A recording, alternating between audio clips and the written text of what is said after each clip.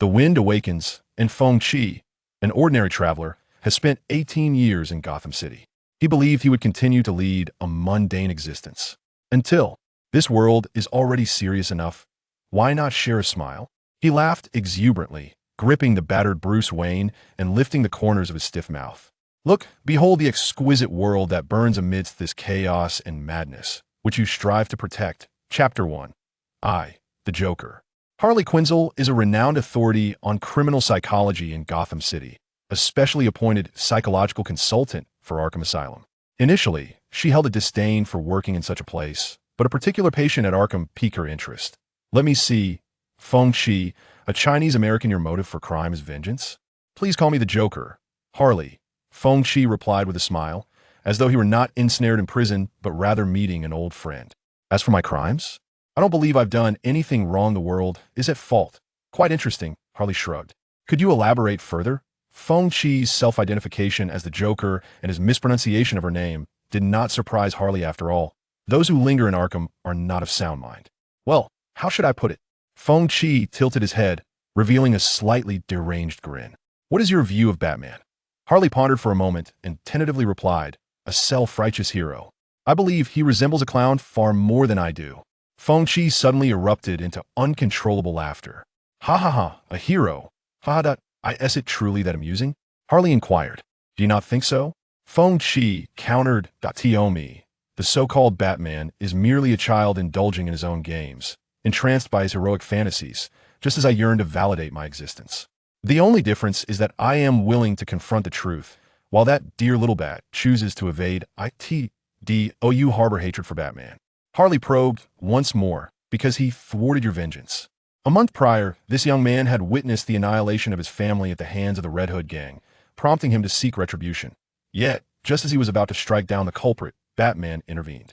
Subsequently, the police arrested him, deeming him to possess certain psychological issues, which led to his confinement in Arkham Asylum. Feng Qi gazed intently at the woman before him, and suddenly, he couldn't suppress a scoff. How could I? Quite the contrary, I adore him. And the reason? Feng Qi responded, such a radiant and formidable figure is indeed a rare and delightful toy. Much like a game that becomes tedious when the difficulty is too low, Batman is the most engaging aspect of this game. I once feared that eliminating those thugs would end the game, hence I refrained from wiping them out all at once. But Batman's emergence feels as though he's proclaiming, the playability of this game has escalated to a level where I could engage for 100 years. With that, Feng Qi threw his head back in laughter once more. The maniacal laughter echoed through Arkham Asylum. The patrolling guards could not help but furrow their brows, silently cursing the madman. Yet, Dr. Harleen Quinzel, assigned to study the enigmatic individual known as Wind, felt no discontent indeed. A flush of rapture graced her cheeks. This man seemed to embody chaos and insanity, his thoughts and actions transcending the limits of ordinary comprehension. Genius to the left, madness to the right. Wind appeared to epitomize both characteristics simultaneously, much like the duality of light as both wave and particle. It was nothing short of perfection. His wildly illogical and unorthodox thinking was a veritable treasure to the field of psychology. It was precisely to unravel the intricacies of Wind's mind and the secrets hidden within that Harleen Quinzel willingly ventured into the confines of Arkham Asylum. Creaking, the dilapidated door swung open, and a guard entered, stating, "It's time, Doctor, his free period has concluded." "Very well," Harleen replied, a hint of reluctance in her nod. "I look forward to our next meeting." Wind responded with a smile. "So do I, dear Harley. It's Harleen Quinzel." "All right, Harley," Wind said with a knowing tone, "because I am the Joker, you shall be Harley." "Why?" Harleen inquired. Wind shrugged, "Because I simply enjoy calling you that." Before Harleen could pose her next question, the impatient guard hastily pushed Wind, chair and all, away. Left alone, Harleen pondered the logical connection between Wind's fondness for her and his insistence on calling her Harley. Perhaps this name bore some special significance for him. "Listen, behave yourself, it's for our mutual benefit." The guard feigned a threat. "Otherwise, the madman here won't miss you. That I detest being threatened," Wind replied. "So, might I ask your name?" "Keach Roberts," the guard spat with disdain, roughly unbinding Wind and shoving him into the cell. "Just don't cause any trouble, you damned yellow monkey." "Oh, racial discrimination," Wind retorted with a mocking tone. "That is explicitly prohibited by American law." "But this is Arkham," Keach said, eager to depart. locking the door behind him with haste. How tiresome, Wind muttered, twisting his body as he slowly rose from the ground, the pain from the recent impact causing his lips to curl into a near-maniacal grin. This had become a recent habit of his if fate wished to elicit tears from him due to the misfortunes of life. He would resolutely deny that cursed destiny its satisfaction. Thus, smile, laugh, cackle. No matter what transpired, as long as he laughed, all would be well. At the moment Batman made his appearance, Feng Qi had already resolved to become a Joker. Indeed, the Joker from the DC universe. In truth, Feng Qi was not a native of this world. He was once a traveler from an indescribable realm. After his soul traversed into this universe, he lived as an ordinary person for 18 years. During that time, he had proposed to his parents the idea of relocating from the quaint and simple Gotham City. However, reality proved to be harsh. Financial constraints loomed large. Thus, Feng Qi had no choice but to acquiesce to this grim truth, believing that, despite Gotham's high crime rate, the sheer population would likely spare him from personal tragedy. Yet, fate played a cruel joke on him. Feng Qi's father inadvertently captured photographs of the Red Hood gang forcibly abducting an Asian exchange student.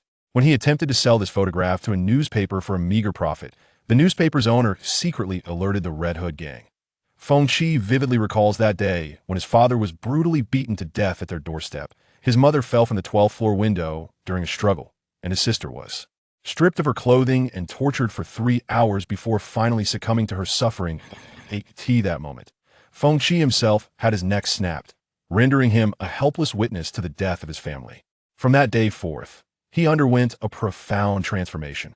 He began to refer to himself as the Joker, claiming an identity that, at that time, had not yet been claimed by the most infamous madman of the DC universe. Ah, how those unpleasant memories linger, Feng Qi murmured, shaking his head before biting into his own pulse. This truly hurts. Crimson blood gushed forth like a spring, instantly staining Feng Qi's garments and the wall behind him. Chapter 2. Arkham Asylum.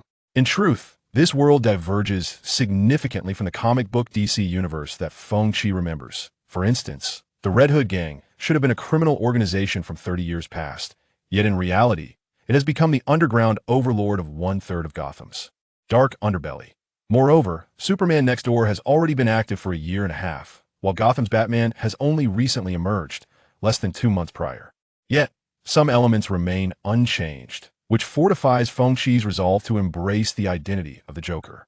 This is the immortal elixir, the alcoholic God factor. The alcoholic God factor is a green, liquid metal that only activates to heal the host when injured at all other times. It remains latent and undetectable by any means.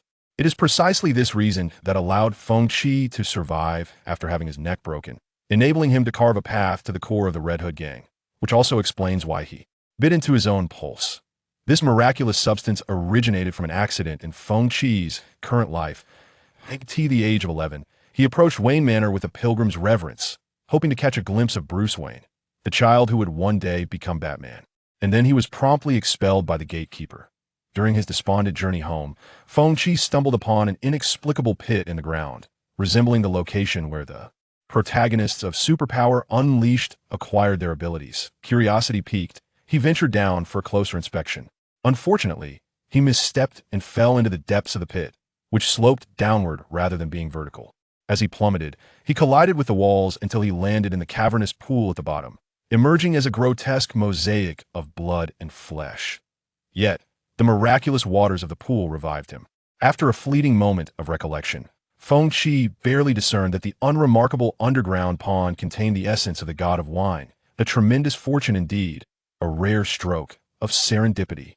At midnight, the guard Keith patrolled Arkham Asylum alone, wielding a flashlight. Truth be told, had he the choice, he would have preferred to avoid mingling with the deranged. Yet, reality dictated that in the crime-ridden city of Gotham, survival necessitated either trampling the law to pilfer from the wealthy or resigning oneself to a state of aimlessness, akin to a living corpse within the urban sprawl. Disinclined to commit crimes, Keith dutifully monitored the inmates of Arkham. "Let me see, cell 1, cell 2, cell 3. Keith meticulously inspected each cell. During this period, Arkham remained relatively mundane figures, such as Scarecrow, Two-Face, and Penguin had yet to emerge, and it had not transformed into the recruitment hub depicted in the comics. Suddenly, a hand shot through the bars, gripping Keith's arm tightly. "Let me out, I beg you. You might not believe me, but I am an alien. I merely transplanted my brain into this human body with a swift motion." Keith struck the outstretched arm with his baton, watching with satisfaction as it recoiled in pain.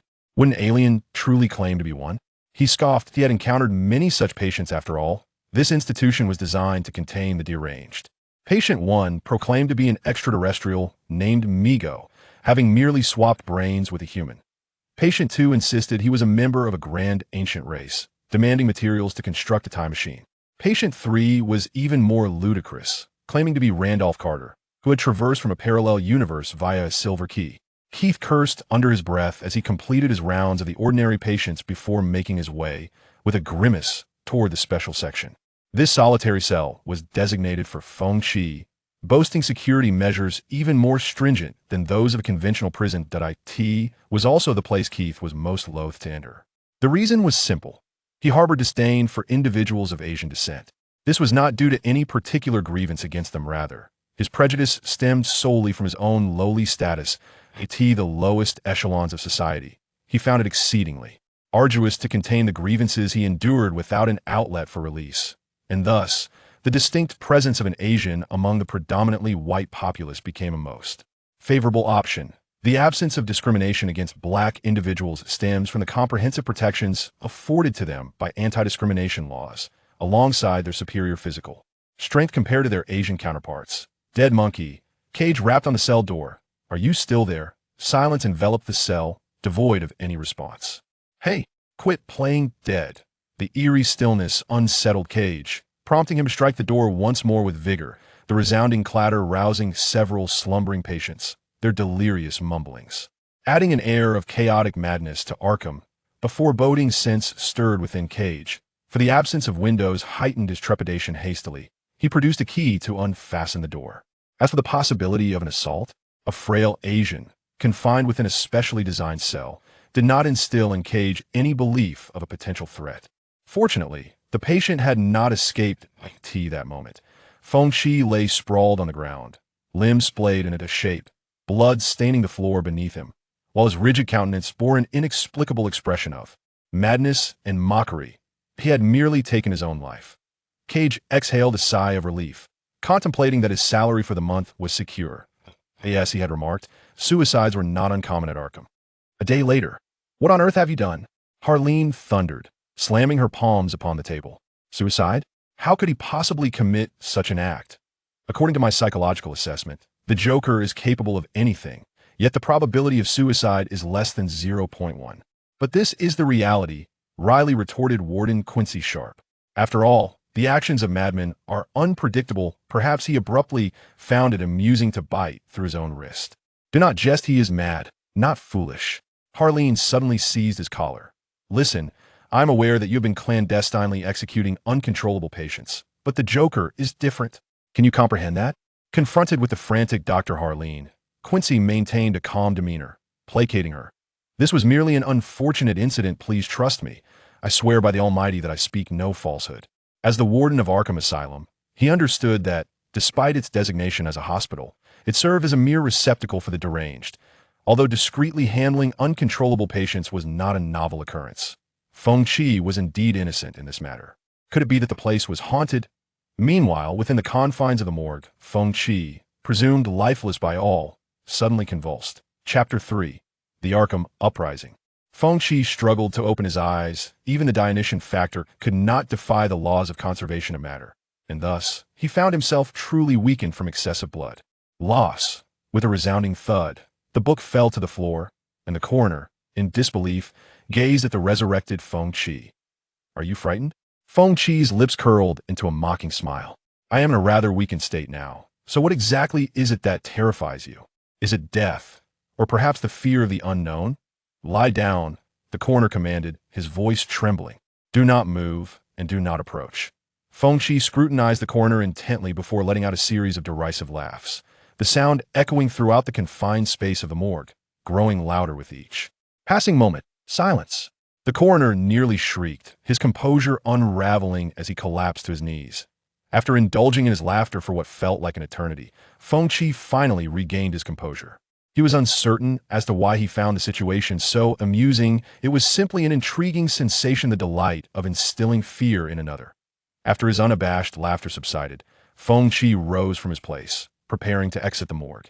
Before leaving, he turned back to offer a word of comfort to the unfortunate coroner. "Do not worry, I shall not harm you, at least not with my own hands."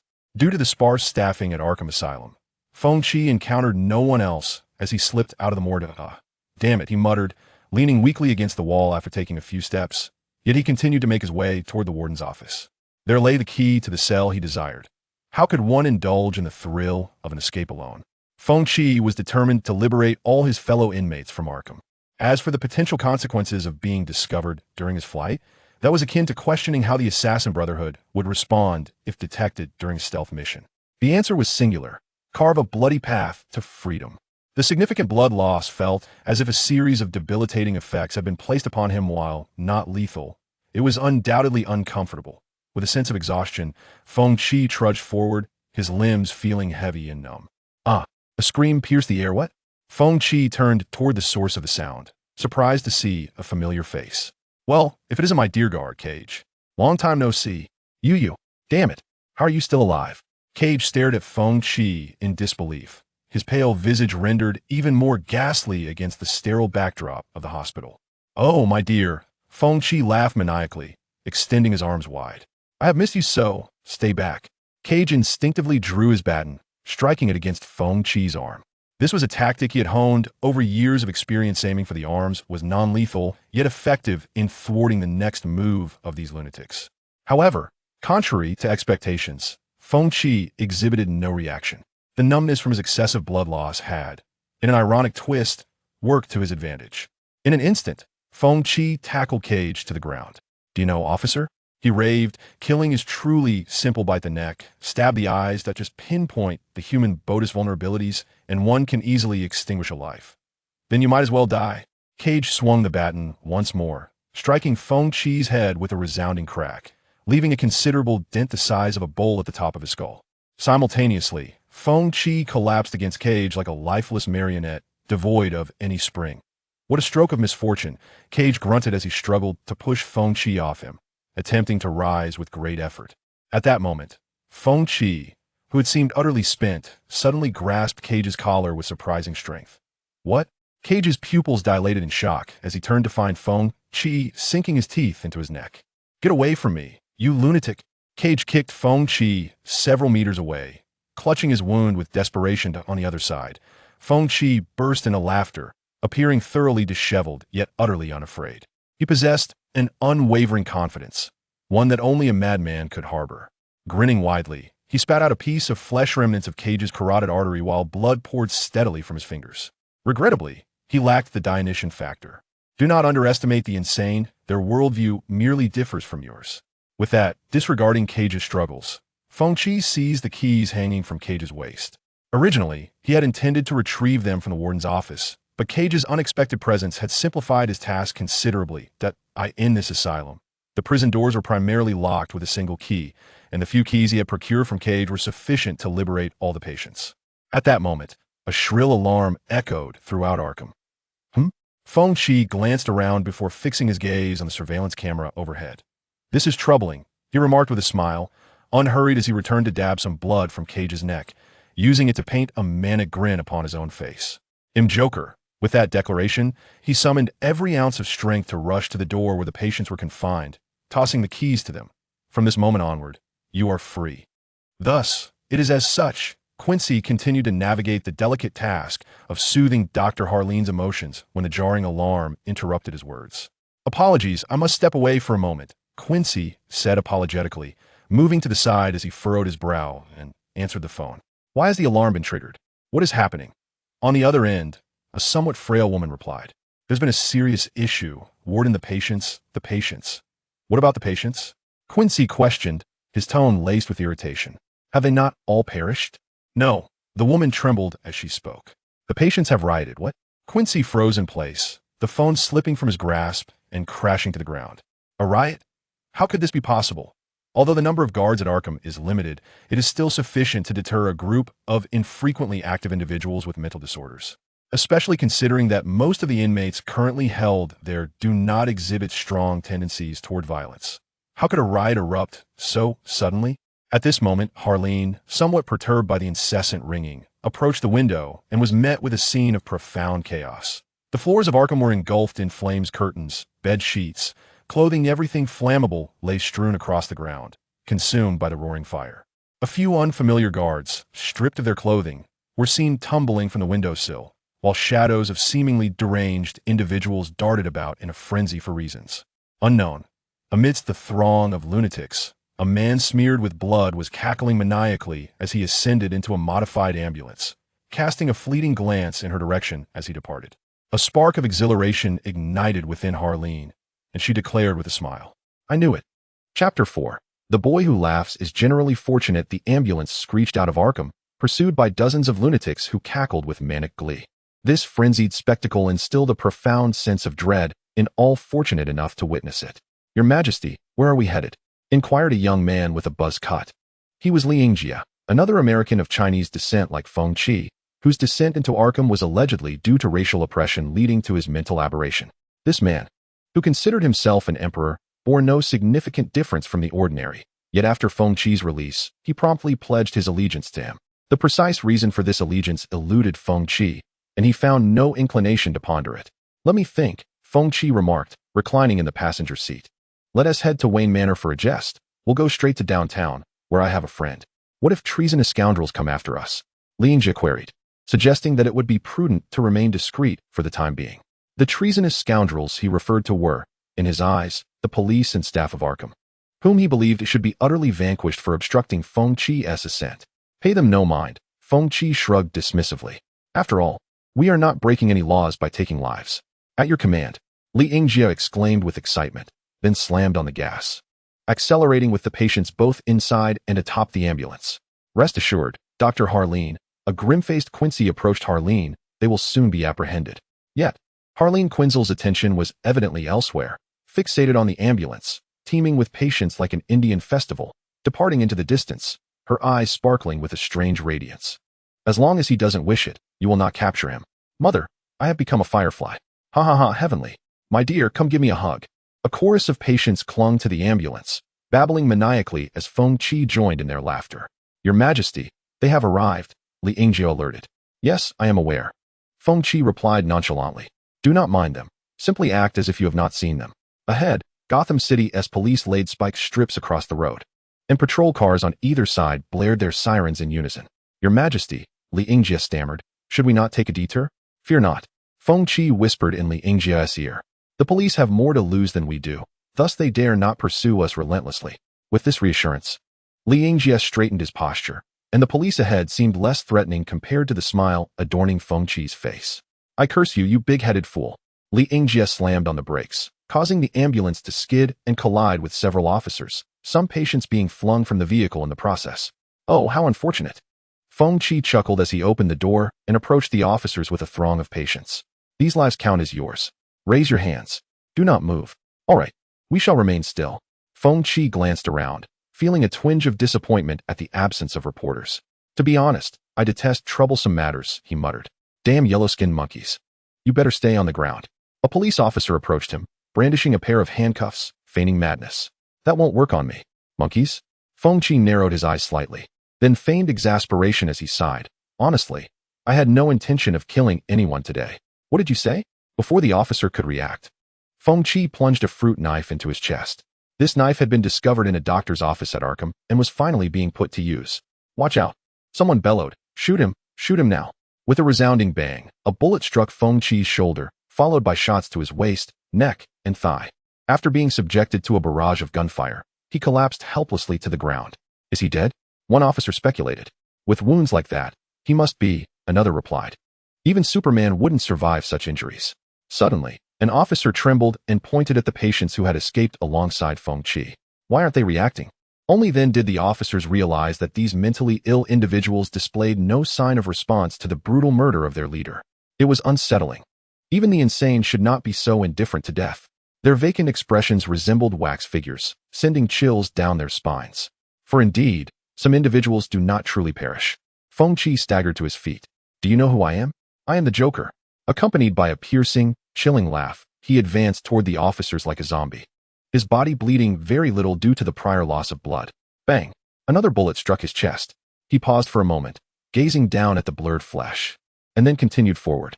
Ha! Ha! Ha! Is that all you've got? A monster? How is this possible? Is this man even human? His pallid visage, painted with blood in a grotesque grin, deeply unsettled the officers. No one is unafraid of death, yet this entity existing between life and death was evidently far more terrifying. Their bodies began to tremble, hair standing on end, some even unable to restrain themselves from soiling their pants. You are afraid, Feng Qi softly remarked. Very good, splendid. Go ahead. As soon as he spoke, the mentally ill patients seemed to awaken from their stupor, eagerly rushing toward the officers. Feng Qi paid them no heed, instead finding a police car to sit in, laughing as he used his fingers to extract bullets from his body. Had he not acted in this manner, the officers would have had no chance against him, and the only factor that could tip the scales of victory was fear. Feng Qi had capitalized on their terror. Outside the vehicle, the deranged individuals were frantically tearing at the bodies of the police, while inside, Feng Qi bore the excruciating pain as he fired a bullet. This is the thought process of the Joker. He disregards the odds, remains indifferent to the consequences, and acts upon whatever crosses his mind, without considering the possibility of success or the likelihood of being hunted by the world thereafter. Joy is of paramount importance. Moments later, a phone within the car rang abruptly. Feng Qi answered casually. Hello, this is the Joker hotline. How may I assist you? Joker? On the other end, Gordon felt a jolt of surprise. Who are you? How did this phone end up in your possession? Oh, this? Feng Qi sighed, acutely aware of the disadvantages of being less known. You will understand in due time. By the way, please inform that flying black rat. I shall be robbing the Gotham Central Bank in 3 days. Make sure he is present. Chapter 5. Gotham's Penguin. Gotham. Feng Qi spread his arms wide and twirled as he entered a restaurant named Iceberg Lounge. Dear Mr. Penguin, have you missed me? Your Majesty, Li Yingjia queried, perplexed. Where exactly is this? I have told you, it is the domain of my friend. With that, Feng Qi, oblivious to others, approached the front desk. Do you remember me? You are the Joker, sir? Yes, indeed. Feng Qi nodded. Please call your boss for me. Of course, no problem. The receptionist promptly dialed her boss's number, her demeanor towards Feng Qi devoid of any displeasure. After all, this man, clad in an outfit that screamed antisocial madness, was no stranger to her. He had collaborated with her boss, the Penguin, a pivotal figure in Gotham's underground, to dismantle half of the Red Hood gang's power, sending its leader to prison. Today, Gotham's underworld was abuzz, eagerly dividing the spoils of the Red Hood gang, and thus, this man had become well known among them. Before long, the receptionist respectfully handed the phone to Feng Qi. Thank you, Feng Qi said with a smile. And please prepare a dinner for my brothers. Understood. The receptionist slightly bowed and turned to leave. She did not inquire about the specifics of the dinner nor linger in ignorance, instead quietly requesting the security to escort the remaining patrons out of the restaurant. This is the fundamental awareness required to survive in darkness. Joker? A slightly hoarse voice emerged from the phone. I am delighted to hear your voice once more. This was the Penguin, Oswald Chesterfield Cobblepot. As the heir to the Cobblepot family, had embarked on a path of crime driven by a pathological desire for respect and fear, potentially becoming a regular at Arkham in the future. In the comics, he was once regarded as more rational than Batman himself. So am I, Feng Qi replied, his voice laced with his signature laughter. Now, I require your assistance. What kind of assistance? I harbor intentions to rob a bank. Feng Qi licked his lips, craving a modicum of firepower support. Frankly, I am inclined to assist you, truly, replied the Penguin on the other end of the line, his tone tinged with ambivalence. Yet, for reasons unbeknownst to me, I have refrained from contemplating criminal endeavors for the past 2 days, a record unprecedented. So what now? Feng Qi retorted. Did I influence your record keeping? No, it is due to other matters, the Penguin replied, somewhat distressed. Although I have never subscribed to the notion of soulmates, perhaps I have genuinely fallen in love. Xiaowei does not wish for me to engage in unlawful activities. Xiaowei. The corners of Feng Qi's mouth curled into a smile as he clutched his hair tightly, striving to suppress his maniacal laughter. What is the matter? The Penguin's voice took on a slight chill, perhaps sensing the repressed mirth. Nothing at all, truly, nothing. Feng Qi replied. I only require your provision of some weaponry. The Penguin hesitated for a moment, stipulating a condition. You must assist me with a favor. Speak. As a friend, I shall certainly oblige. Help me eliminate that Penguin, he uttered through gritted teeth. Batman. Not a problem, Feng Qi responded. Do remember to invite me to your wedding feast. With that, without awaiting the penguin's reply, he eagerly terminated the call. Then, he erupted into a fit of laughter, the kind that left his stomach in stitches, ultimately collapsing to the ground, one hand clutching his belly, the other pounding the earth. Delightful, delightful, simply exquisite. That was the penguin, whose experiences of betrayal were second only to Jin's. His romantic entanglement? Merely contemplating it brings joy. Even if we were to concede 1,000 times, even if the other party truly loved him, they could never unite. For no woman could genuinely endure the psychological distortions of the penguin. Your Majesty? A cadre of lunatics led by Li Yingjie approached Feng Qi, seemingly perplexed by their new leader's reaction. It's nothing. Feng Qi struggled to regain his composure. I am merely overwhelmed with excitement. Let us indulge in a hearty meal, for soon we shall orchestrate a grand scheme. The staff at Iceberg Restaurant had swiftly prepared an array of dishes, initially intended for other patrons, but prioritized for these madmen once the original guests were expelled. In stark contrast to the graceful and orderly employees, these lunatics devoured their food with utter lack of decorum. Some perched atop tables, others smeared noodles across their faces, and one let out a bizarre scream before hurling a plate like a weapon. Yet the employees of Iceberg Restaurant exhibited no dissatisfaction. For Feng Qi's pallid visage commanded respect from all of Gotham's underground factions. Are you to ascend the throne, Your Majesty? Feng Qi glanced at Li Yingjie and nodded vigorously. Indeed, I shall ascend as king. Is that what he said? Batman, clad in black, stood with his back to Commissioner Gordon, addressing him near the bat signal. This illuminated emblem had become a tacit agreement between them for communication. Indeed, Gordon replied, inhaling deeply from his cigarette. The Joker is unlike any other criminal. You must exercise utmost caution. Are you suggesting that his actions stem from a desire for revenge? Batman inquired. Revenge against me, Gordon clarified. I have dispatched personnel to investigate Arkham's psychiatric records. Each time the Joker mentions you, he exhibits an inexplicable excitement. His declaration of intent to rob a bank is likely a ploy to lure you out. Not just me, Batman interjected. There's also the leader of the Red Hood gang, William Deasdo. I am aware, Gordon confirmed. We have intensified surveillance on him. His family has been assigned undercover officers for protection. Batman remained silent, his head bowed as if lost in contemplation. Moreover, he has absconded with 42 patients from Arkham. 3 died during our blockade, and 7 were severely injured and captured. They are currently recuperating in the hospital. As he spoke, Gordon discarded his cigarette, but bent down to light another, only to find that the elusive figure had vanished once more. Incredible, Gordon muttered, resigned to his friend's unpredictable nature. He extinguished the cigarette he had just placed in his mouth and returned it to the pack. Regardless, I implore you. Chapter 6. From this moment on 3 days later. Within a hotel opposite Gotham Central Bank, Feng Qi leaned against the windowsill, leisurely swirling a goblet in hand. Inform them that we may commence. Understood. Li Yingjie promptly dialed the phone to notify the other patients. Your Majesty, it is time to embark on our nation-building endeavor. Feng Qi, with a smirk, observed the patrolling police cars below, draining the last of his red wine. Then instruct the Penguin's subordinates to fetch William's family. Before Li Yingjie could respond, a staff member interjected, Mr. Joker, you must understand that William's family is currently under heavy protection by the Gotham police. She is also a subordinate of the Penguin. Are you afraid of the police? Feng Qi mocked. Of course not, she retorted, but Batman, do not worry, I shall handle him. That is reassuring, the staff member responded. I can assure you on behalf of my employer that as long as Batman refrains from intervening, your objectives will be achieved. After all, they are all gangsters. When have fugitives ever feared the law? Meanwhile, a bus sluggishly traversed the street. Inside, men and women, their expressions vacant, huddled against the winter chill, waiting for the vehicle to transport them to their monotonous workplaces, where they would engage in repetitive labor for the sake of survival. At that moment, a group of men adorned in clown makeup received a mysterious phone call, erupting into maniacal laughter as they charged toward the bus. Damn it, where did this lunatic come from? The driver could only slam on the brakes, causing several passengers to lose their balance and tumble forward due to inertia. Hello, everyone. Several deranged individuals cackled as they boarded the bus. You may refer to us as clowns. Well then, you circus bastards, the driver cursed.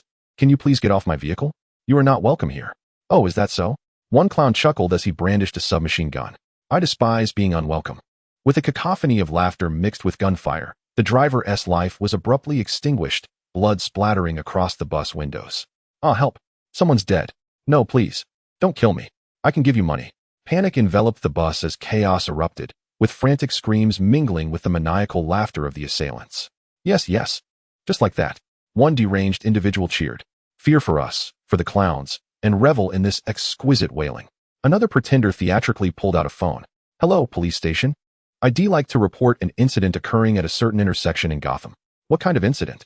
Oh, just this. With that, he cackled and tossed the phone out of the bus, then, along with his accomplices, shattered the bus windows with gunfire. A magnificent sacrifice of chaos and madness for the great clown. Concurrently, 5 similar incidents unfolded at intersections near the bank, where lunatics adorned with clown makeup surged forward. Look, just as I anticipated, Feng Qi observed with satisfaction as he noted the police cars departing with sirens blaring. After all, Gotham's police force was severely limited. As he spoke, he poured another glass of red wine and leisurely finished an entire bottle before meticulously applying clown makeup to himself. Let us go. I must fulfill my promises. I cannot allow that bat to think I am untrustworthy. What?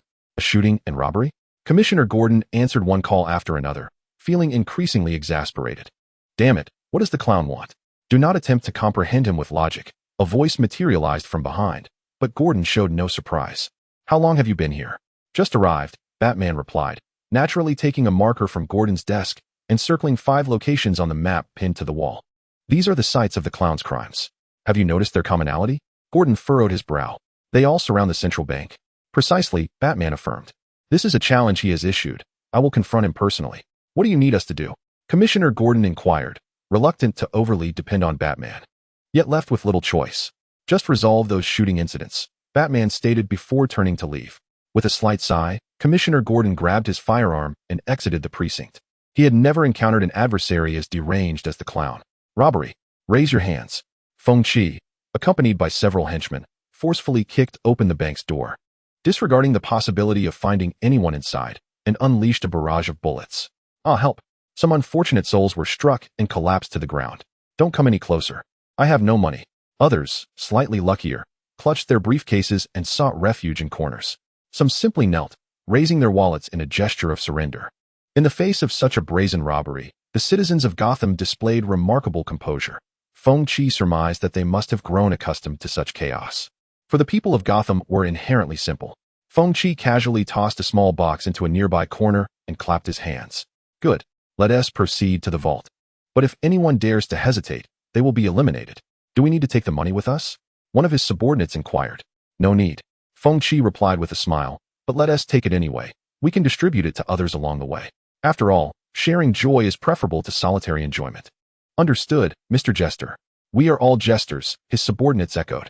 Feng Qi licked his lips, estimating that Batman would arrive in 3 to 5 minutes. Shall Lizzie assist in escorting the injured to the rooftop? On it, Li Yingjie responded eagerly, brandishing his weapon as he threatened the wounded to ascend the stairs. What are you doing? Let her go. I'll come up with you. Don't touch me, you bastard. Feng Qi, growing impatient, raised his hand and shot a few who dared to resist. Can we expedite this? I want to present a gift to our Batman. At this, the others fell silent. Each resigned to their fate as they were prodded upward by Li Yingjie's gun. No one knew the jester's true intentions, but they felt powerless to oppose him. Having lived in Gotham for so long, they had learned to compromise. Feng Qi shrugged and collected several boxes from his subordinates, tossing them into various corners of the bank's first and second floors before ascending to the top level with a makeshift mop in hand. Sir, a man spoke cautiously. I'm unsure of your intentions, but I believe I can assist you. To be frank, I am a reporter, and if you have been wronged, I can help expose it. He sensed that the jester was not after wealth. The nonchalance in his dismissal was unmistakable. This madman cared nothing for money. Oh, I merely wish to create a little graffiti, Feng Qi replied, raising his firearm once more. And I despise the terms newspaper and reporter. The next moment, bullets erupted, piercing through the crowd in an instant. Excellent, Feng Qi said, handing his gun and a phone to Li Yingjie. You may need to spend a few days in Arkham. But worry not, I shall come to your rescue. At your service, my lord, Li Yingjie replied without hesitation. For your coronation, I would spare no effort. Now, it was time to attend to business. Feng Qi gently patted his shoulder before turning to use a mop to dab at the bloodstains still twitching on the bodies, crafting a bat symbol on the rooftop of the bank. Chapter 7. Let the world remember me. Done. 2 minutes later, Feng Qi had completed a rather abstract bat emblem. Leaving the rest to you, when Batman arrives. Empty all the bullets and hand him the phone. As you command, Your Majesty. Feng Qi took a deep breath. locking the door behind him as he left the rooftop. He was not yet ready for a direct confrontation with Batman. While toying with a superhero was undeniably entertaining, engaging Batman in battle at this juncture was undoubtedly unwise. After all, in the comics, this man routinely bested the entire Justice League every few months, so unless absolutely necessary, Feng Qi truly wished to avoid a direct encounter with him. After securing the door, Feng Qi hummed a little tune while retrieving a golden wig from his pocket. Placing it atop his head, he then shed his purple suit to reveal a sailor outfit infused with youthful charm, complemented by black stockings. Aside from the slightly comical clown makeup on his face, he appeared quite feminine. Once he had changed before the camera, Feng Qi produced a pair of latex prosthetic breasts and a human skin mask. Not bad. Feng Qi found a mirror to inspect his appearance and then activated the intercom for a team to come to the rooftop, advising them to ignore anyone they encountered along the way, save for Batman and ordinary people. The second team was to proceed according to plan. The art of voice mimicry was a skill he had honed in his previous life for conventions, while the cross-dressing was a special preparation to mock Batman. Upon receiving the order, the subordinates on the first floor promptly turned and raced up the stairs with their weapons drawn. Feng Qi adjusted his wig slightly and sauntered down the stairs, effortlessly ignoring the lunatics he passed. The members of the Joker's army were astonishingly loyal, often exhibiting a robotic adherence to routine. "All right, everyone," Feng Qi declared in a crisp feminine voice, "the clowns have left. Is there anyone willing to escape with me?" Surprisingly, even in the absence of the Joker's gang, the citizens of Gotham remained huddled on the ground, terrified of a sudden return and the possibility of being shot. "Oh well." Feng Qi shrugged, striding out of the bank as if nothing had happened. As Feng Qi exited the bank, 2 police officers waved at him from a distance. "Oh dear. It seems they haven't managed to divert all the police forces." The 2 officers frantically gestured and mouthed words, indicating for him to come over. Feng Qi nonchalantly flipped them the bird before leisurely making his way to a red sports car parked below the hotel. "Wait," one officer called out, poking his head forward. "We need you to register here and explain the situation inside the bank." Feng Qi pouted, expertly starting the engine but choosing not to drive away just yet. At this moment, several sports cars approached, belonging to the second team, primarily comprising Wen Qi's subordinates, with a small faction sent by the Penguin to partake in the spoils. Wen Qi leisurely retrieved a bottle of red wine and a hamburger from the passenger seat, quietly relishing the unfolding farce. The police remained hesitant to emerge from their cover. Yet a dark figure soared through the sky. Finally, it had arrived. Wen Qi expressed his dissatisfaction, lamenting that it was 5 minutes later than he had anticipated, thus considerably diminishing the challenge of the game. Meanwhile, Batman unfurled his cape, soaring toward the central bank. In the sky, his gaze was immediately drawn to the blood-red bat emblem adorning the rooftop, alongside Li Yingjie, adorned in a clown visage. A bat? A bat. Upon spotting the approaching Batman, Li Yingjie's eyes gleamed momentarily, and he unhesitatingly aimed his submachine gun at the dark figure. However, perhaps due to his inexperience with such firearms, the evasive Batman expertly dodged every bullet, landing with a forceful impact against Li Yingjie's chest. Instinctively, Li Yingjie raised his arms to shield himself, only to have both fracture simultaneously, stark white bone protruding through the skin. "Damn it, Joker, what have you done?" Yet, Li Yingjie displayed no sign of pain. Instead, he grinned grotesquely, addressing Batman in a chilling tone. "Joker, we are all clowns, but our Emperor has a message for you." "What do you mean?" Batman demanded, grasping Li Yingjie by the collar and lifting him, only to realize he was not Wen Qi. "The phone," Li Yingjie replied, gesturing toward the device in his pocket. "His Majesty has something to say." With that, Li Yingjie motioned toward the pocket on his chest. Batman hurled Li Yingjie aside, retrieving the phone from his pocket, only to discover it remained connected. "Long time no see, Mr. Batman." Wen Qi's voice emanated from the receiver. "Do you like the gift I specially prepared for you?" "You madman." Batman seethed, pausing briefly before gritting his teeth. "They are innocent." "What is innocence? What is guilt?" Wen Qi replied nonchalantly. "The ancient philosophies of the East assert that a white horse is not a horse. Likewise, a stranger is not a human. Why should you be enraged over that which is not human? Do not twist my words." Batman retorted. "I swear, Joker, I will see you brought to justice. I am a madman, as certified by a doctor." Wen Qi chuckled mockingly. "Surely, you haven't forgotten that, you fool? But fear not. For compared to a self-proclaimed hero clad in black, I appear far more like an arrogant lunatic, and playing games with the insane is quite entertaining. So, do your utmost to amuse me, little bat." "Are you jesting?" "Not in the slightest." Feng Qi announced that the main storyline of the game was about to commence and instructed to listen carefully. Inside the bank, I have placed bombs in advance. Outside, there are vehicles filled with cash.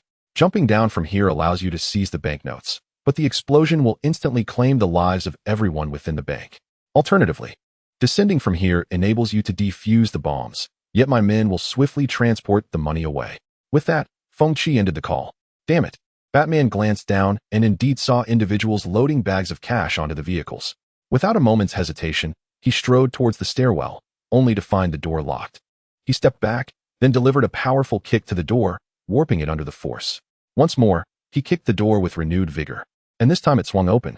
Behind the door, a throng of clowns, eager and frantic, began firing their weapons, a hail of bullets raining down upon Batman. Chapter 8. Achieving the feat of defeating Batman confronted by the dense barrage of bullets, Batman executed a roll, evading the onslaught, and then unleashed a devastating combination of 127 martial arts techniques from around the globe, a blend too intricate to name, yet remarkably effective, knocking the clowns to the ground. Without pausing to regard the sprawled clowns, he continued his descent, meticulously attentive to every minute detail. Downstairs, Feng Qi squinted as he listened to the gunfire above, nodding in satisfaction once the cacophony ceased, and reopened the intercom. It's time. Make your exit.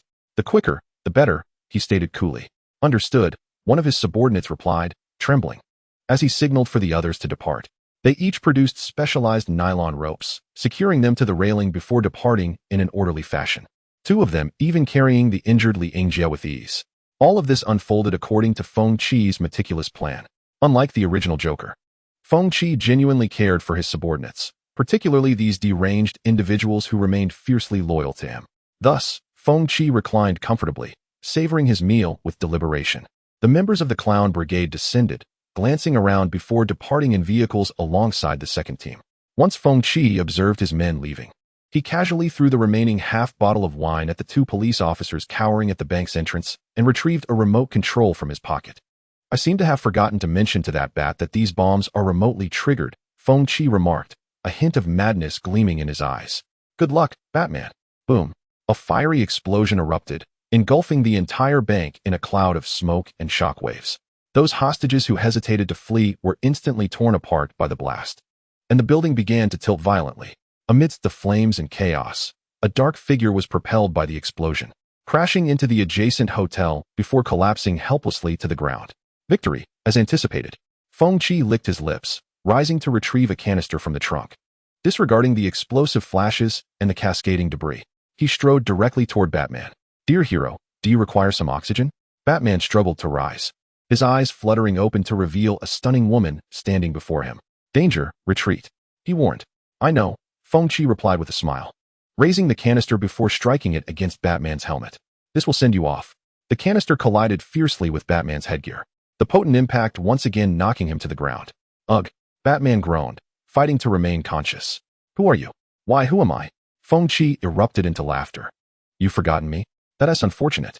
I must leave a permanent mark on you to ensure you remember. With that, he lifted the canister once more. You are the Joker. Feng Qi's movements halted in midair as he slowly lowered the canister, directing the spray nozzle toward Batman. Correct. Here is your reward. A cloud of unknown gas erupted toward Batman, who, upon inhaling it, could not suppress a fit of uncontrollable laughter. Ha! Feng Qi joined in. How does it feel to experience this low-grade laughing gas? You scoundrel! Batman managed to stifle his laughter, questioning the source of his torment. What is this substance? The scientific term is nitrous oxide, Feng Qi revealed, pulling a handgun from his pocket. This is where it ends, Batman. Nitrous oxide is a gas that induces laughter. Feng Qi, unable to replicate the original Joker's laughing gas, had resorted to acquiring a lesser version through his connections with the Penguin. Batman's pupils dilated sharply, instinctively closing his eyes. Feng Qi squeezed the trigger. Bang! This time I win. Batman felt a sharp pain in his forehead as a small flag struck the top of his head, causing no real harm. He opened his eyes to find Feng Qi nonchalantly departing, seemingly indifferent to his fate. Why? Batman inquired. Of course, it's for the next game, Feng Qi replied matter-of-factly. Let us make the next round more interesting. This one was far too easy. With that, Feng Qi elegantly drove away. Once he left, the two timid police officers cautiously emerged from their cover, lifting the gravely injured Batman to safety. Shortly thereafter, the bank building collapsed with a deafening roar, demolishing much of the opposite hotel in the process. Meanwhile, Commissioner Gordon had successfully resolved the various shooting incidents and was personally leading a team to pursue the second squad responsible for transporting the cash. "Hey, do you have any ideas?"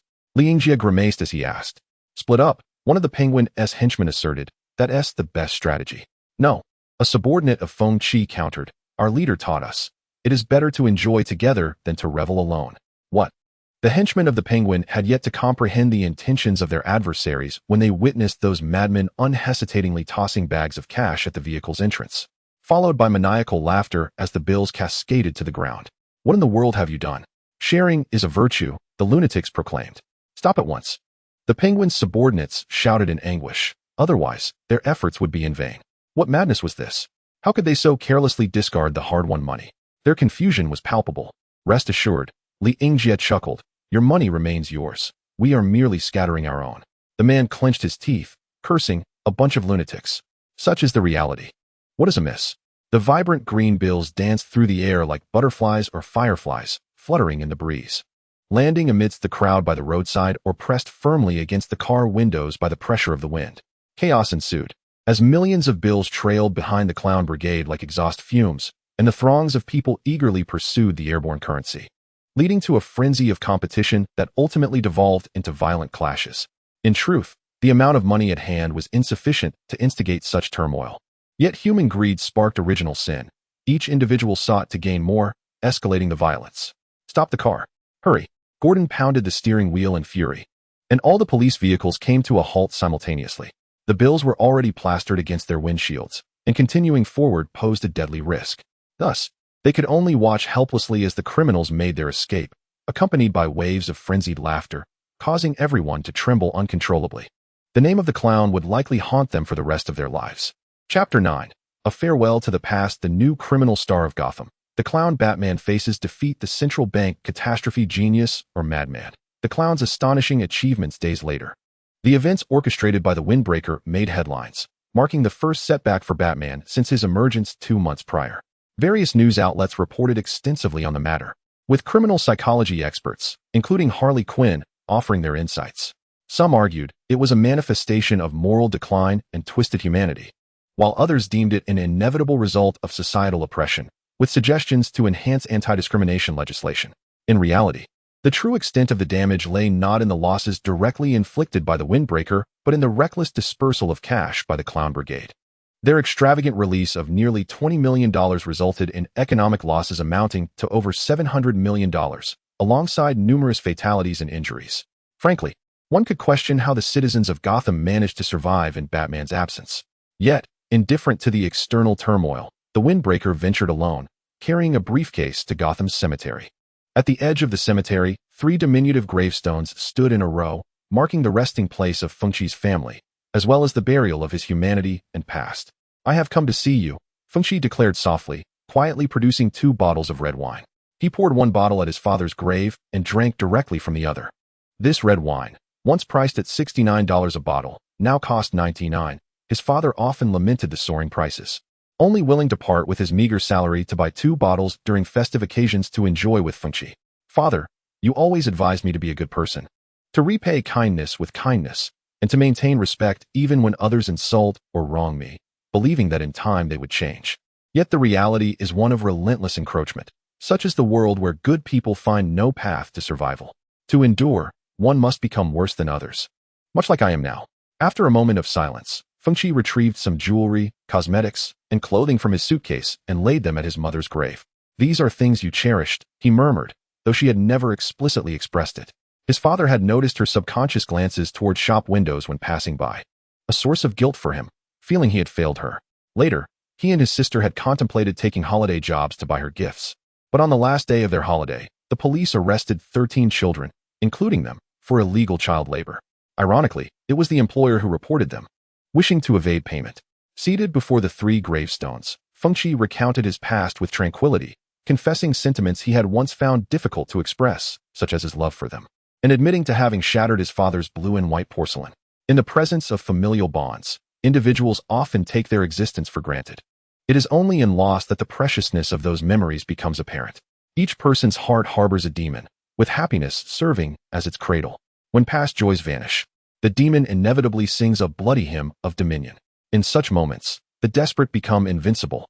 Ultimately, I harbor no regrets regarding my choices. After sharing all this, he lay back on the ground, feeling a sense of relief. He had anticipated feeling timid, hesitant to recount his actions to his parents. Yet, the truth was that he spoke with an ease that resembled narrating the story of another. Finally, when his gaze drifted to the central gravestone, a tremor betrayed his previously tranquil eyes. Feng Qi, his sister. As an elder brother, he had silently watched her transform from a wrinkled infant into a graceful young woman. She was so innocent, so beautiful, a beacon in this city of sin, akin to an angel, a lighthouse.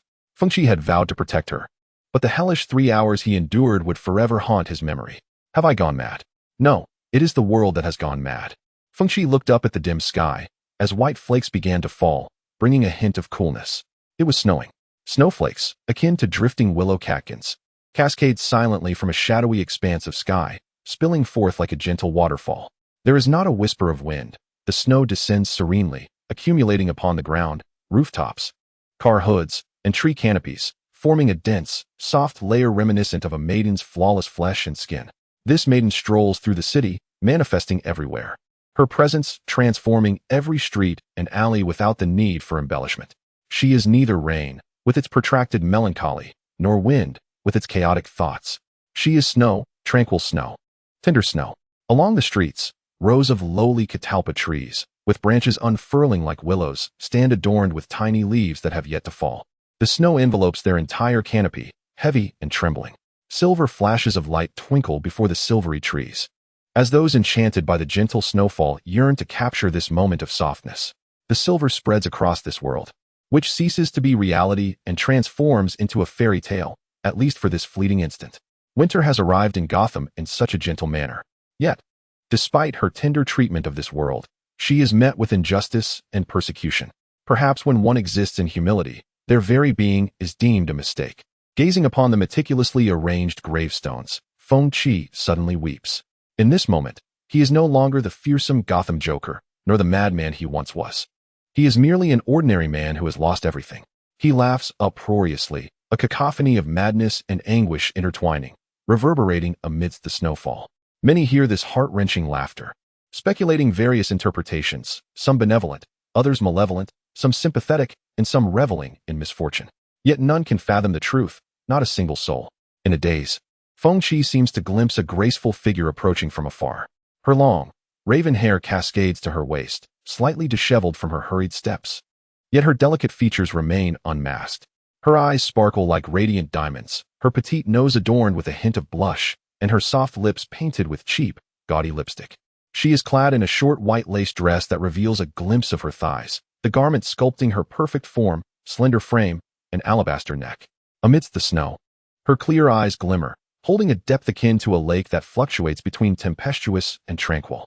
Her thin lips, pale as her cheeks, are tightly pressed together. Her long legs stand together, accentuating the graceful curve of her hips. A youthful voice rings in the air, sweet as an angel and clear as a nightingale, capable of melting ice into streams and softening steel to silk. It has been so long, brother. Indeed, Feng Qi manages to choke back tears, the weight of their reunion heavy in the air. Chapter 10. The Tempest of Gotham. After a period of reflection, Feng Qi quietly departs from the cemetery, where a car awaits him. Feng Qi briskly walked a few steps to open the car door, shivering from the increasingly frigid air. He casually draped a blanket over himself and said, "Let us head back." "Certainly, Mr. Feng," Danny replied, who had previously served under Penguin and was now Feng Qi's driver. Leaning against the car window, Feng Qi silently gazed at the serene and picturesque snow-covered landscape of Gotham. This was perhaps one of the few tender moments in this city of sin. "Have there been any intriguing events lately?" Feng Qi inquired. "Intriguing events?" Danny pondered. "What do you mean specifically? For instance, certain supercriminals." At this, Danny's expression shifted slightly. "No, are you not aware of your own standing? The covers of Gotham's newspapers these days are all about you. Who else could possibly be deemed a supercriminal?" Though she harbored a myriad of inner complaints, Danny maintained a respectful demeanor as she continued. "A few days ago, a red-haired woman was reported attacking the Infinite Realty Company, and bizarre, rapidly growing plants were found at the scene. Yet, the spotlight was stolen by your exploits." "Plants?" Feng Qi tilted his head, struggling to unearth memories from 18 years ago. "Could it be her? Do you know her?" "Perhaps," Feng Qi chuckled. "Although the timeline may be a bit off, considering all the clowns are Asian. It wouldn't be entirely out of place for Poison Ivy to make an early appearance. That makes sense, Danny replied, though she was baffled by Feng Qi's musings. She recognized that this man was deeply troubled, and it was normal for someone with such issues to utter nonsensical thoughts. Feng Qi chuckled again, pressing on with his inquiries. Is there anything else? None, sir. Very well, Feng Qi nodded. What about Bruce Wayne, whom I asked you to keep a close watch on? How is he faring? He hasn't made an appearance lately. In fact, that playboy rarely takes his inheritance seriously, Danny remarked, her tone tinged with a hint of jealousy. It seemed unfair that they, from humble beginnings, had to sell their dignity and bodies, carefully accompanying a madman to survive, while others could afford to be idle due to their lineage. Feng Qi observed her sentiments, but merely smiled knowingly without uttering a word. Thank heavens, Bruce, you are finally awake. When the gravely injured Batman emerged from his coma, he was greeted by this aged voice. Alfred, he asked, how long was I unconscious? 3 days and nights, Alfred replied, visibly agitated. You've broken 34 bones, suffered a severe concussion, experienced hypoxia, and sustained burns. You nearly didn't come back. Batman paused momentarily before expressing regret. I'm sorry for worrying you. No, Bruce. Alfred urged. For decades, I have served the Wayne family without ever challenging your decisions, but perhaps this time, you were in the wrong. Batman paused momentarily, attempting to prop his battered body upright, only to be gently pushed back down by Alfred. Do not forget what I mentioned. You have fractured 34 bones throughout your body, Alfred asserted, his tone firm yet concerned. I do not believe my actions were misguided, Batman replied. Someone must rise to halt the madness plaguing this city. Trust me, I shall exercise greater caution next time. Alfred gazed sorrowfully at the man before him. Bruce Wayne, whom he had watched grow since childhood, had developed a morbid obsession ever since witnessing his parents' demise. The relentless training that began at the age of 11, along with the meticulously crafted bat suit, spoke volumes of his unwavering determination. Yet, was this path truly justifiable? Alfred remained uncertain. He only knew that when Bruce donned that armor, he appeared less melancholic, achieving an impressive streak of victories over 2 months. However, that very success dulled his senses, fostering a dangerous illusion that Batman's triumphs were a foregone conclusion. Thus, when he retrieved the barely breathing Bruce from Commissioner Gordon, he felt on the brink of despair, unable to fathom the consequences should Bruce fail to awaken. This was merely an accident, Batman murmured in solace. I did not anticipate the Joker being positioned right outside the bank. It was my error to apply the logic of a sane man to a madman, who cares not for hostages or his own life. Realizing his inability to persuade Bruce, Alfred ceased his exhortations. Nevertheless, you cannot leave just yet. Your injuries are severe, and you must refrain from any activity for at least a month. After all, Batman, despite his extraordinary resilience, was still human, unable to recover in mere days as depicted in the comics. The comic book Batman indeed appeared to bounce back effortlessly after a few days, impervious to the toll of battle. I understand, Bruce replied, closing his eyes once more. Once my wounds have healed, I shall apprehend the Joker again, and this time I shall not be careless. Alfred exhaled deeply, reminiscing about the day Bruce embarked on his vigilantism. He had heard unusual noises in the hall and followed a trail of blood to the attic, where he found Bruce seated, contemplating the shattered glass and the bat figurine resting on his father's statue, an iconic moment reminiscent of Batman, Year One. Perhaps, as a guardian, he should unconditionally support the whims of the child, but could a single individual truly eradicate the darkness enveloping an entire city? He pondered. Mr. Bruce, perhaps you need an ally. Bruce's eyes snapped open, for this voice did not belong to Alfred. Do not be alarmed. He is Dick Grayson, Alfred explained. I apologize, Bruce. He followed me when I brought you to the Batcave. I apologize, but I find Mr. Alfred's actions somewhat suspect. Have you been tracking Alfred? Batman inquired, his brow furrowed. It is worth noting that although Alfred is merely a butler, he was once an elite of the British intelligence service, capable of being discreetly followed. Even if Alfred might lower his guard out of concern for himself, achieving such a feat is truly remarkable. Yes, sir, Dick admitted, somewhat sheepishly. May I join you? We can uphold the peace of this city together in the shadows. No, absolutely not, Bruce replied. It is far too perilous. Chapter 11, Joker's Toxin? Hurry up, everyone. Pay attention, Rogers commanded, cautioning them against allowing even a fly to slip in. He was Red Hood number 2, having rightfully assumed leadership after the former leader, William, was incarcerated in Gotham State Penitentiary by Batman. However, his situation was far from optimistic. Following a severe blow from the Joker, the entire underworld of Gotham viewed them as easy prey, eager to seize a share of the spoils. Thus, In a bid to display his strength and prove that he was not to be trifled with, Rogers devised a plan to leave an indelible mark on Gotham, asserting his dominance. This act of terror required a special military-grade toxin, originally intended as a performance enhancer but, due to its potency, lethal with even a mere milligram inhaled. Furthermore, this poison would plunge its victims into uncontrollable madness before their demise. The Joker had bombed a bank, monopolizing the headlines for a week, and Rogers intended to eliminate 1/5 of Gotham's populace to declare his supremacy. At that moment, a henchman donned in a red hood approached Rogers. "Someone has arrived," he announced.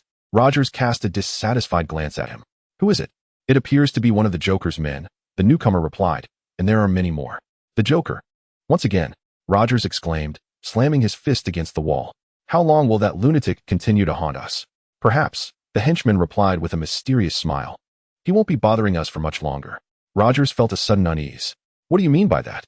"It's quite simple," the man said, placing one hand on Rogers' shoulder while slowly removing his mask. "Because I am the Joker." "You, why so serious?" Wind asked, tilting his head as he forcefully pried open Rogers' mouth, compelling him to display a distorted smile. "This world is already too grave. Wouldn't it be nice to smile a little more? The entire Red Hood gang is outside. If you kill me, you won't escape," Rogers stammered. "However, we can negotiate. Your family's demise has nothing to do with me. Release me, and all members of the Red Hood gang will be at your command." Rogers faltered, not because he lacked the will to resist, but due to the realization that the man before him was a veritable monster, both mentally and physically. Rogers had witnessed this man laughing maniacally even after sustaining multiple gunshot wounds, instilling a deep-seated fear within him, akin to the adage from an ancient, nameless Eastern civilization: "The bold fear the reckless, and the reckless fear those who fear nothing." There exists much truth in this. Feng Qi wore a comical smile. "But have you ever pondered why I am here?" A foreboding thought crept into Rogers' mind. The presence of the clown indicated that someone had betrayed him. "Who?" Rogers inquired, demanding to know who had brought him here. At that moment, a cold object pressed against the back of his head. "It's me." Understanding dawned on Rogers, and he scoffed. 347. "Do you truly believe the clown is an improvement over me?" The man known as Red Hood 347 fell silent for a moment. "It matters little. At least he does not harbor the madness to annihilate all of Gotham." "In truth, I might," Feng Qi replied as he ascended to the platform, surveying the biochemical factory below, "provided I find it sufficiently entertaining." A gunshot rang out from behind them, and Red Hood 347 approached Feng Qi. "Do you remember the promise you made to me?" "Of course," Feng Qi shrugged. "I am always one to honor my commitments." With that, he produced a glass vial, 3 fingers long. "My extraordinary vitality stems from this, an elixir known as the God of Wine Factor. With it, no matter how gravely your nephew is injured, he can be wholly restored." Red Hood 347 seized the vial and retreated step by step, leaving Feng Qi's sight. His name was Philip Kane, the current uncle of Batman, Bruce, who had joined the Red Hood gang under duress. In the comics, this man would die to protect his nephew, Batman. Now, he had inadvertently discovered Batman, barely clinging to life, being wheeled away by Alfred, suspecting the butler of treachery, and thus sought out Feng Qi. As for the God of Wine Factor, merely a part of the game, for Feng Qi was eagerly anticipating the impending metallic catastrophe that nearly obliterated the Justice League.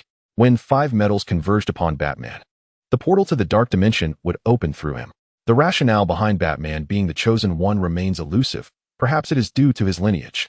In any case, Feng Qi, struck by whimsy, decided it would be amusing to deliver the God of Wine Factor to Batman through Philip. It's worth noting that Batman's extraordinary recovery speed in the comics is likely attributable to the God of Wine Factor, which would explain why, in Heaven's Descent, Batman, Superman, and Wonder Woman could represent all superpowered beings. Indeed, it is quite reasonable. However, Philip was rather foolish to choose to collaborate with a madman. Had it not been for Feng Qi's amusement, he would undoubtedly have ended the man's life without hesitation. Regardless, he had promised to hand over the Dionysian Factor to him, yet he never agreed to let him leave alive. Feng Qi scoffed, indifferent to the man's fate, as he retrieved a walkie-talkie from his pocket, ready to indulge in the cake. Just as his words fell, several Apache military helicopters soared from the distance, borrowed from the Penguin. Ever since he fell in love, the Penguin had become excessively indulgent, delegating only sporadic instructions regarding his business. These directives typically involved opening a 24-hour convenience store at the doorstep of a long-term smoker, sending a young couple on assignments to the North and South Poles, or assigning a person with pollen allergies to handle floral arrangements. In essence, His orders were mundane and tedious. Consequently, many of his subordinates defected to the Joker, and coupled with some street thugs, Feng Qi's influence burgeoned to unprecedented heights. Indeed, the veneration of the strong, the glorification of violence, and the admiration for those who dare to flout the law are innate human instincts. Feng Qi spread his arms wide, as if to embrace the entire night sky, laughing maniacally, while the helicopters simultaneously unleashed their missiles, engulfing the remaining 200 members of the Red Hood gang in a fiery explosion. Amidst the cacophony of destruction, Feng Qi jubilantly proclaimed, at this moment, "It is the time of judgment." Chapter 12. Jumping into the chemical pool as a tribute, this is Gotham. Feng Qi turned and donned the Red Hood once more, a figure both pitiful and contemptible. With that, he burst into the lethal pool of poison as the factory collapsed in flames, the deafening roar drowning out the final wails of the dying. In that blinding inferno, all living beings were granted equal annihilation. Indeed, life has never been equitable. True equality exists only in death. Philip, having barely taken 2 steps away, was utterly unprepared for the Joker's reckless command to open fire. As the explosion erupted, he could only flee in the opposite direction, striving to distance himself from the gathering of Red Hood members. Further away, Commissioner Gordon stood at his doorstep, gazing at the distant flames, nearly forgetting the purpose of his outing. Oh God, the Infinite Realty Company. Once, this resplendent building was filled with thriving vegetation, with several shareholders, who had once invested in developing uninhabited islands, ensnared by the roots of these plants, becoming fertilizer for what should have been innocuous flora. Amidst these thorny thickets, a woman with delicate skin and striking red hair, glimmering with green hues, slowly approached the floor-to-ceiling window, gazing at the distant explosions with an air of inscrutable significance. Wayne Tower. Dick sat alone atop the building, exhilarated as he surveyed Gotham cloaked in darkness. After much persuasion, Batman, Bruce, had finally consented to give him a chance to be his Robin and combat crime alongside him. Could it be that he too would guard this city from the shadows? Regardless of the circumstances, Dick fervently wished that the experiences he had endured would not befall others. As he pondered, a flicker of flame erupted in a corner of Gotham. What could have transpired? At the Iceberg Lounge, the Penguin caught sight of the fire through the window, his brow furrowing slightly. Could this be the work of that lunatic? The Joker? After all, that madman had indeed borrowed a few of his armed helicopters. Contemplating this, the Penguin's demeanor darkened considerably. Is something amiss? Seated opposite him was a golden-haired young woman, hailing from an aristocratic European family, who had been sold into Gotham by human traffickers. Despite her lack of striking beauty, her previous status had cost the Penguin a staggering $12 million. Typically, the price for an Asian beauty, whether a girl barely in her youth or a mature woman, would not exceed $200,000. No, it's nothing, the Penguin replied, somewhat awkwardly waving his hand and gentlemanly pouring a glass of red wine for the woman. Do not worry, Xiao Wei, I shall protect you. At that moment, a sudden snicker pierced the air, causing the Penguin to tense up, his eyes reddening as he scanned the dense crowd for the source of his ire. Finally, he identified the culprit, a chef in the restaurant, perhaps merely positioned in such a way or struck by a fleeting humorous thought. Yet, the Penguin was now furiously bending his fork. My dear? Xiao Wei cautiously interrupted his anger. Oh, my apologies, I was merely recalling some unpleasant memories. Shortly after the explosion, Gotham's firefighters arrived on the scene with remarkable speed, directing powerful jets of water at the burning factory. The establishment had long been abandoned, alleviating their concerns over potential chemical leaks. Does anyone know how the fire started? One person inquired. I suggest you refrain from knowing, came the response.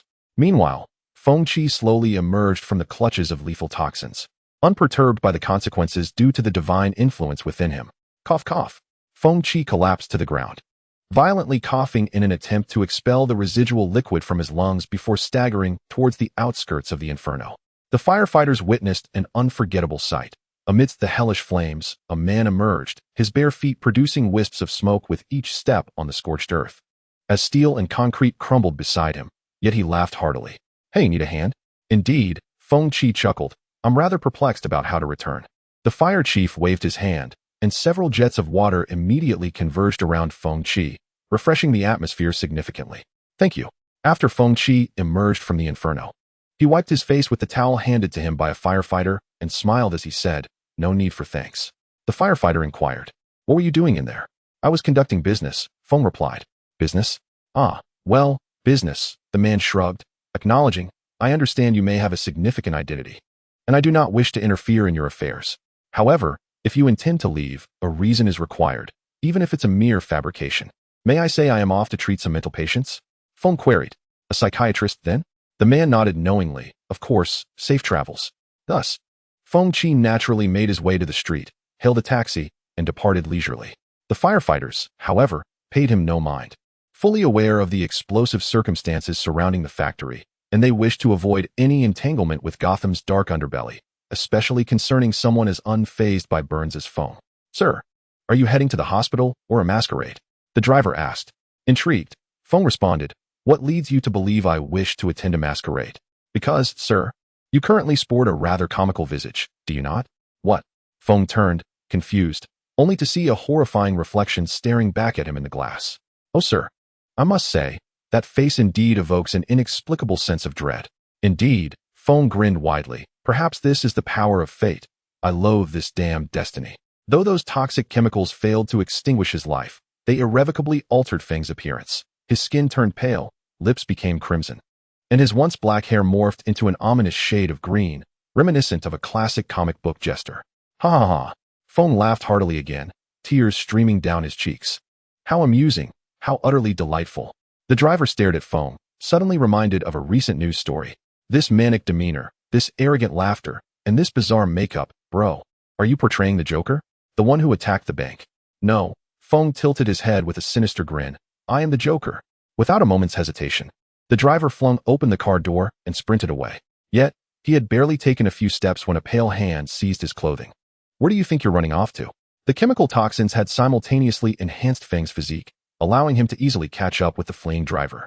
Now, let me conduct an experiment, he said, biting into his left hand and pressing the bloodied palm against the driver's face. I wish to ascertain whether this toxin still resides within me. Chapter 13. A major incident? The driver struggled to break free from Feng's grasp, collapsing to the ground with his hands clasped over his head. Feng leisurely returned to the car, perched atop the hood as he awaited the outcome. Several passing vehicles came to a halt, and a few individuals sought to interrogate Feng Qi regarding his actions. However, upon witnessing his ghastly countenance, they all recoiled in trepidation. After approximately 5 to 7 minutes, the driver began to show signs of responsiveness. His mournful wails gradually morphed into maniacal laughter, and his skin turned as pallid as Feng Qi's. Simultaneously, Feng Qi experienced an inexplicable sensation of being able to manipulate him. This is rather intriguing. Contemplating this, Feng Qi nonchalantly pointed towards a nearby firearms shop and stormed in, wreaking havoc. The driver trembled momentarily before he obediently charged into the gun store, cackling uncontrollably. After a cacophony of chaos ensued, the shop owner, unable to tolerate the disturbance any longer, put an end to the innocent driver with his own merchandise. While Feng Qi stroked his chin, lost in contemplation. This effect felt somewhat familiar. The Joker virus?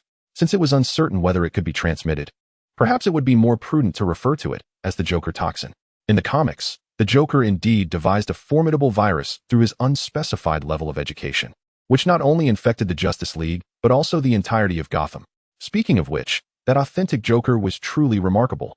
Not only did he develop biochemical weapons, but he also managed to conquer all of Japan within 2 years after traversing to the Warring States period, casually crafting a Gundam in his spare time.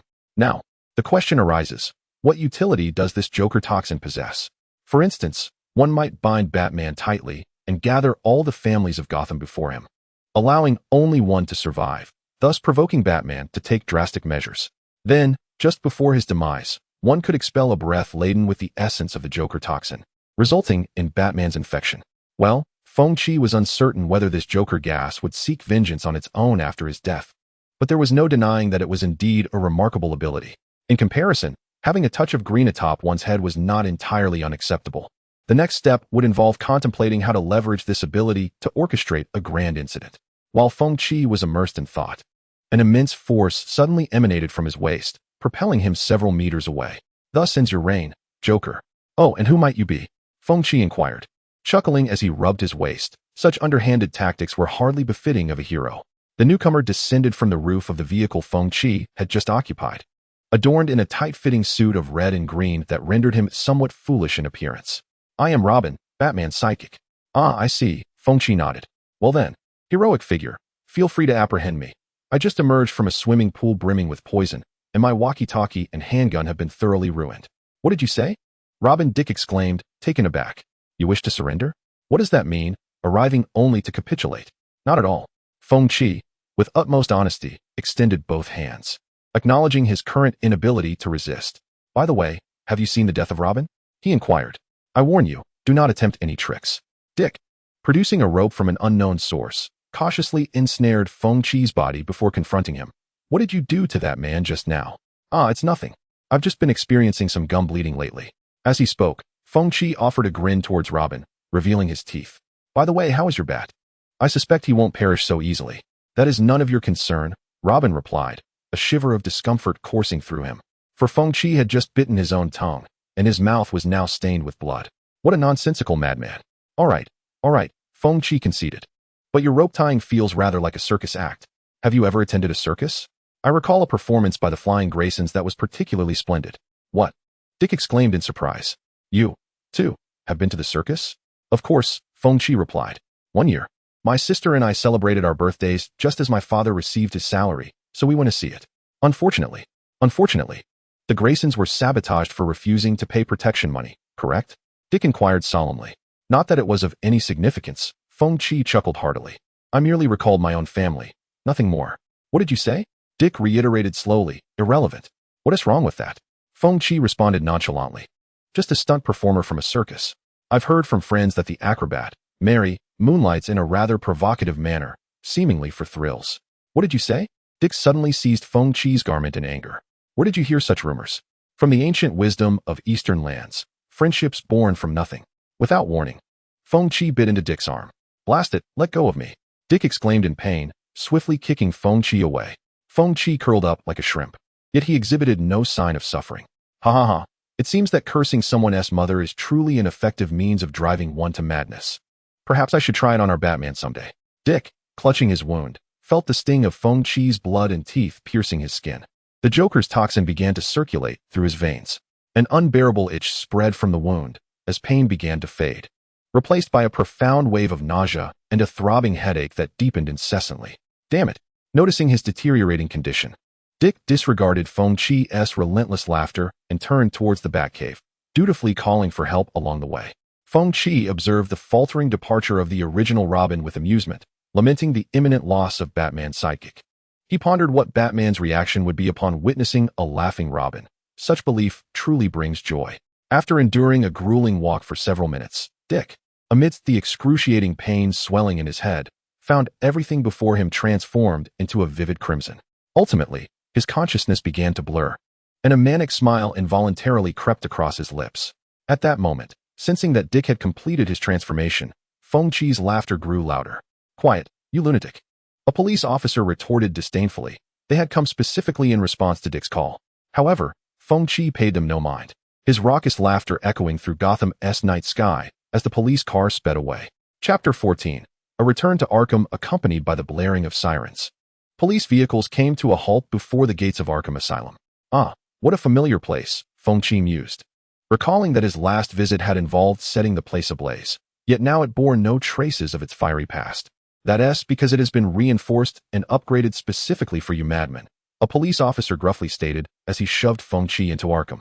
The warden, who had been waiting patiently, exclaimed, "Oh, thank God, you finally captured him." Actually, I wanted to come in myself, Feng Qi smirked. Otherwise, these officers would have been dismembered by now.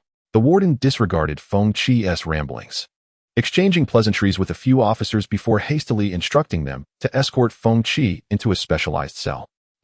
It seems Arkham has indeed been upgraded, Feng Qi observed, noting that the most striking feature was the electronic locks now adorning the cell doors.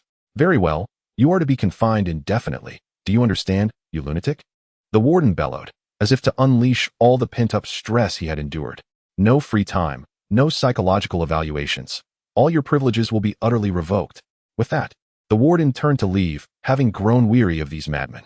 Were it not for his position, he would not even wish to exchange a single word with the Joker. Are you certain? Feng Qi's voice floated eerily from behind. I just blew up a bank and an abandoned factory. Do you think people want to be interested? The warden paused slightly. What do you mean? The Joker replied with a grin. It's quite simple.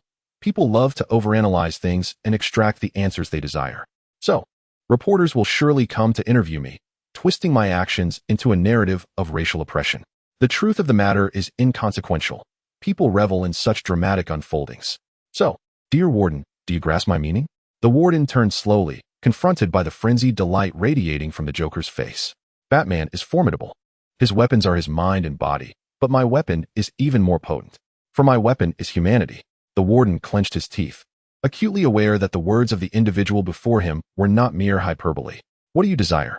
He recognized that journalists were akin to sharks, drawn to any hint of blood, and understood that he could not refuse their inquiries. Otherwise, he would be left in ignorance of the sensational headlines they might craft for the following day's news.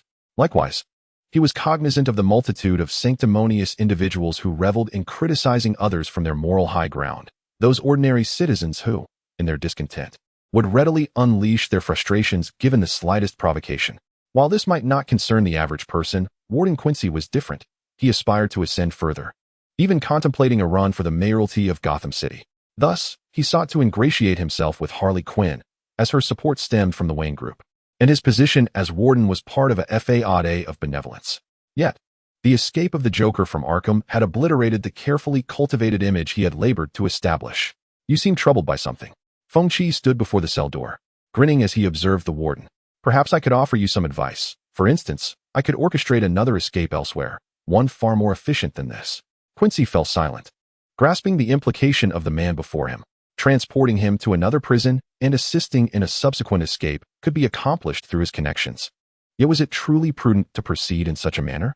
Quincy scoffed. I will not be so easily deceived. Stow away your schemes here. How disheartening. Feng Qi's pallid visage remained adorned with a chilling grin. However, I have other suggestions that may aid you, such as gathering all the most nefarious criminals in one place, which could showcase your diligence and merit. I will consider it, Quincy interrupted impatiently. Now tell me, what is it that you want? Feng Qi replied, quite simply. There are two matters. First, transfer the former leader of the Red Hood gang, William, here. Second, he paused slightly, licking his lips. Harley Quinn. Harley Quinn? Quincy blinked in surprise, realizing that the individual in question was Arkham's psychological consultant, Harley Quinzel. Absolutely not. That is entirely out of the question. Why so agitated? Feng Qi continued, rest assured. I shall not harm her. It is simply that this woman harbors seeds of madness within her, and I eagerly anticipate the day they take root and flourish. That sounds intriguing. I do not comprehend your intentions. You need not understand, but remember this. Decadence is the most exquisite of all. In the aftermath, no one could ascertain what transpired during the conversation between the Joker and the Warden, yet one certainty remained. The Warden no longer constrained his freedom. How fascinating, is it not? The Wind spoke passionately to Harley, elaborating on how he had obliterated a bank. Those people were truly foolish. They had ample opportunity to flee, but lost their lives due to their own cowardice. Batman was equally naive. May I interject? Harley asked. Have you ever felt remorse for the families of the victims? Remorse? The Wind scoffed. The very notion of remorse was a deceit from the outset. Everyone tramples upon the existence of others as if it were their birthright, yet they feign guilt and self-reproach. In reality, most of humanity remains oblivious to their own errors. Moreover, the civilization of mankind, its history, and its legacy, all of it is devoid of significance. The inhabitants of this city toil daily for ephemeral pursuits, only to end up living a life of confusion and mediocrity. The entire world is a fabrication. Humanity perpetuates lies, weaving them into an endless cycle. Harley, while jotting down notes, interjected, but it is through such fabrications that humanity establishes order and maintains rationality. Indeed, the Wind chuckled. To be enslaved by such fabrications is humanity's destiny, while those who uncover the truth are deemed mad. Harley Quinzel slowly set down her pen, and for the first time, her gaze towards the Wind reflected a measure of agreement. Chapter 15. Monkey Brain Sashimi. In the ensuing days, the Wind engaged in heartfelt conversations with Harley, who, in turn, endeavored to comprehend his mindset, even beginning to consciously emulate his way of thinking. The inquiries were as follows. What are your thoughts on those victimized by the Joker? What do you contemplate while gaming? How do you perceive the figure of Batman? People are enamored with the grand and glorious, such as universally acknowledged truths that, when articulated by celebrities, transform into maxims. Likewise, heroes are merely various types of the mentally ill, much like our Batman. What do you think of me? You are a fascinating woman, Harley, but you are still lacking. You should not allow societal ethics and morals to confine you. What is your perspective on your past? In truth, I despise reminiscing, for memory is an unstable and perilous entity. It can plunge you into the depths of hell in mere moments. Have you ever had dreams? I currently inhabit my dream. Once, I idolized Batman. Now, I have become the Joker. What is your interpretation of the term justice? Justice, to put it plainly, is merely an expression of power. For instance, in America, the oppression of Russia is deemed just. In reality, it is merely a means of spiritual control imposed by the elite upon the common populace, defining their interests as righteous and vehemently criticizing those who dissent. Thus, several days passed, during which the wind could distinctly perceive the intensifying fervor in Harley's eyes. However, he remained indifferent, lacking the talent and interest to seduce the girl with the tender words typically found in comics. And he had no desire to fully impersonate the jester depicted in those stories. In truth, this Harley differed somewhat from her comic counterpart. She entered Arkham not to study the phenomenon of empathy deficiency, but rather out of a simple craving for the ideologies espoused by Feng Qi. Furthermore, the financial backing for her research came consistently from Wayne Enterprises, which is also why Feng Qi believed he did not belong to the 52nd universe. During this time, journalists had come to interview Feng Qi, yet he often responded with raucous laughter, asserting that he would make the city more entertaining.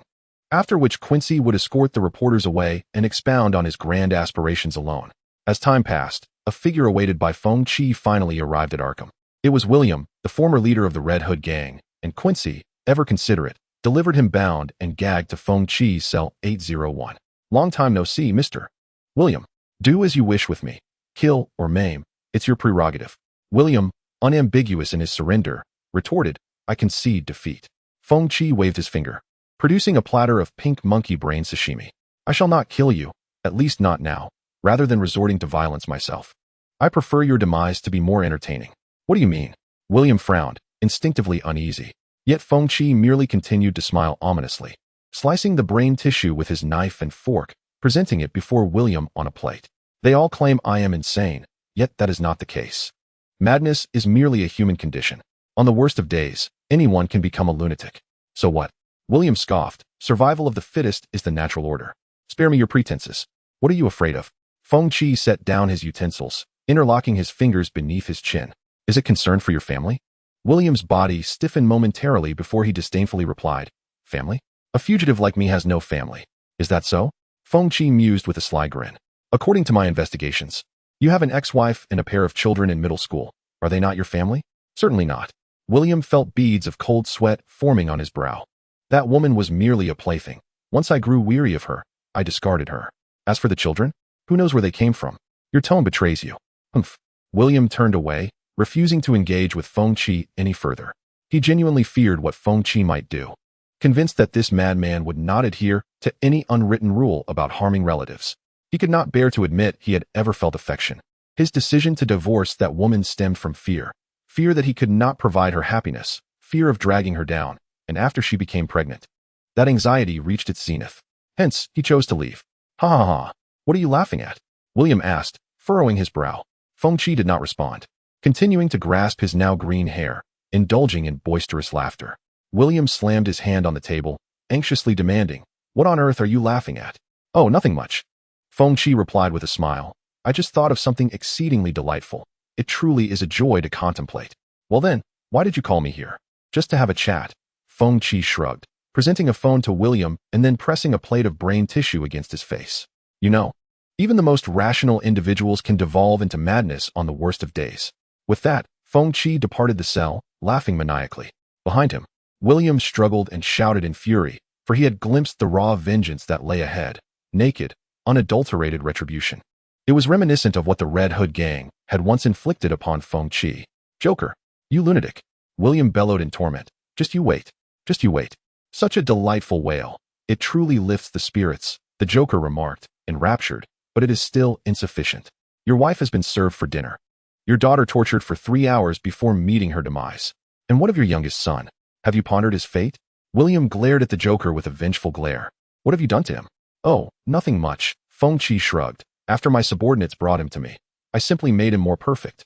At that moment, a battered little boy crawled out from beneath the table, his eyes bloodshot and his body marred with bruises, yet a mad smile adorned his face. Having been infected with the Joker's toxin, he appeared ghostly pale, as though he were a corpse. Feng Qi locked the cell door and tossed a small knife at William's feet. This child is particularly aggressive now. When he is hungry, he may tear a piece of flesh from you. So choose. Will you kill him, or will he consume you whole? Chapter 16. Harvey Dent William perished.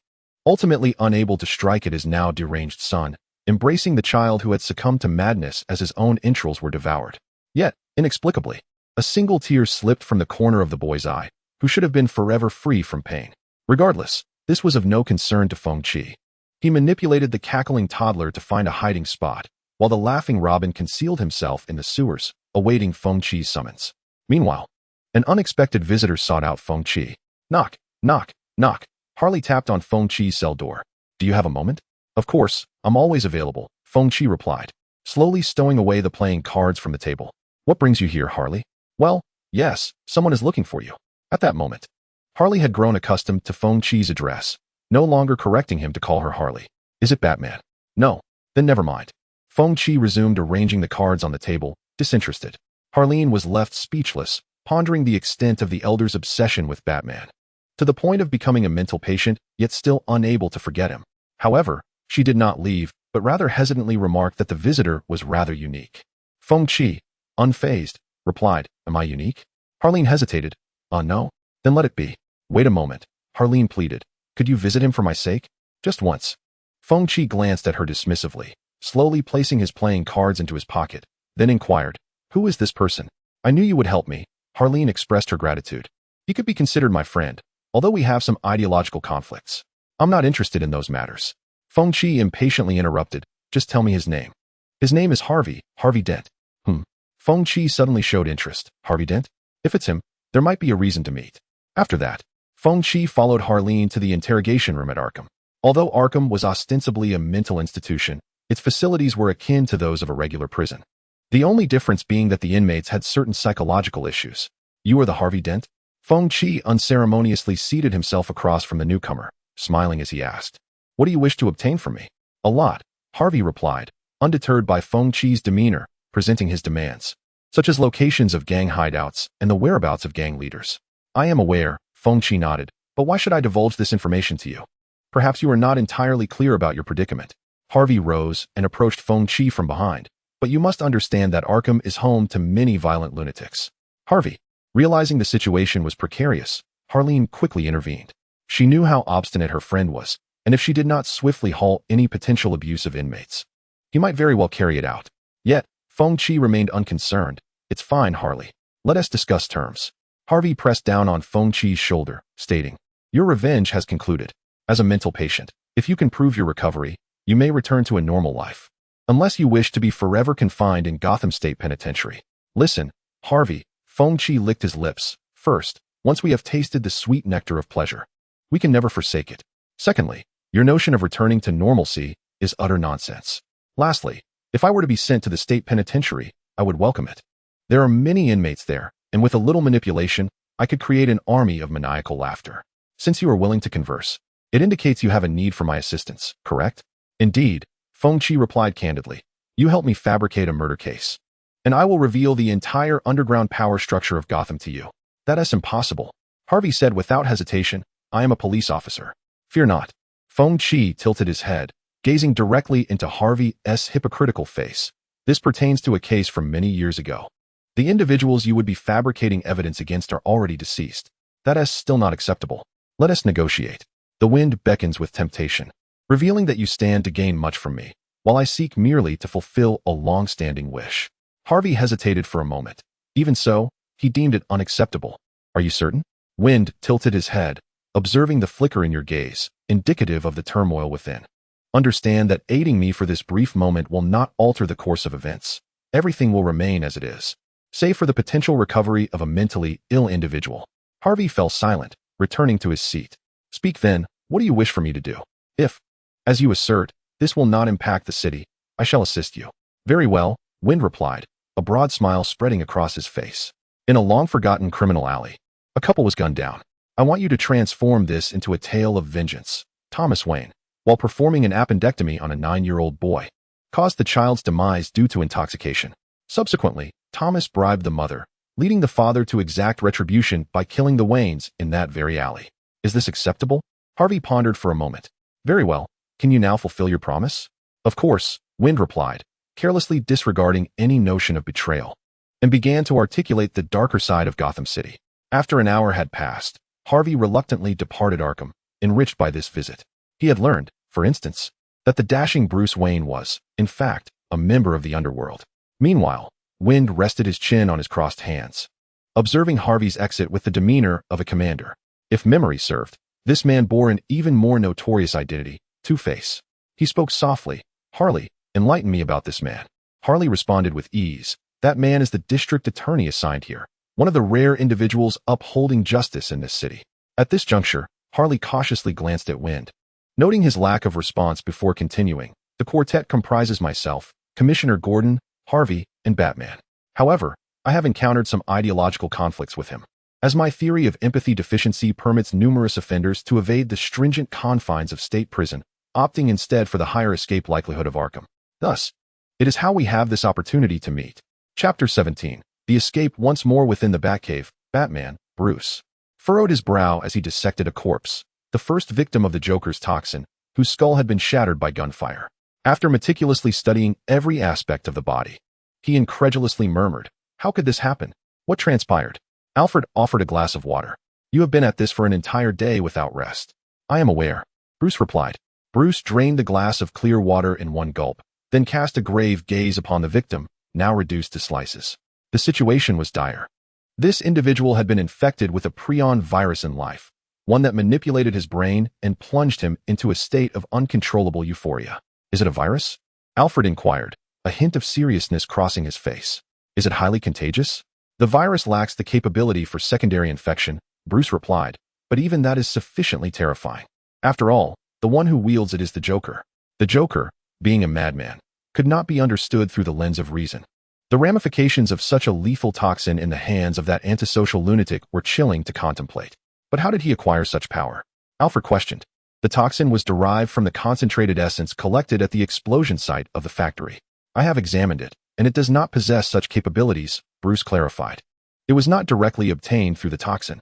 That toxin is essentially a performance-enhancing drug, but its severe potency is too much for the average person to withstand. The Joker, however, survived by some means," he continued, inadvertently recalling the potent medicine sent by his uncle Philip, who had succumbed to unconsciousness after delivering it in a battered state. The vivid green liquid inevitably reminded him of the Joker, who seemed to possess an extraordinary ability to heal. In any case, Bruce shook his head and elaborated. Within those toxins, the Joker's body underwent a form of restructuring, perhaps granting him the capacity to spread madness. The nature of memory is not as most perceive. It is not merely stored in neural ganglia. Memory exists broadly, with certain enduring recollections potentially etched within genetic material. For instance, many individuals from ancient Eastern civilizations experience discomfort upon encountering terms like dead virus, and this inherited memory can even aid in the acquisition of their native language. What if there exists an individual whose pathological madness is interwoven with their very genes? The Joker, during his vengeful encounters with the Red Hood gang, had repeatedly flirted with death. Perhaps it was during those moments that his cells rapidly replaced themselves, infusing the new cells with madness. This hypothesis is terrifying, akin to envisioning the entire world as a plaything in the hands of a madman, and indeed, it is a reality. For now, I cannot discern a cure for this toxin, but it is imperative to notify Arkham as swiftly as possible, Bruce stated. Otherwise, we face great peril. "I understand, Bruce," Alfred replied, somewhat troubled. "Yet, it seems this matter must be communicated by Batman himself." "What do you mean?" Bruce asked. "For reasons unknown. The Gotham police frequently target Wayne Enterprises. I suspect that a faction of the officers may have allied with the mob." "Very well." Bruce rubbed the corners of his eyes. Allowing himself a moment to stretch his body, lying on the hospital bed for so long dulled his reflexes. "Safe travels, Bruce," Alfred said, not hindering him, but advising caution. "I understand." Batman nodded, then requested, "It's now your task to track down Dick." Meanwhile, Robin, Dick, with a grotesque grin, had arrived at the gates of Arkham Asylum. "Hey, visiting hours are over," a guard barked, swinging his baton. However, the moment the maniacal Robin turned around, the guard stumbled back in fear, startled by the ghastly pallor of his face and the sinister smile that was all too reminiscent of another man with a similarly terrifying grin. With a cackling laugh, the manic Robin lunged forward, his body nearly parallel to the ground. As he approached the guard, he leapt into the air, firmly grasping the guard's head. Harnessing the momentum of his assault, the manic Robin spun around, ultimately snapping the guard's neck. Yet, in his final moments, the guard managed to sound the alarm, setting off the piercing sirens throughout Arkham. Confusion washed over the manic Robin. The Joker had commanded him to infiltrate Arkham discreetly, but with his discovery, secrecy was no longer an option. The Joker had not provided any instructions for a failed infiltration. Thus, the only directive echoing in Robin's mind was to enter Arkham undetected, a mission he felt compelled to fulfill. Then, if I eliminate everyone who sees me, no one will know I was here, he mused, his grin growing increasingly grotesque. 30 minutes later, Feng Qi looked on in disbelief at the bloodied figure of the manic Robin before him, questioning whether this infiltration philosophy had been learned from the Assassin Brotherhood. Stealthy infiltration. Oh well, as long as I enjoy myself, nothing else matters. Feng Qi stretched languidly, then laughed heartily as he stepped over the bodies of Quincy and the other guards. Now, let us venture to the school. With the exception of Harley Quinn, who had been sent away by Feng Qi, all personnel within Arkham had fallen victim to the manic Robin-esque wrath. This efficiency even prompted Feng Qi to marvel. Truly, he is the Nightwing of the future. The circus tricks have evolved impressively. Excellent, Feng Qi exclaimed with fervent delight.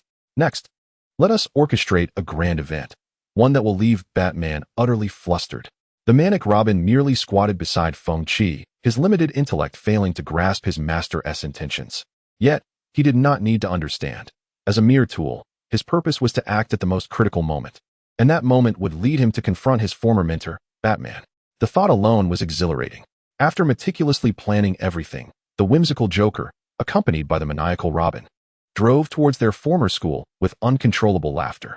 I wonder if my old classmates will appreciate the gifts I have prepared, he mused. Alas, as Batman arrived at Arkham, he was met with a gruesome sight of severed limbs scattered about, prompting a moment of reflection on his old friend. A sense of foreboding gripped Batman's heart. Chapter 18. A return to familiar grounds. Gotham University, one of the few relatively peaceful places in a city notorious for its high crime rates. At this moment, two peculiar figures arrived, cloaked in black capes, their faces obscured by rubber masks devoid of noses and mouths. The school guard, though suspicious, refrained from intervening.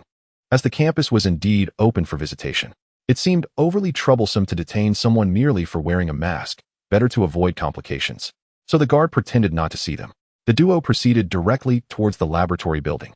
These two were none other than the Joker and the maniacal Robin, with the Joker's intent for returning being remarkably straightforward, to orchestrate a grand spectacle. Although his Joker toxin lacked the ability for secondary transmission, if wielded cleverly, a legion of thousands could pose a formidable challenge even for Batman. Suddenly, a voice echoed from afar. Hold on.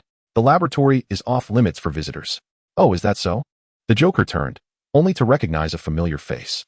It was Claudette Staffen, a slightly overweight African-American woman, known for her notorious racism. She staunchly believed that black and white individuals were the most noble races, while those of Asian descent were inferior, having amassed dubious evidence to support her claims. For instance, she often cited that humanity originated in Africa and that black skin was superior. To the Joker, this was merely a distorted sense of self-worth born from deep-seated insecurities. Claudette was almost mad in her desire for universal adoration, ready to explode if anyone dared to belittle her. Her demeanor was reminiscent of the Penguin, yet she appeared somewhat laughable in comparison, lacking both his cunning and resolve. Nonetheless, the Joker found no disdain for her. Rather, he relished in her presence, for he was, after all, the Joker. As for how the Joker managed to access the laboratory at the tender age of 18, he had, after all, been a high school senior in his previous life, possessing knowledge commensurate with college entrance examinations, making acceleration a plausible feat. Furthermore, advancing in his studies facilitated the acquisition of support and sponsorship, such as the annual 1,000 grant from Wayne Enterprises he had previously received. Hey, are you deaf? Claudette spat, noticing the Joker's lack of response. Get out of my way. No, I fear you have yet to grasp your current predicament, the Joker retorted, licking his lips before dialing Harvey's number on his phone. This mobile phone belongs to Harley, hence it contains Harvey's number. Hello, Harleen, what brings you to seek me? It's not her seeking you. It is I who is looking for you, Winchell replied with a smile. I am currently launching an assault on Gotham University. As the local commissioner, are you interested in a visit? What? Harvey on the other end was clearly taken aback. The Joker? Damn it, you've escaped again. Although Harvey posed this as a question, there was no hint of uncertainty in his tone. He was utterly convinced that the Joker had indeed broken free. Who knows? Winchell nonchalantly ended the call and then lightly snapped his fingers. Robin, you may commence your rampage. With that, The maniacal Robin unleashed himself like a wild beast, cackling as he began his slaughter amidst the crowd. The Joker! It's the Joker! The Joker has arrived! Help! Oh God! Someone save me! No! Please, don't hurt me! In that moment, screams, wails, and cries for help coalesced into a singular, chaotic symphony uniquely belonging to the Joker. Ha ha ha! Winchell also drew out 2 submachine guns from his coat, charging recklessly into the laboratory alongside the maniacal Robin. It is said that a person's reputation precedes them. Today, Winchell witnessed the advantages of elevated notoriety. Throughout their advance, security guards, students, and faculty members instinctively made way, none daring to confront the Joker directly. After a seamless journey, Winchell finally arrived at his intended destination. It was a colossal 6-meter-tall device of gleaming silver, bearing a modest name, the Super Atomizer. This contraption was originally conceived to manipulate the microclimate within a building, but Winchell envisioned a far more ingenious application. He deftly activated the automatic watering mechanism and, leveraging his enhanced physique from the Joker's toxin, scaled to the top of the atomizer before decisively lacerating his own pulse. Well, Winchell is bleeding again. But this time not to feign death. Rather, he intends to utilize this atomizer to disseminate his Joker toxin. There was little wind today, if all went as Winchell anticipated. The mist infused with the Joker's toxin would envelop Gotham University, potentially summoning a legion of crazed followers numbering in the thousands. Come on, darling.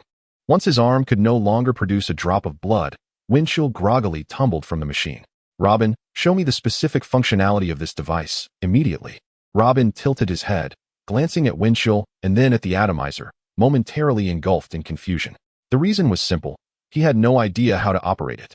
Oh, very well. Winchell fought through the intense dizziness and numbness in his limbs, stepping carefully toward the machine. He skillfully flipped the switch, and what followed would be an impending spectacle. As Winchell pressed the button, the machine whirred to life, and a cloud of pink mist began to diffuse into the air.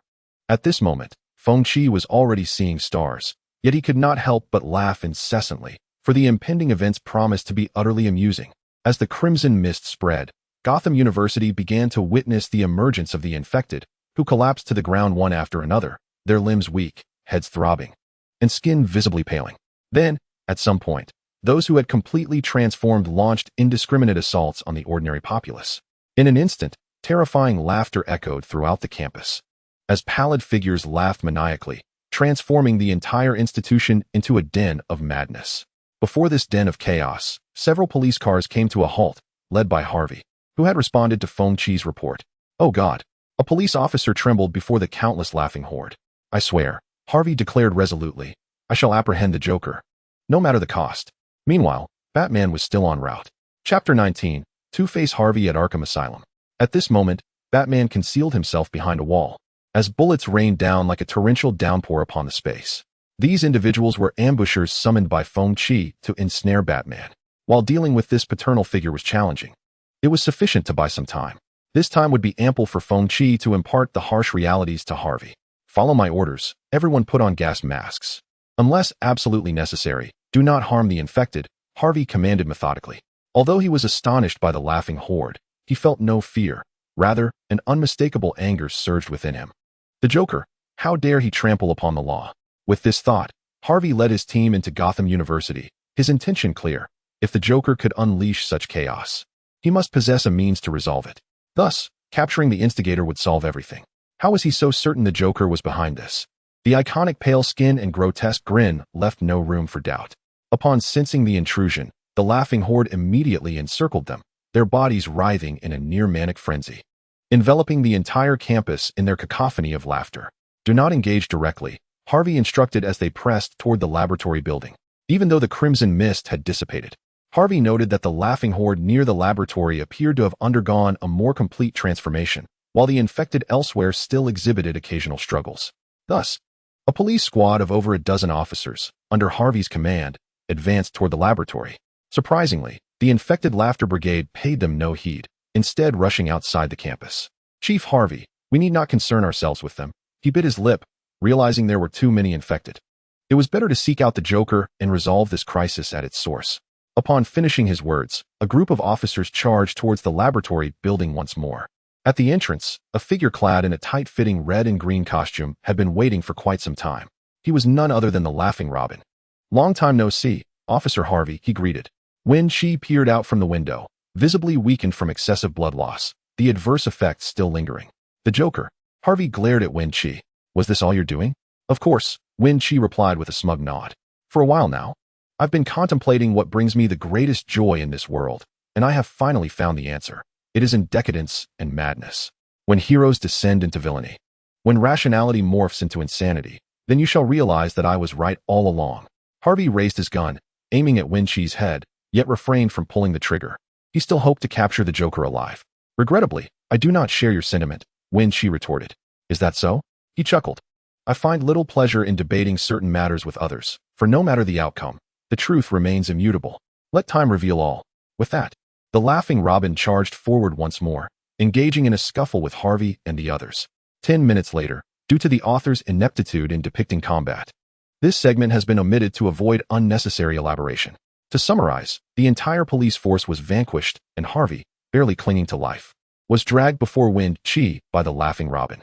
It is evident that Dick's formidable prowess should not be underestimated, but more crucially, it was that reckless, death-defying spirit that enabled him to capture Harvey. Surprises often arrive unbidden, do they not? Wen Qi remarked as he produced a rope and bound Harvey tightly. He then squatted before him and taunted. Now, what will you do, great hero?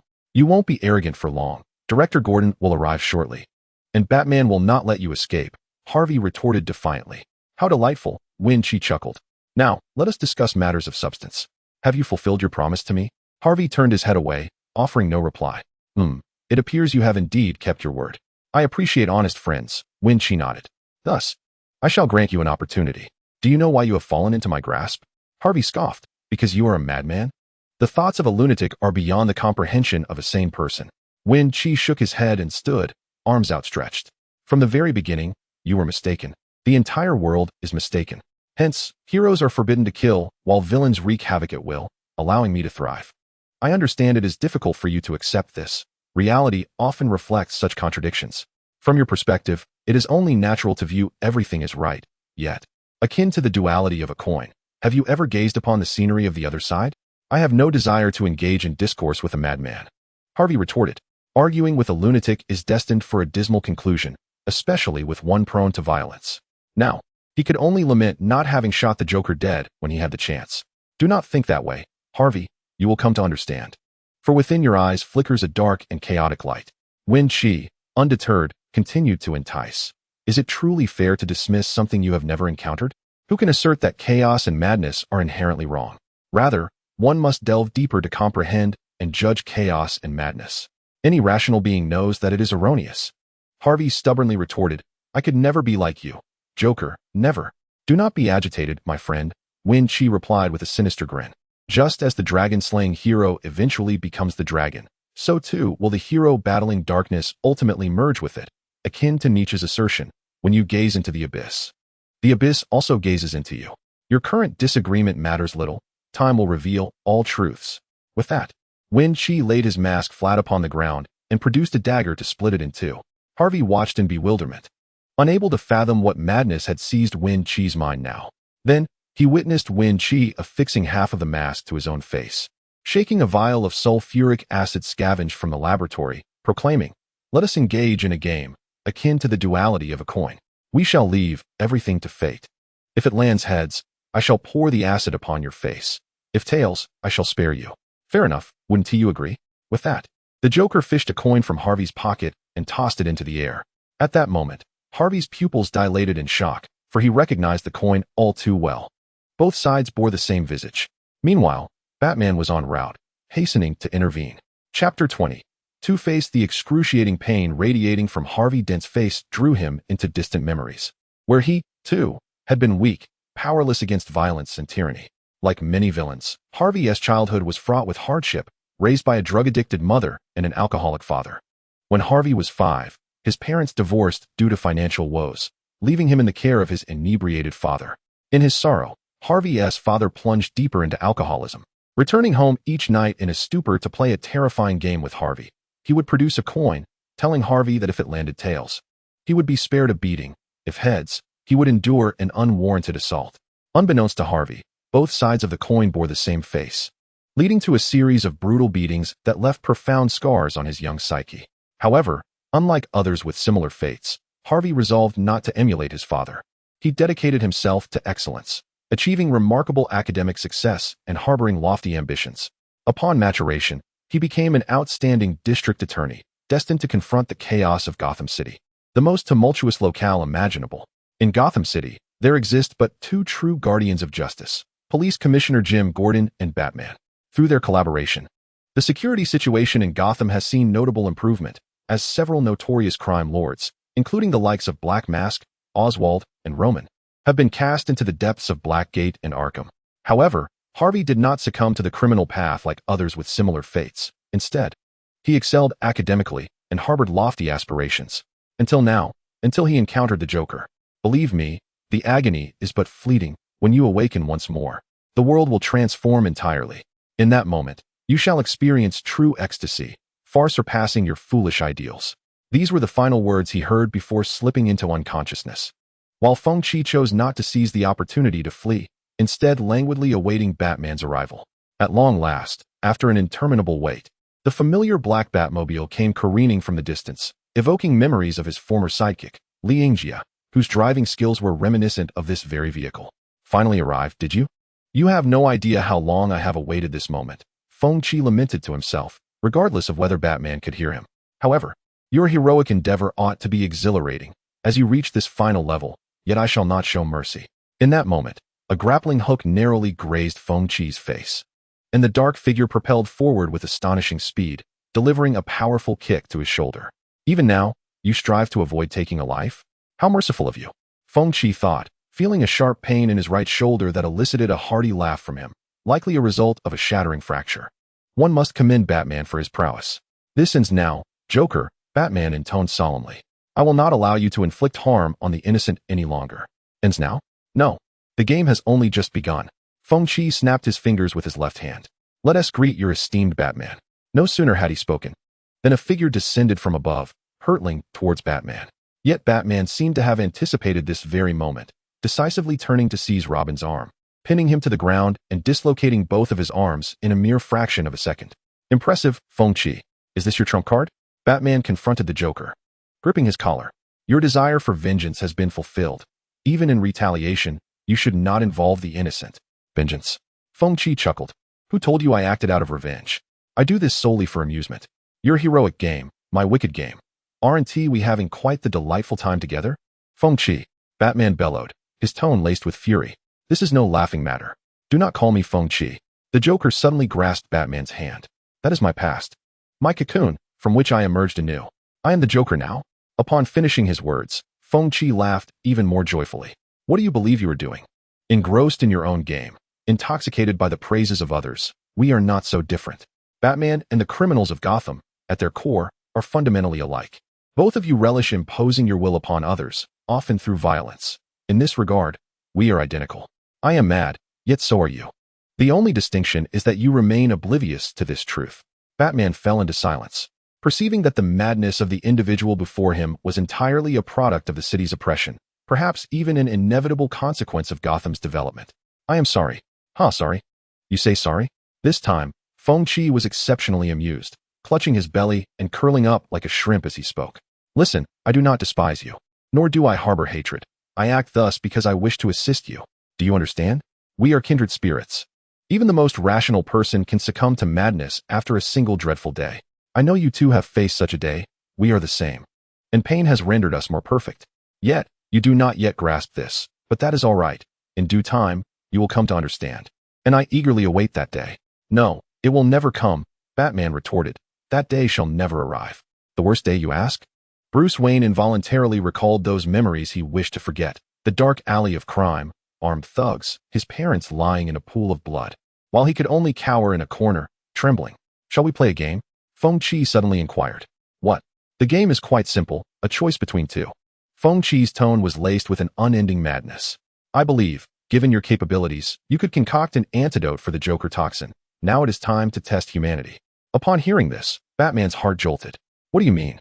Choose, Feng Qi smiled. If I were to perish, all those infected would simultaneously die. Yet as long as I live, they will wreak havoc without restraint. So, will you eliminate me once and for all? Or will you attempt to save everyone like a noble ally? You scoundrel. Batman bellowed once more, striking Feng Qi to the ground with a punch. Are you angry? Do not be agitated, for the game has only just begun. Even through a vague perception, I have noticed casualties have already occurred. Chapter 21. Evasion: How to Choose? One side comprises potentially thousands of infected individuals, who may yet return to being ordinary people, and they are innocent. Their atrocities are not born from their own volition, but from the Joker toxin coursing through their veins. On the other side, the ordinary citizens of Gotham are also innocent. They have done nothing yet must endure undeserved calamities. Now, the power to decide it all has fallen into Batman's hands, yet he finds himself unable to make a resolution. Why not? Feng Qi wore a countenance that conveyed a sense of goodwill, urging Batman to embrace the exhilarating sensation of concluding a life by one's own hand. The mere act of trying it once would render it unforgettable. Moreover, should he choose to end Batman's life, he would ascend to the status of an unprecedented hero, single-handedly delivering a city from peril. Silence. Batman, lost in confusion, found himself at a crossroads, whether as the Dark Knight or Bruce Wayne. He had no desire to take a life. Just as he had never resorted to firearms, this was his unwavering principle. Otherwise, how was he different from the very criminals he sought to thwart? This line must not be crossed, absolutely not. Yet, he found himself without alternatives. Turning a blind eye would only exacerbate the ongoing calamity, while striking down would lead to the demise of countless innocents. As the Joker had articulated, this was a test of humanity. Contemplating this dilemma, Batman's gaze returned to Feng Qi. The man before him mocked him with a derisive grin, his pallid visage, crimson lips, and repugnant green hair deepening Batman's internal conflict. In a fleeting moment, he felt transported back to that notorious alley of crime, confronting the very nemesis responsible for his parents' murder. With a mere exertion of force, he could extinguish that life entirely. Each moment of hesitation only intensified the destruction wrought by the Laughing Gang. Bruce was no deity. He could not single-handedly eradicate the chaos that had already spread. He was merely a mortal, yet the source of evil lay before him. Should he act? Should he betray his ideals and convictions? Was there truly no other choice? Slowly, Bruce's hand encircled Feng Qi's neck, the skin exhibiting the delicate texture characteristic of Asian descent, its pallor appearing as if it could be effortlessly pierced. With a gentle twist, he could obliterate this life along with the Laughing Gang. Just a bit of force. That's all it would take. Yes, exactly. Feng Qi exclaimed with fervor, "Go on, Batman. After bathing in blood, you shall emerge even more perfect." Bathing in blood? To savor the essence of a life extinguished. Was this still Batman? Perhaps he would resort to any means necessary to combat crime. Perhaps he would normalize the act of killing. Perhaps he would ultimately metamorphose into a tyrant. That was precisely what Feng Qi anticipated.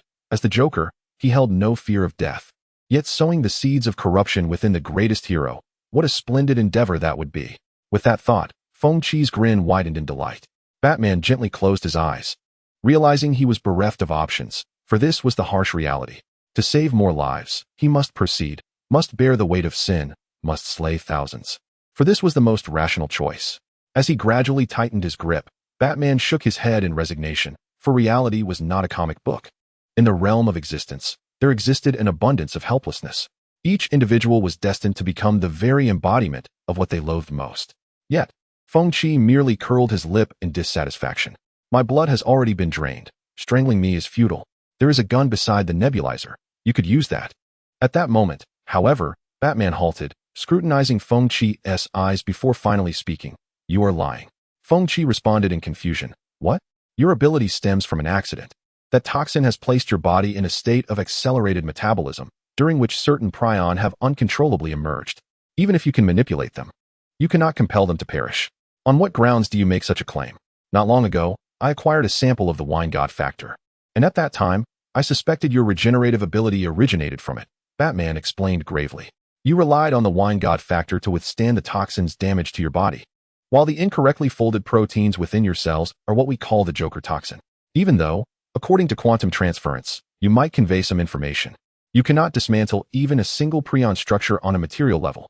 It sounds reasonably convincing, but it is merely an excuse for your self-deception," Feng Qi scoffed. "What if my death could transmit a message of self-destruction to all prion?" Batman did not respond. Instead, he decisively struck Feng Qi on the back of the head, rendering him unconscious. The Joker was right. He indeed was evading the issue, and thus he dared not engage in a debate. He truly did not wish to cross that line. If it were only the Joker, perhaps he would feel guilty enough to end his life. but the countless innocent lives ensnared him in turmoil. He preferred to invest more time in researching an antidote for the Joker toxin, for choosing otherwise was simply too cruel. This time, he succumbed to the Joker. On that day, raucous laughter swept through Gotham, and the name of the Joker became indelibly etched in memory, reaching a point of anguish that echoed through the night. Batman did not publicize the events of that day. After returning the Joker to Arkham, he immersed himself in the Batcave, diligently working on the antidote, finally achieving results a week later. Due to the timely intervention of Commissioner Gordon and the subsequent lockdown, the scope of the incident was somewhat contained, yet the direct casualties still numbered in the thousands. Among them, Batman's ally, the maniacally laughing Robin, also perished. This was the Joker's final command. In the very moment the Joker fell unconscious, Dick took his own life before Batman's eyes. From that moment on, Bruce descended into a deeper gloom. In the hospital's intensive care unit, Harvey Dent finally regained consciousness. In a haze, he seemed to see an angel bending over, as if to kiss his forehead. "Thank God, you are finally awake." "Where am I?" he inquired, his memory still trapped in the instant sulfuric acid splashed across his face. "This is a hospital," the female doctor replied. "My name is Glyda. I am your attending physician." "What has happened to my face?" Harvey asked. "I am truly sorry," Glyda said apologetically. "I fear you may have been disfigured." A month later, when Harvey removed the bandages and gazed into the mirror, he was driven to madness. The reflection staring back was a grotesque amalgamation of man and demon. Half of his face remained intact, while the other half was devoid of flesh. In that moment, he comprehended the reason the Joker had adorned him with a half mask. Chapter 22, Batman and the Joker. On this day, Batman once again visited Arkham Asylum. Under the guidance of Commissioner Gordon, he entered the cell where the Joker was confined, sitting face to face with this most perilous adversary across a table. No one intervened as these two figures, both prone to violence, one a hero and the other a criminal, met. Indeed, many secretly hoped Batman would, in a fit of rage, eliminate the Joker. For the Joker had become their waking nightmare, each echo of his maniacal laughter akin to a bitter pill lodged in their throats. "It has been a long time, Joker," Batman spoke slowly. "It indeed has," the Joker replied nonchalantly, toying with the playing cards on the table. Following 2 daring escapes and a gruesome incident that resulted in the demise of the entire Arkham staff, the new warden had stripped him of all freedoms. Every necessity, whether bathing or using the restroom, had to be conducted within a specially designed cell, and all communication with staff was forbidden. "To be honest, I didn't expect it would take you a week to devise the antidote," the Joker scoffed. "I even went so far as to send you the Dionysian factor." In the Joker's estimation, Batman should have completed the research in just a few days, not out of an inflated sense of Batman's abilities, but rather because this man had always been depicted as the pinnacle of human potential in comic lore. In the DC comics Spider-Man and Batman, the dawn of a new era, the villain Lars employed a carcinogenic toxin on the wife of Kingpin, claiming no one on Earth could unravel its mystery. Yet, the very next day, Batman had produced the antidote. Thus, the Joker retained a steadfast confidence in Batman's scientific prowess. "How did you find out?" "What?" The Joker chuckled. "Your identity, perhaps? An organization known as the Court of Owls revealed it to me, as they disfavor any disruption of the established order." "The Court of Owls?" Batman nodded, indicating his awareness. "I am here to discuss matters with you." "Discuss what?" "I have been contemplating the nature of our relationship. What will ultimately become of us? We are destined to kill one another, are we not? Perhaps you will slay me, perhaps I will slay you. Sooner or later. I merely wish for you to know that I genuinely seek dialogue, hoping to avert such a fate." The Joker listened quietly, then scoffed. "Who told you I wish to kill you? Then what do you desire?" "Merely to play games, nothing more," the Joker remarked. "After all, are we not enjoying ourselves quite thoroughly in this instance? By the way, how does the media refer to this incident?" Batman fell silent for a moment, contemplating a rebuttal, yet found himself at a loss for words. Finally, he replied in a subdued manner. "They refer to it as the Crimson Fog mutation." "Oh." Feng Qi regarded Batman with a somewhat peculiar expression, a smile gradually breaking across his face. "What a fascinating name." Upon hearing it, I am reminded of a shrine maiden clad in a red and white ceremonial outfit. "Answer me, Joker." Batman paid no heed to Feng Qi's teasing. "Do you truly harbor no semblance of guilt?" Harley once posed a similar question. "Do you feel remorse for the actions within the game?" Though it seemed incredulous, Batman was not surprised, for he understood this man well. In his eyes, the world was merely a game, and he would go to any lengths to ensure his amusement. "I have another question," Batman inquired. "Why do you refer to yourself as the Joker?" This was a conundrum that had long perplexed Batman. He had attempted to fathom the madman's reasoning, but could never grasp why he chose to adopt the moniker of a jester. Even in madness, one would expect a semblance of connection to one's identity. Yet Feng Qi had no background in performance and displayed no yearning for the life of a comedian. What compelled him to identify as the Joker? Feng Qi elucidated, I am not the Joker. Rather, everyone else in this world embodies that role. They are ensnared by societal norms and oppressed by the world, yet they persist in their struggle for survival within this environment. Is that not inherently absurd? Much like the jester, Feng Qi recalled memories from his past, where he, along with his sister and mother, shared a meager 40-cent meal. The vendor, being of Chinese descent, often bestowed extra portions upon them. One day, the vendor gifted his mother a salted duck egg, which she, unwilling to eat, shared with Feng Qi and his sister. Feng Qi consumed the egg white, while his sisters savored the yolk. Despite their dire circumstances, why did they strive to be what society deemed good? Eventually, Feng Qi came to realize that the world was flawed, and the existence of order was but a deception. Thus, he became the Joker. Now he no longer needed to second-guess his actions, for Gotham would bear the consequences of his choices. No, you are mistaken, Batman asserted firmly. I shall eradicate the evil plaguing this city. Darkness arises from violence, and I shall employ violence to eradicate it.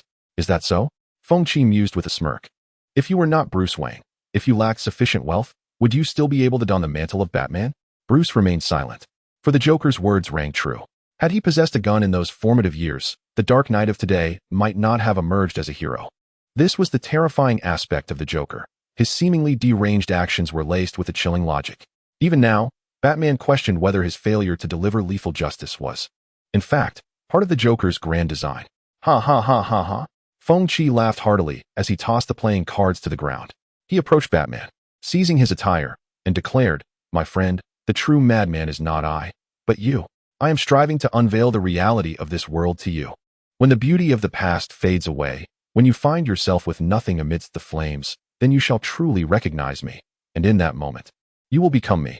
Batman sorrowfully lifted his gaze. I wish to save you. Feng Qi replied, Shall I share a joke with you? In this asylum, there were once two patients who devised a plan to escape together. One night, they reached the top floor, where a chasm lay before them. A leap would grant them freedom. The robust patient jumped first, overjoyed, urging his friend to follow. Yet, the timid companion hesitated, so he produced a flashlight, suggesting, I will shine the light. You can step onto the beam and come across. But his friend retorted, No, you will surely extinguish the light when I am halfway over. Quite amusing. I assent it. As Batman observed this exchange, he comprehended that to the Joker, his assistance was akin to the beam of the flashlight. Chapter 23. Harvey under Two Faces. Batman departed, leaving Feng Qi to gaze meaningfully after him, for at that moment, all of Gotham lay within his grasp. Harvey stared vacantly at his reflection in the mirror, an illusion enveloping his heart. In his eyes, the mirror seemed to transform into a gateway to hell. What are you pondering? What are you hesitating over? The reflection stood amidst a hellish inferno, his skin eroded, revealing a grotesque visage of flesh and blood. What should I do? Harvey asked, bewildered. Have you not always wished to be a hero? The reflection enticed. Then act. Go and kill the Joker. No, I cannot do that. Harvey shook his head. I am a police officer. You can. To combat evil, one must first embrace it. Only then can you vanquish them. No. No. Harvey cried out, clutching his head in torment. I cannot. What if you relinquished the choice to fate? What? Fate?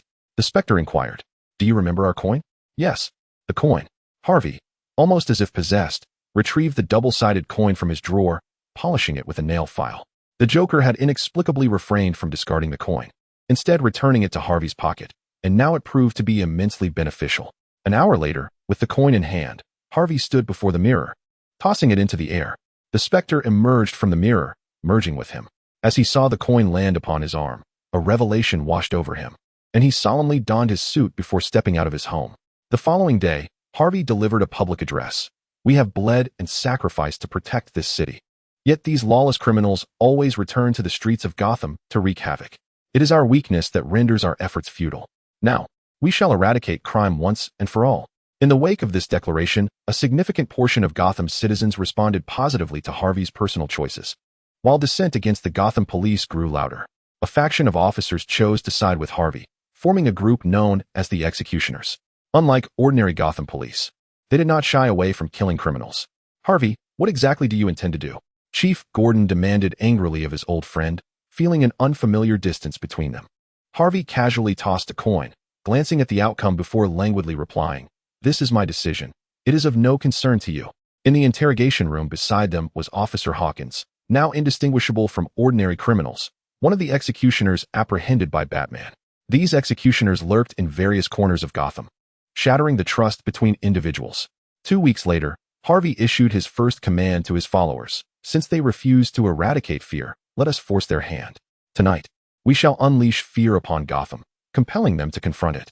Thus, the executioners launched an assault on Arkham Asylum, liberating not only Poison Ivy, who had just been captured by Batman, but also a host of other malevolent criminals with psychological issues. The logic of Two-Face Harvey was indeed perplexing. In any case, Windstorm was free once more. "Madam, may we converse?" Windstorm inquired. "In truth, I see no reason for discussion," Poison Ivy replied. There must be," Windstorm continued. "For instance, our Batman. Surely, that is a common ground, is it not?" When Harley arrived at Arkham, she found the asylum in chaos. Chief Gordon, shielded by a group of police officers and their vehicles, was huddled at the entrance. She approached to inquire about the situation. "Dr. Quinzel, you must leave here immediately," Gordon urged. "It is extremely dangerous." "Where is the Joker?" Harley pressed. "His condition remains uncertain. We have yet to cite him." "Wait. What are you planning to do?" Before Gordon could finish his sentence, Harley dashed into Arkham Asylum, knowing that the Joker, who could survive even having his blood drained, would not be easily dispatched by gunfire. Inside Arkham, darkness enveloped the halls as Harley activated her phone's flashlight. After wandering for what felt like an eternity, she stumbled upon a pile of gnawed corpses in a corner. "What are you looking at?" A gruff voice boomed from behind her. Startled, Harley spun around to confront a massive humanoid crocodile charging toward her. Harley instinctively closed her eyes and extended her hands before her, yet she felt no impact. Instead, she heard a violent crash followed by an even more intense roar. "This is not a place for you. If you wish to survive, leave immediately." Slowly, Harley opened her eyes to find a humanoid crocodile pinned against the wall by vines, while a red-haired woman with green skin stood before her. Poison Ivy. Harley recognized her. Like the killer croc, she was also a captive of Batman. But why would a prisoner come to her aid? "I am Ivy," Poison Ivy said coolly. "If you wish to depart, I would not mind taking you with me." No, that's unnecessary." For reasons unknown, Harley felt her face flush slightly. "I have a friend trapped in here. Have you seen him? He has green hair and pale skin." At her words, Poison Ivy's expression grew peculiar. "The Joker." Harley hesitated for a moment before nodding. "Yes, he is probably deeper inside. I just saw him," Poison Ivy remarked nonchalantly. "But it didn't end well." "I see." Without delay, Harley ventured toward the darkness, leaving Poison Ivy with a bemused expression, perplexed by the Joker's peculiar ability to compel others to act according to his whims. Yet, she chose not to intervene. Despite her interest in the woman, there was no need to meddle in the affairs of someone associated with the Joker. After a frantic dash, Harley encountered her second obstacle, Two-Face Harvey. "Long time no see, Miss Quinn." Harvey emerged from around a corner, brandishing a gun. Adorned in a suit that was starkly divided in color, embodying both the angelic and the demonic. He produced a coin once more, tossing it into the air. The coin spun above, then fell directly into Harvey's hand. He glanced at the outcome and remarked, "Fortunate for you, you survived." However, Harley was utterly indifferent to this. Her gaze was fixed intently behind Harvey, where a pale figure was slowly emerging from the shadows. "What's that?" Sensing her stare, Harvey turned, only to be met with a brick hurtling towards his forehead. Thud! The brick shattered upon impact, and Harvey slumped to the ground, bleeding profusely, unconscious. "Poor fellow," Winchim chuckled. "I hope he lives. But it truly delights me to see you again, Harley." Harley gazed at the man before her, then suddenly surged forward, embracing him with fervor. Perhaps unbeknownst to her, she had fallen in love with him, drawn in by curiosity, entranced by the unknown. The unknown is both perilous and intriguing. And interest is the genesis of obsession, while the essence of hope is, at its core, despair. When Harleen and Feng Qi engaged in conversation, the emotions were initially ambiguous. However, as Feng Qi was prohibited from communicating with any Arkham staff in any capacity, this sentiment burgeoned in Harleen's mind until it spiraled into madness. "I, too, am delighted to see you. Yet, regrettably, this is not the time for reminiscing." Feng Qi shrugged, gesturing towards the two executioners emerging from the shadows, always intent on causing disruption. As Harleen observed the approaching figures, she clutched Feng Qi's hand tightly. "Please surrender, won't you?" Feng Qi looked at her in astonishment. "Do you truly believe that is feasible? If you surrender, we can be together again. This time, I I will persuade the warden to allow us close contact, all right? Harleen pleaded. Absolutely not. Feng Qi replied without hesitation, diving to retrieve Harvey's handgun. A shot rang out, striking his arm, followed by another that pierced his chest, sending Feng Qi crashing to the ground. This is simply dreadful, he lamented. So, Harley, could you assist me in dealing with them? Saying this, Feng Qi extended his uninjured hand, offering the gun. It is quite simple. Just aim and pull the trigger, and a life will be extinguished instantly. Miss Harleen, it would be wise to refrain from foolish actions, warned one officer. No, I'm merely saying you intend to kill him, correct? Harleen inquired. It is a necessary judgment, replied another officer. The Joker's survival will only breed further calamity. We must eradicate the problem at its source. No, Harleen exclaimed passionately. You have no right to do this. In truth, I find their reasoning rather sound. Feng Qi muttered from the sidelines. The two officers exchanged glances, one lowering his weapon and slowly approaching Harleen, while the other remained steadfast with his gun drawn. Stop. Harleen's hand trembled as she held the gun. Do not come any closer. Listen to me, ma'am, the advancing officer said, stepping closer.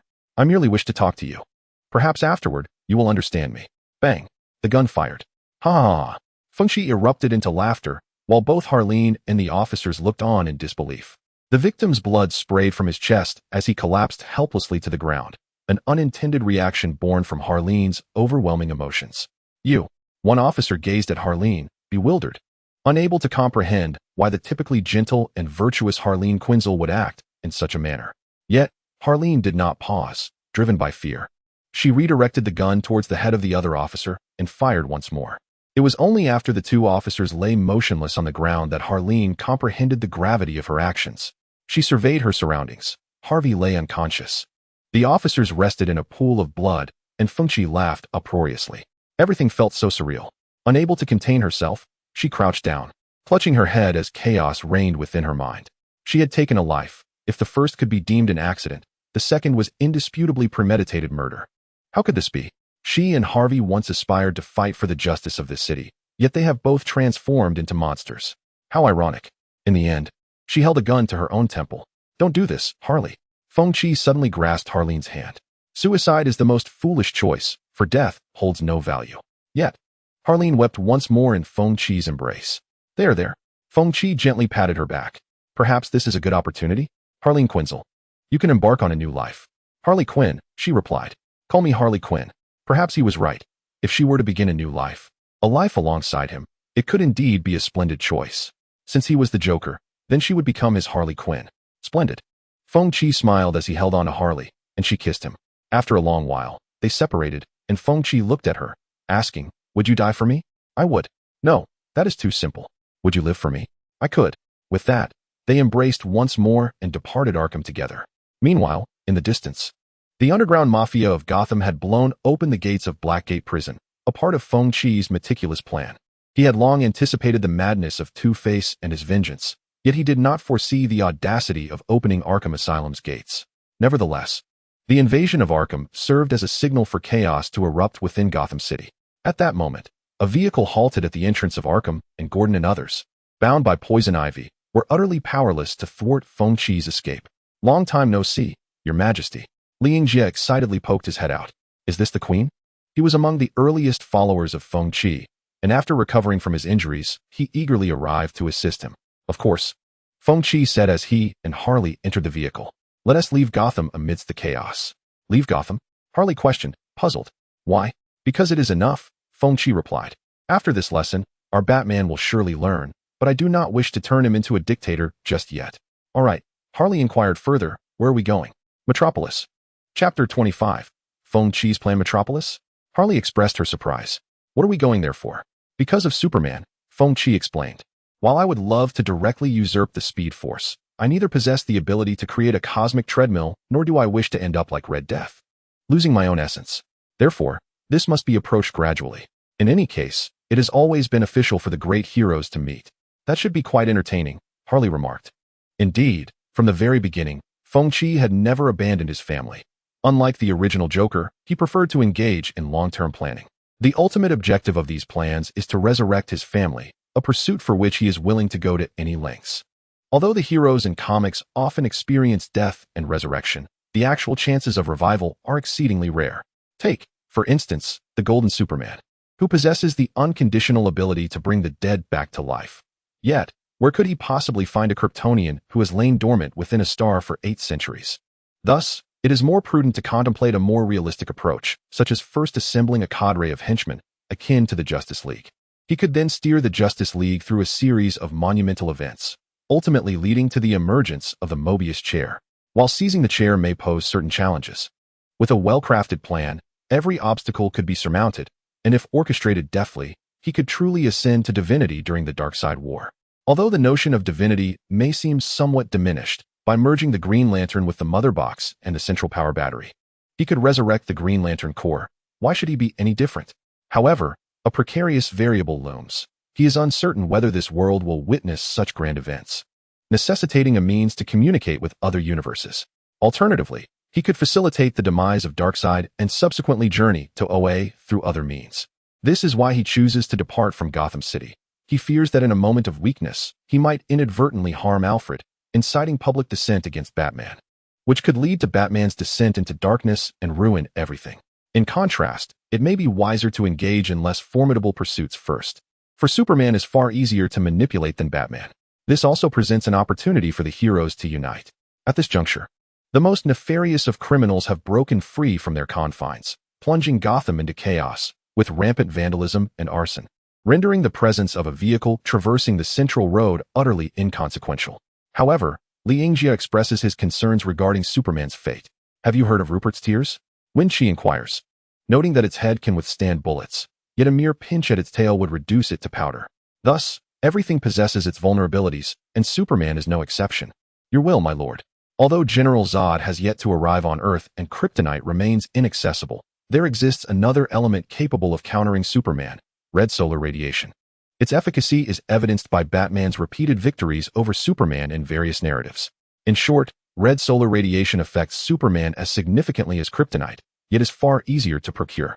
Before long, Wen Qi and his subordinates boarded a private jet bound for Metropolis, vanishing into the night sky of Gotham after a swift acceleration. Liangjia handed a syringe filled with a crimson serum to Feng Qi. This is the antidote developed by the Bat. As per your Majesty's directive, I have procured it. Excellent. Feng Qi took the vial and scrutinized the exquisite liquid under the light. You have done remarkably well. Thank you for your compliments, Your Majesty. Feng Qi replied with a smile before deftly inserting the syringe into the carotid artery of his neck.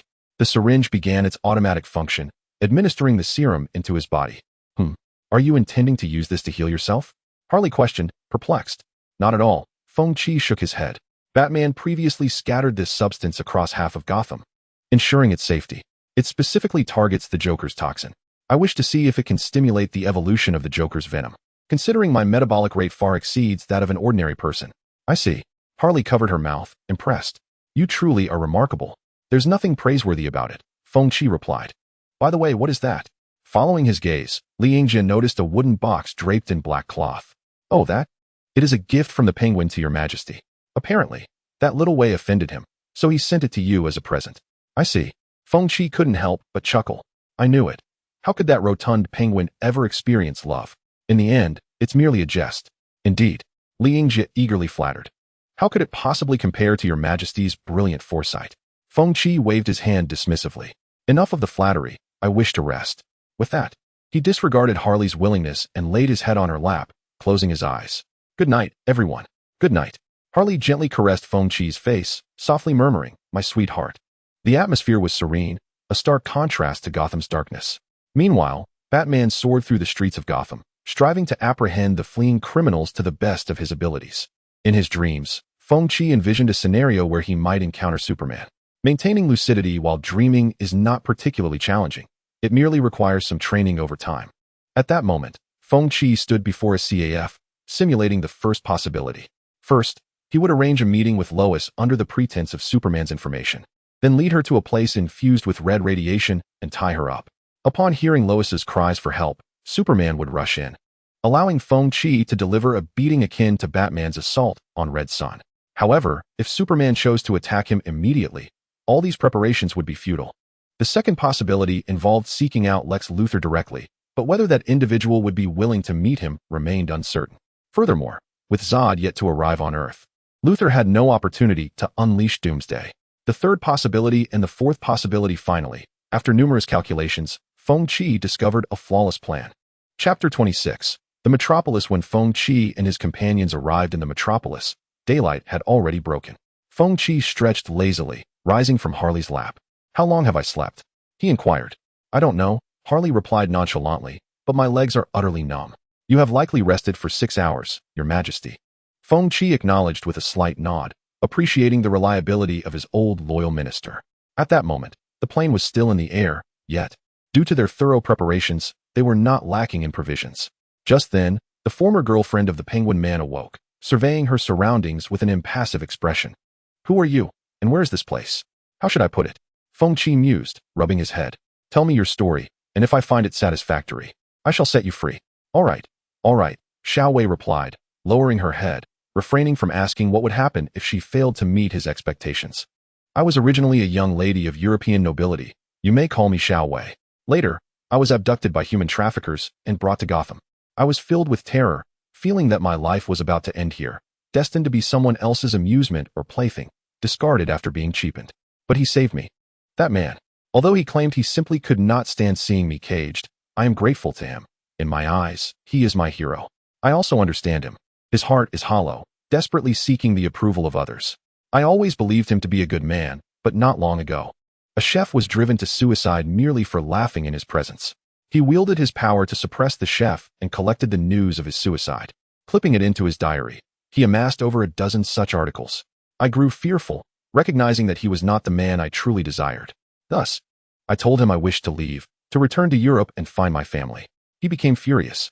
Feng Qi chuckled strangely. He could send you to a lunatic. It seems he was quite enraged. Speaking of which, Harley interjected, "My legs are still numb. Shouldn't you come over and give me a massage? But I feel they are quite rosy now." "Oh, sweetheart, can't you just pamper me a bit?" "Very well, darling, what do you need from me? What do you think?" Harley smiled, opening her arms. "Don't you think we should share a hug?" Feng Qi then glanced at the girl named Xiao Wei. Even now? She wore the splendid gown gifted to her by the Penguin Man, suggesting that the plump penguin had genuinely been moved this time. However, Feng Qi held no particular thoughts on the matter. He simply waved his hand and remarked, "Your story is somewhat acceptable, so you are free now. Once we land, you may depart." "Thank you," Xiao Wei whispered. Regardless of the reasons the penguin sent her over, Feng Qi held little interest in this woman. Her eyes resembled a still pond, seemingly marred by the wounds of a past romance. Had she been like Gordon or Harvey, individuals willing to strive for something, or at least possessing a desire to protect, as ordinary people do, Feng Qi might have shown a flicker of intrigue. However, her demeanor was far too mundane. It was as if even if Feng Qi were to draw a gun and aim it at her head, she could calmly close her eyes without a hint of fear. Thus, Feng Qi resolved to let her go. Nearby, Harley pouted in discontent, her cheeks puffing out adorably. Suddenly, she leaped up and clung to Feng Qi. Such mischief. Feng Qi gently tapped Harley on the head before turning to embrace her once more. 3 hours later. "Ah, Metropolis." Feng Qi spun in place, exclaiming that this was indeed Metropolis, where the air felt remarkably fresher than in Gotham. "Of course," Harley chimed in. "Here, even the bat signal might fail to produce a bat silhouette. Theoretically, the bat signal only proved effective in places like Gotham, where the air was thick with particles. In other locales, it might be utterly useless. First, we must acquire a CAF here, followed by equipment capable of emitting red sun radiation. Perhaps I truly should discuss this with Luther." "All right." Harley walked up to Feng Qi, saying, "I know you always have a plethora of whimsical ideas, but can we first attend to something personal? Such as? For instance, I wish to change my look." Harley tossed her hair, bidding farewell to her past. "How cool." Feng Qi chuckled. "Then let us first get a haircut. You can handle the venue scouting, literally." "As you command," Li Yingjie replied in a subdued tone.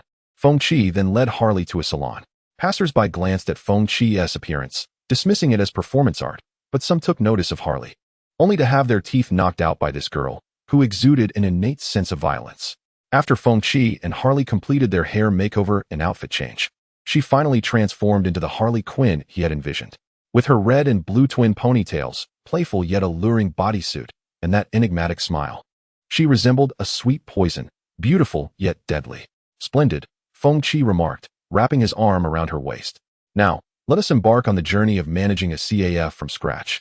Though it may present some challenges, I am confident the end result will be quite entertaining." Harley nestled into Feng Qi's embrace, mirroring his tone. "Yes, of course. It will undoubtedly be very entertaining. Thus, Feng Qi indeed began to manage the CAF, while their service left much to be desired, resulting in few patrons aside from those with peculiar tastes. The money from the previous bank heist rendered such concerns trivial. A month passed in this manner. During this time, Feng Qi, relying on his solid theoretical knowledge, crafted 6 red stellar radiation lamps and a red radiation gun, and transformed a cargo truck into a specialized prison vehicle for holding Superman. However, all of this remained theoretical, and its efficacy was uncertain.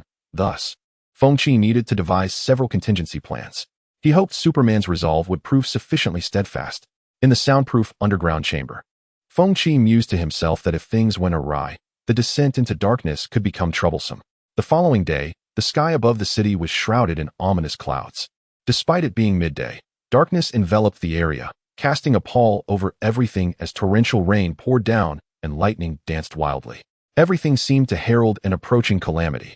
Meanwhile, Feng Qi brazenly directed his subordinates to relocate 4 enormous searchlights to the bank's entrance, 2 positioned along the street and 2 brought inside the bank. "Sir, what are you planning to do?"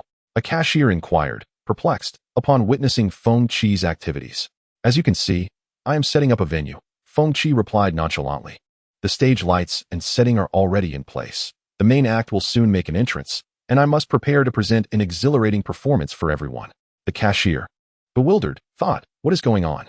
Even if it's a performance, one cannot stage it in a bank, can they? Or is this person unhinged?" Her gaze grew increasingly peculiar, taking in his ghastly pale complexion, green hair, and crimson lips.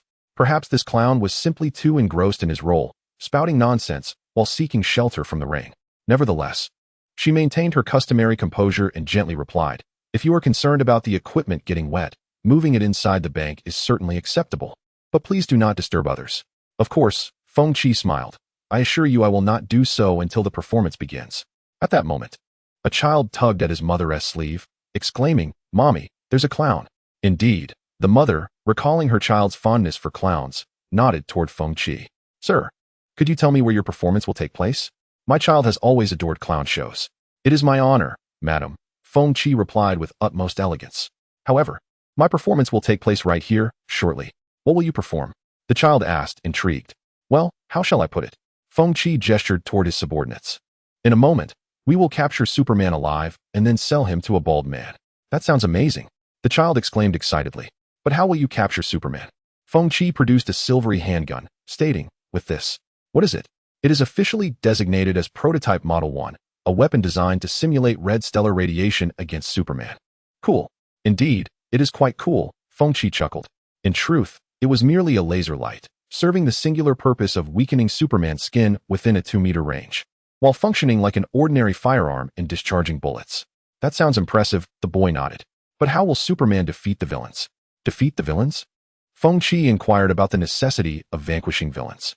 "Because they are villains," the little boy exuberantly replied, asserting that villains ought to be defeated. "Isn't that the premise of your play?" Feng Qi shook his head, stating, "No, there is no such segment in my script. That villain is merely a pitiable wretch driven mad by the harshness of reality, burdened by a tragic past." "That is only to be expected," the boy retorted dismissively, insisting that the antagonist's entire family should face misfortune. "Is it?" Feng Qi's lips curled into an uncontrollable, manic laugh, despite having committed no wrongdoing at that moment. After all, he was the villain. "Very well." Feng Qi crouched down, pressing the gun he held against the boy's head, returning to the main topic. "I mentioned that this gun is capable of firing rail bullets, did I not?" The boy, perplexed, nodded. Then, Feng Qi's smile grew increasingly deranged. "The game has begun," he declared. In the next instant, a bullet pierced the child's skull without warning. Time seemed to freeze as onlookers stood in stunned silence, witnessing the horrific event unfold. "Ha ha ha!" Feng Qi chuckled, one hand clutching his head while the other raised the gun to the ceiling, pulling the trigger. "The performance officially commences. Please, do indulge." Simultaneously, Feng Qi's henchmen brandished their firearms, indiscriminately firing upon the bank's patrons. "No, my child. Oh God, help me, Superman. Where is Superman? Help." People began to scream for assistance, their cries more animated than the numb residents of Gotham, a testament to their blind faith in Superman. What a delightful cacophony of despair.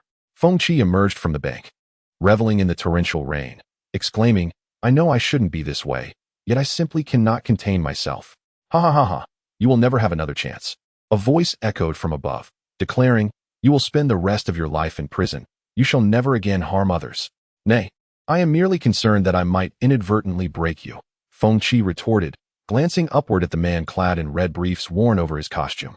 Superman, having utilized his super hearing to detect the chaos, had arrived promptly. Furrowing his brow, Superman surveyed the devastation within the bank. His expression darkened upon witnessing the still warm corpses. "You will pay for this," he warned. "Not necessarily," Feng Qi scoffed. "I am the Joker of Gotham. You must have heard of my name." Superman landed, forcefully pinning Feng Qi against the wall. "But this is not Gotham.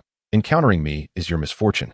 While he was aware of past events in Gotham, Clark did not perceive the Joker as a genuine threat. After all, he was Superman, a being of steel. He was faster than a bullet, stronger than an engine, and capable of conquering any foe. "Yet I beg to differ," Feng Qi replied, snapping his fingers. "The great hero has arrived, and the stage lights may now illuminate." The four surrounding red star beacons illuminated simultaneously, casting their glow over the dimly lit bank shrouded in ominous clouds. "I will not show mercy simply because you are unhinged," declared Superman. "You know, your arrogance is palpable. You could have effortlessly descended and taken me away. Such would have been the most efficient course of action. Yet, you choose not to. You revel in your power, basking in the adulation of others, much like myself."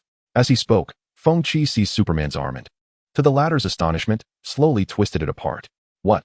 This is impossible," Superman exclaimed, incredulous. "How could you possess such strength?" "Who knows?" Feng Qi retorted, delivering a punch to Superman's face. "Your combat experience is inferior to that of a mere street thug." "How infuriating." Superman was caught off guard and toppled to the ground. His face contorted in rage as he glared at Feng Qi. "But it matters not. As long as I employ my heat vision, I can easily subdue you." "Where's my heat vision?" To his horror, Superman discovered that his superpowers had completely vanished. He was now akin to an ordinary human, possessing only a modicum of enhanced physical strength. "Who knows?" Feng Qi shrugged. "In any case, let us first teach our Superman a lesson in humility." Upon receiving orders, several henchmen promptly shed their jackets, revealing their muscular physiques, eagerly approaching Superman. Clark shook his head in disbelief as he observed the advancing figures. On that fateful day, the citizens of Metropolis witnessed the unfathomable. The invincible Superman was being overwhelmed and pummeled by a group of robbers, rendered utterly helpless and no different from an average person. Chapter 28. The Parade. "Do you enjoy my performance?" Feng Qi stood leisurely before the bank's security camera, bowing like a true circus clown. Behind him, several deranged individuals, resembling street thugs, held Superman down, employing various methods to assault his steel-like body. Those fortunate enough to witness this scene questioned their own reality. After all, this was Superman, a hero who had vanquished evil time and again, yet now appeared as nothing more than an ordinary human, devoid of any superhuman abilities. What on earth had transpired? "This is the distinction between you and Batman," Feng Qi mocked, observing Superman. "Your power came too easily, too naturally, engendering within you a sense of invincibility. Yet, in truth, you are merely a formidable life form. You are not a god." With those words, Feng Qi gestured for his subordinates to disperse, then approached Superman, crouching before him, and asked, "You have likely never experienced this sensation, have you? What have you done to me?" Superman inquired. If it were Batman, he would have probably deduced it by now, yet you remain oblivious. Feng Qi chuckled, relishing the moment. "Your expression brings me immense joy. However, it is insufficient. Hence, I sought someone who could make this game even more entertaining." Leaning close to Superman's ear, Feng Qi whispered, "Lois, what are you going to do to her?" Superman bellowed furiously, "What are you going to do to her?" Feng Qi shrugged nonchalantly, "Who knows?" Superman attempted to struggle, yet he found himself firmly pinned to the ground by Feng Qi's henchmen, an encounter he had never envisioned. After all, he was Superman. When had he ever endured such humiliation? Yet, this lunatic known as the Joker had managed to achieve it with an unsettling sense of normalcy. "Joker," Superman gritted his teeth, "I will not let you get away with this, I swear." "Suit yourself," Feng Qi replied dismissively, then proceeded to confine Superman within a prison van. In reality, this so-called prison van was merely a truck equipped with 2 radiation lamps, reinforced slightly by Feng Qi. Yet, this rudimentary contraption had succeeded in imprisoning the invincible Superman. "Your Majesty, what shall we do next?" Liang Jie inquired. Feng Qi chuckled, "A public display." The massive screens on either side of the prison van illuminated, broadcasting Superman's every reaction within to the outside world. It was unfathomable that this man, who had recently descended like a deity, had now been reduced to a captive of others. Nevertheless, The name Joker had indelibly etched itself into the hearts of the citizens of Metropolis. Meanwhile, Harley approached the front of the Daily Planet office with a charming smile. "Miss, do you need assistance?" A well-dressed passerby asked, casting an absent-minded glance at Harley's chest. "I believe I can help you." "No, thank you," Harley replied playfully, pulling out an object resembling a pokeball from her handbag. "It feels wonderful to unleash oneself. Would you care to try?" "Ah, so you're a salesperson?" the man queried, visibly nervous at the prospect of selling for the first time. "Well, not really." Harley shook her head. "I am merely waiting for a signal." The man disregarded Harley's response, casually draping his arm around her shoulder. "How about this? Whatever you wish to sell, I will buy it all, but in return, I hope you can assist me with a small favor." Harley pouted, about to unleash her fury upon the man, when her phone buzzed with a new message. The message was succinct, containing a single letter. "Oh, it seems they have succeeded." Harley smiled at the man, extending the pokeball toward him. "Care to give it a try?" "What?" Before he could finish his sentence, the ball opened on its own, releasing a surge of dark green gas. "Let us make the game a bit more interesting," Harley exclaimed with a laugh. This green mist was the Joker's toxin, which Feng Qi had extracted from his own body and contained within this small sphere. Due to the fact that Harley had been injected with the Dionysian factor by Feng Qi, she appeared to have developed an immunity to it over the past month. "Good. Very good." She laughed maniacally, hurling the sphere into the newsroom. Then, armed with 2 handguns, she entered, and what followed was Harley Quinn's personal showcase. "If anyone spots a woman named Louise, please let me know. I am searching for her." However, the staff at the newspaper office were rendered incapable of responding. Once the mist seeped in, they each struggled and collapsed, their faces involuntarily betraying smiles. This world belonged to the heroes, with the government's presence significantly diminished. Thus, defeating a hero was tantamount to conquering Metropolis. Yet, for both Wind and Harley, their aspirations extended beyond mere victory. Harley leisurely stepped over the convulsing infected on the ground and discovered an employee roster in the drawer of the president's office. "Splendid," she exclaimed with excitement. "I am truly curious about the delightful things Darling can create." Next to Louise Lane's name on the list, there was a note pinned in black ink indicating maternity leave. Simultaneously, Wind's other subordinates launched assaults on various kindergartens and elementary schools, hurling spheres filled with Joker venom. Each attack garnered at least 100 cackling soldiers for Wind. The events that transpired in Gotham were now replaying in this city, the sole difference being that Metropolis's heroes were imprisoned by Wind. Moreover, this time, the Laughing Legion possessed infectious capabilities. "Look here, Superman," Wind declared, standing before Clark and pointing at the footage captured by drones. "You are utterly powerless. I have come this time to make you feel your own insignificance. Is it amusing to harm the innocent?" Clark retorted, bound to a chair, bruised and battered, yet refusing to concede an inch. "Certainly not." As he spoke, Wind produced a syringe he had long prepared and plunged it forcefully into Superman's neck. "Is this your aim?" Superman gasped, enduring excruciating pain. "For my genes? Do not think so highly of yourself. Your blood is merely a trifling addition. Nevertheless, I do require it, quite a lot." After extracting a vial, Wind proceeded to inject its contents into a designated container right before Superman's eyes. Wind possessed an entire cabinet filled with such containers. Chapter 29. The Siege. A series of police cars erupted from the intersection, akin to hounds pursuing their prey, closely trailing the truck that held Superman captive. "Report, officer. We can see the target. Fire at will. We must rescue Superman." "Understood." A chase ensued amidst the torrential rain, while Wind, upon hearing the commotion, merely chuckled nonchalantly. "It seems my efforts have not been in vain." In preparation for this operation, Wind had spent the past month in a weakened state due to excessive blood loss. Fortunately, he later discovered that the mutated Joker toxin derived from Batman serum had become infectious, prompting him to halt his previous endeavors. The Joker bombs, spherical objects that spread the Joker toxin, were a collaboration between Wind and Harley. The spheres are currently being hurled indiscriminately from the truck, and the pursuing police cars become the first casualties of this chaos. "You will pay for this," Superman struggles to articulate. "No, you are mistaken, Clark Kent," Feng Qi retorts, continuing to drain Superman's essence. "Soon, Metropolis will be entirely under my dominion, and you shall merely serve as a testament to my authority. Akin to a princess in a Dark Lord's castle. Do you truly believe that this will conquer the world? How absurd."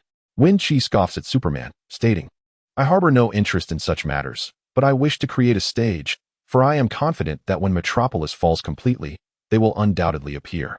Superman squints, discerning a peculiar term in Feng Qi's discourse. "They? Who are they? The Joker's accomplices? The ones who discarded his former girlfriend?" or perhaps some other extraordinary individuals. I sense their presence, Feng Qi suddenly declares. The initial infectees have already emerged.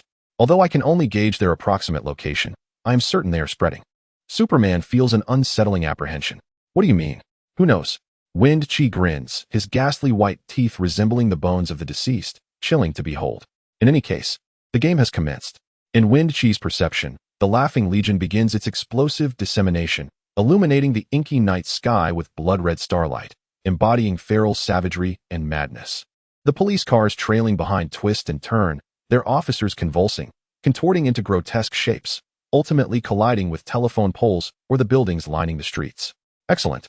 Feng Qi commands in his mind. Tear into them with abandon. Let the entire city submit to my will. Thus, the inhabitants of Metropolis horrifiedly realize that on this day, everything has changed. A horde of madmen erupts onto the streets, indiscriminately biting at any living soul. More terrifying still, those who have been bitten quickly rise again, joining the fray, cackling alongside their assailants as they attack innocent civilians. It is as if the realm of resident evil has materialized into reality, akin to a sinister deity unleashing divine retribution. In just 1 minute, hundreds are infected. In 10 minutes, thousands succumb. Within an hour, tens of thousands fall prey. Then, this Laughing Legion begins to ravage the once peaceful city, their distinction from zombies being their retained skills from their former lives, driving, fighting, shooting. They recklessly commandeer vehicles, igniting buildings with vodka, brandishing firearms as they corner residents sheltering within the structures. Amidst the cacophony of laughter reverberating throughout the city, Feng Qi leads Superman to a cemetery. Here lies a pre-dug grave, and several of his subordinates assemble a coffin from the truck's remnants. After placing the unconscious Superman, who has succumbed to excessive blood loss, into the coffin, they proceed to bury him. Inside the coffin are Red Star radiance lamps and a battery capable of sustaining operations for half a month. Certainly, Feng Qi harbored no intention of eliminating Superman. To him, a living Superman was infinitely more intriguing than a deceased one. Moreover, he required Superman's formidable powers to vanquish Darkseid. His actions were purely for amusement, and after a while, once he acquired kryptonite, he planned to excavate Superman, a notion that had initially been part of an agreement with Poison Ivy. Poison Ivy would assist him in restraining Superman using kryptonite and her abilities, while Feng Qi, in return, would aid her in the greening project of Gotham City. After entombing Superman, Feng Qi clapped his hands and led his entourage to another location, LexCorp. So, shall we collaborate? Feng Qi shrugged. I perceive no earnestness in your willingness to cooperate. The man named Luther, a wealthy heir clad in green armor, glowered at Feng Qi. Moments ago, this jester had stormed into LexCorp with a band of manic henchmen, violently advancing until they reached Luther's domain. Had Luther not preemptively asserted his lack of malevolence, he might have succumbed to the urge to obliterate the entire building. Eagerness. Indeed, I possess it, Feng Qi beckoned, and his subordinate promptly brought forth a crate containing a substantial portion of Superman's blood. What do you think? Luther cast a disdainful glance at the collection of blood. Do you presume I lack such specimens? I possess ample biological samples of Superman, and when I was still friends with Superboy, I had no qualms about requesting his blood for research purposes. Very well, Feng Qi continued. My girlfriend has informed me that Superman's partner is expecting. Would you be interested in a hybrid embryo of Superman and humanity? Embryo? Luther furrowed his brow. What precisely do you seek from me? Quite simply, kryptonite. After a moment's hesitation, Luther revealed a knowing smile. Of course, that can be arranged. Then, may our collaboration be fruitful? Feng Qi extended his arm, without concern for Luther's comprehension. Luther snorted dismissively. The kryptonite will be delivered to you shortly. You may leave now. Feng Qi, undeterred, shrugged his shoulders and turned to depart, flanked by his legion of cackling soldiers. Luther silently observed Feng Qi's exit, gazing down upon a city consumed by laughter, rendered vulnerable in the absence of Superman's protection. Radiation from a red sun, Luther mused aloud. A splendid concept, yet I alone possess the means to defeat you. He reminisced about distant memories. He faintly recalled his childhood adoration for the omnipotent Superboy, even amassing a collection of figurines and memorabilia. Chapter 30. The 7 Deadly Sins. Upon leaving Luther's establishment, Feng Qi briefly conferred with Harley, indicating that he would leave Lois in Luther's charge and instructed her to return to Gotham to fetch Poison Ivy. Harley expressed her profound dissatisfaction at being treated as a mere tool by Feng Qi, who gently ruffled her hair and reassured her, stating that his actions stemmed from trust, and that only those closest to him could shoulder such responsibilities.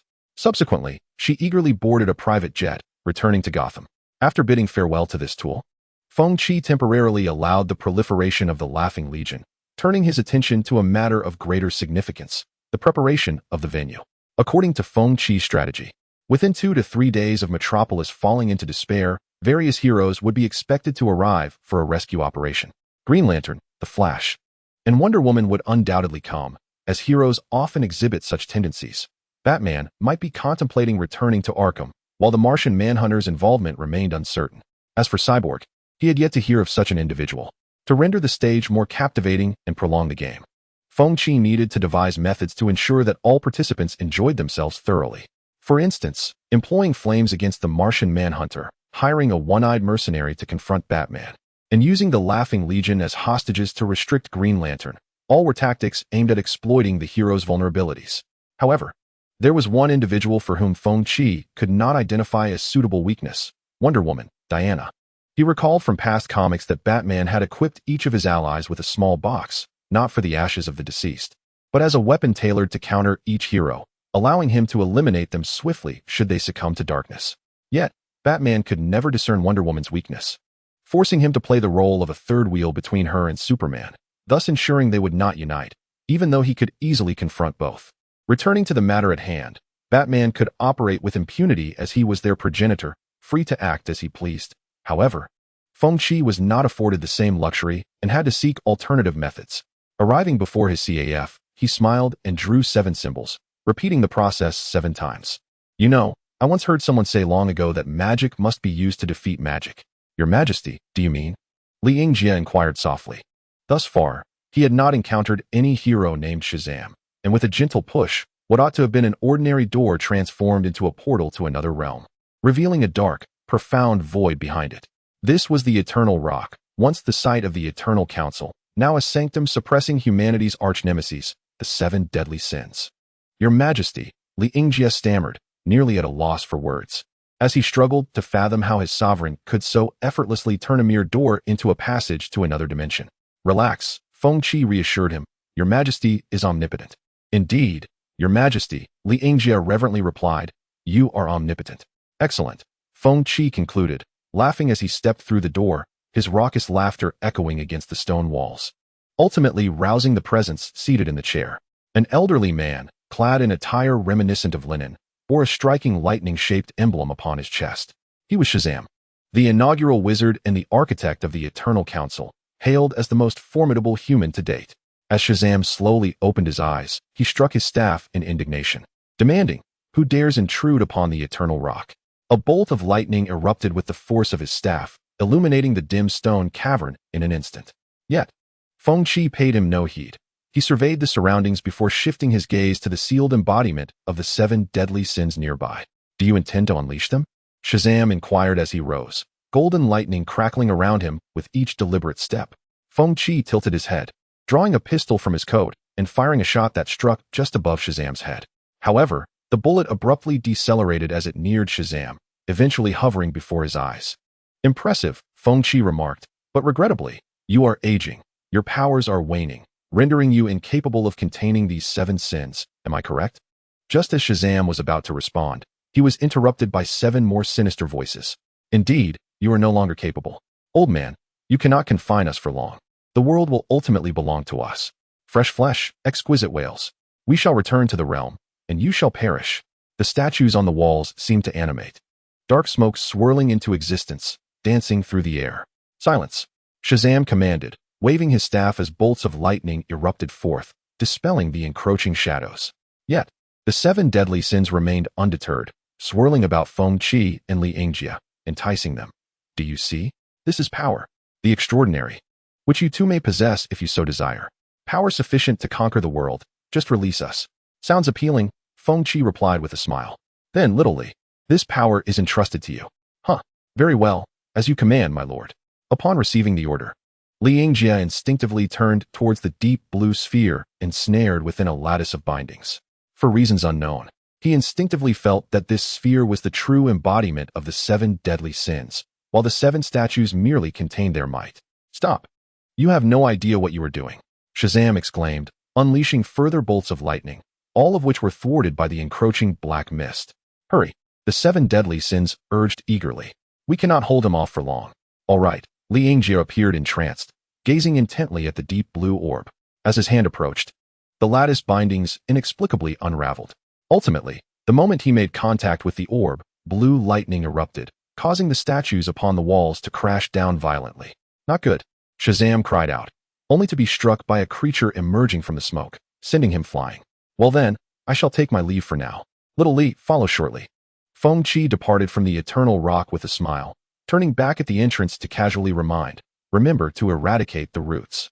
Chapter 31. The death knell. Shortly thereafter, Li Yingjie emerged from the door, enveloped in blue arcs of electricity, his black hair dancing amidst the thunder, exuding an aura of both charm and arrogance. How does this power feel? Feng Qi inquired. Instantly, the thunder surrounding Li Yingjie retracted, transforming him from a formidable demon into a mere eccentric. He then bowed deeply, exclaiming, "Thank you, Your Majesty, for your immense favor. I shall repay this debt with my life." At that moment, Li Yingjie was nearly moved to tears. The trust bestowed upon him by His Majesty was profound, granting him such formidable power. It was akin to the first bestowal of the elixir of immortality by Qin Shi Huang to Zhao Gao. What an extraordinary favor. It is often said that a soldier dies for a worthy patron. If Li Yingjie had previously been loyal in hopes of being remembered as a faithful minister, now he was fervently eager to repay his allegiance with his very life. Thus, when the 7 deadly sins tempted him to usurp the throne, Li Yingjie unleashed a barrage of vehement curses, condemning everything from the progenitor of the 7 deadly sins to the 3 sovereigns and 5 emperors, ultimately declaring he had never encountered such shamelessness. This left the embodiments of the 7 original sins utterly bewildered, uncertain of the entity they had become host to. How could one engage in respectful discourse while internally disparaging others' lineage? Was this not a sign of a fractured mind? Of course, this dialogue transpired on a mental plane, unbeknownst to Feng Qi, who merely waved his hand, saying, "There is no need for such self-sacrifice. Your survival is paramount to me. Familiarize yourself with your powers. I shall rest for a while." "Understood," Li Yingjie replied, bowing once more. "I shall diligently train until all enemies are vanquished for Your Majesty. Then I entrust this to you." Feng Qi yawned, catching a glimpse of a green mech departing from the Lexus group. "Ah, Lu too has abandoned his lair.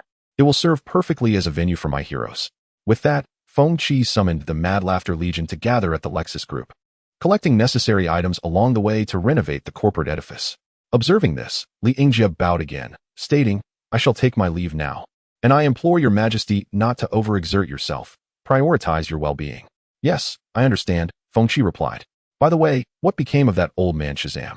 "According to Your Majesty's command, I thoroughly annihilated him, ensuring no trace remained, and to prevent any potential resurrection, I repeatedly desecrated his remains."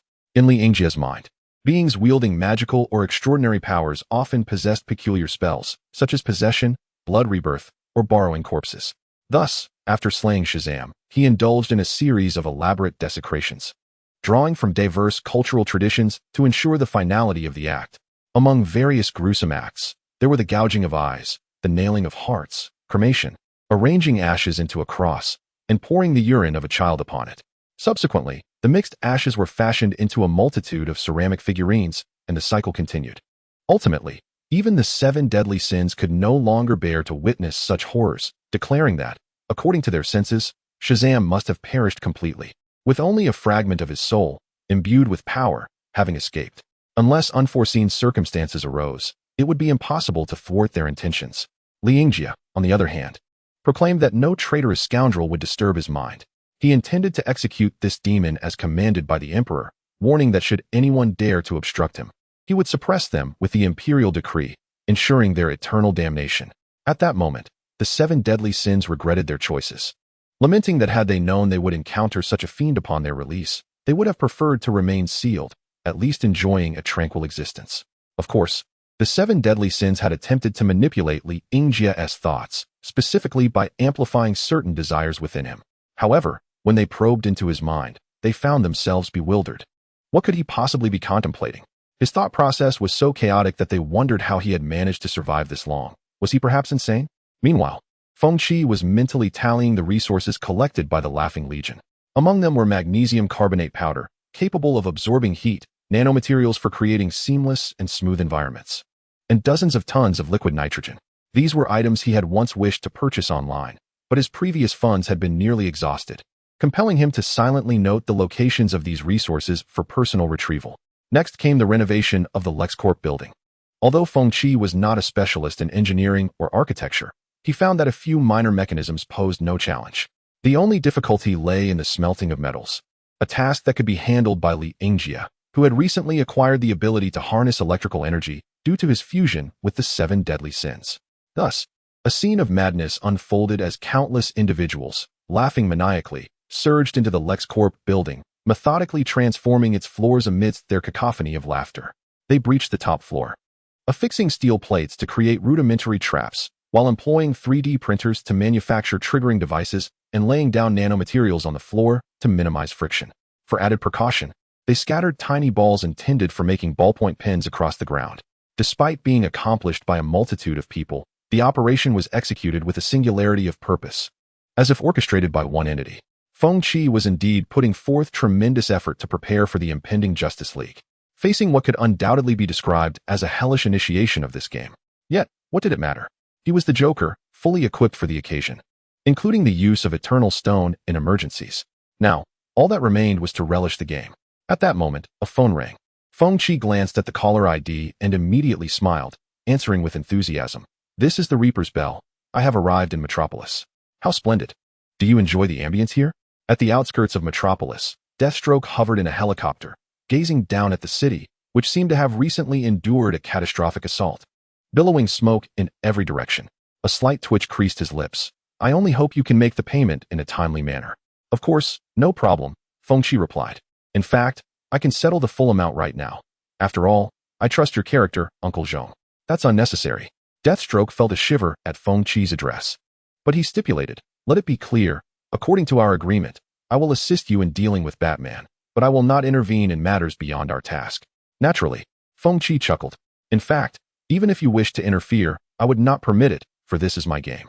Deathstroke had been contacted by Feng Qi prior to this operation, and they had already negotiated the price, for to confront a creature of Batman's extraordinary physical prowess, one must seek another monster. Chapter 32. The Justice League rescues Superman as the sun descended and the moon ascended, amidst the tireless toil of the Laughing Legion. Night finally enveloped the sky. Feng Qi discovered a briefcase left behind by Luthor in his office, containing 2 diamond-shaped objects radiating a green luminescence. Kryptonite, hailing from Superman's homeland, possesses enough radiation to weaken that steel physique to that of an ordinary human. It seems Luthor has proven trustworthy, or perhaps he simply holds no disdain for keeping his promises. Feng Qi toyed with the glowing stones for a moment before handing them to his guard. "Li Yingjie, this is merely a radioactive mineral for ordinary folks. Please secure it, for I am off to sleep." Li Yingjie solemnly accepted the briefcase and knelt with conviction, declaring, "Your Majesty, I am deeply honored by your trust. I shall guard it with utmost diligence. Should any misfortune occur, I would willingly lay down my life in apology." Well said. Feng Qi waved his hand. "You may withdraw. Unless I summon you, do not concern yourself with any intruders on my stage." Li Yingjie hesitated, saying, "Your Majesty is invaluable. How could the rightful sovereign lose sleep over a few miscreants?" "Allow me to. Rest assured," Feng Qi grinned. "Even in slumber, I can command my soldiers, or rather, it is in dreams that I can best manipulate them." "Ah, I see." Li Yingjie bowed once more. "I have spoken too much. I hope for your Majesty's forgiveness." "Yes, you may go. At your command." With that, Li Yingjie departed with an air of authority, bowing as he left. Meanwhile, Feng Qi stood in Luthor's office, unable to suppress a smile that nearly reached his ears as he envisioned the impending events, the mere thought of which brought him immense delight. "Come, heroes, do your utmost to amuse me." In the darkness, a red lightning bolt streaked into Metropolis, moving with such speed that it rendered the Laughing Legion oblivious. At last, after patrolling the entirety of Metropolis, the Flash came to a halt at the LexCorp building, the epicenter of the chaotic Laughing Legion.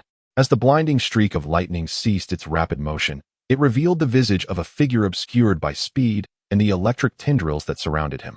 What could possibly render these individuals so bizarre?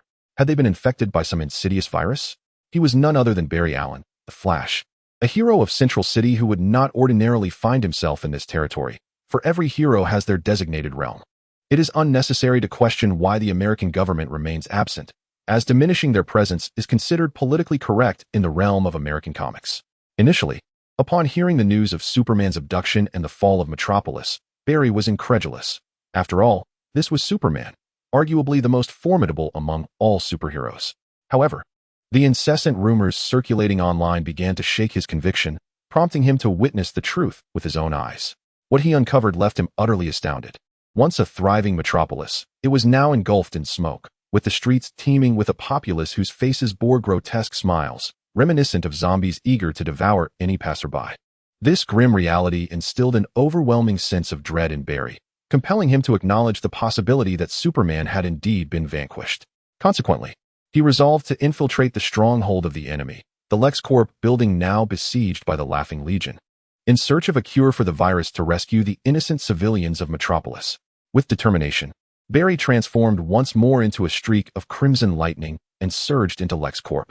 The building bore the scars of devastation. Walls had been breached, ceilings collapsed, and various unidentifiable electrical apparatuses had been affixed to the walls. As he pressed forward, he encountered a crooked wooden board hanging precariously on the wall. An abstract clown face adorned the target, accompanied by a downward arrow and the words, "Welcome, hero, please proceed to the basement."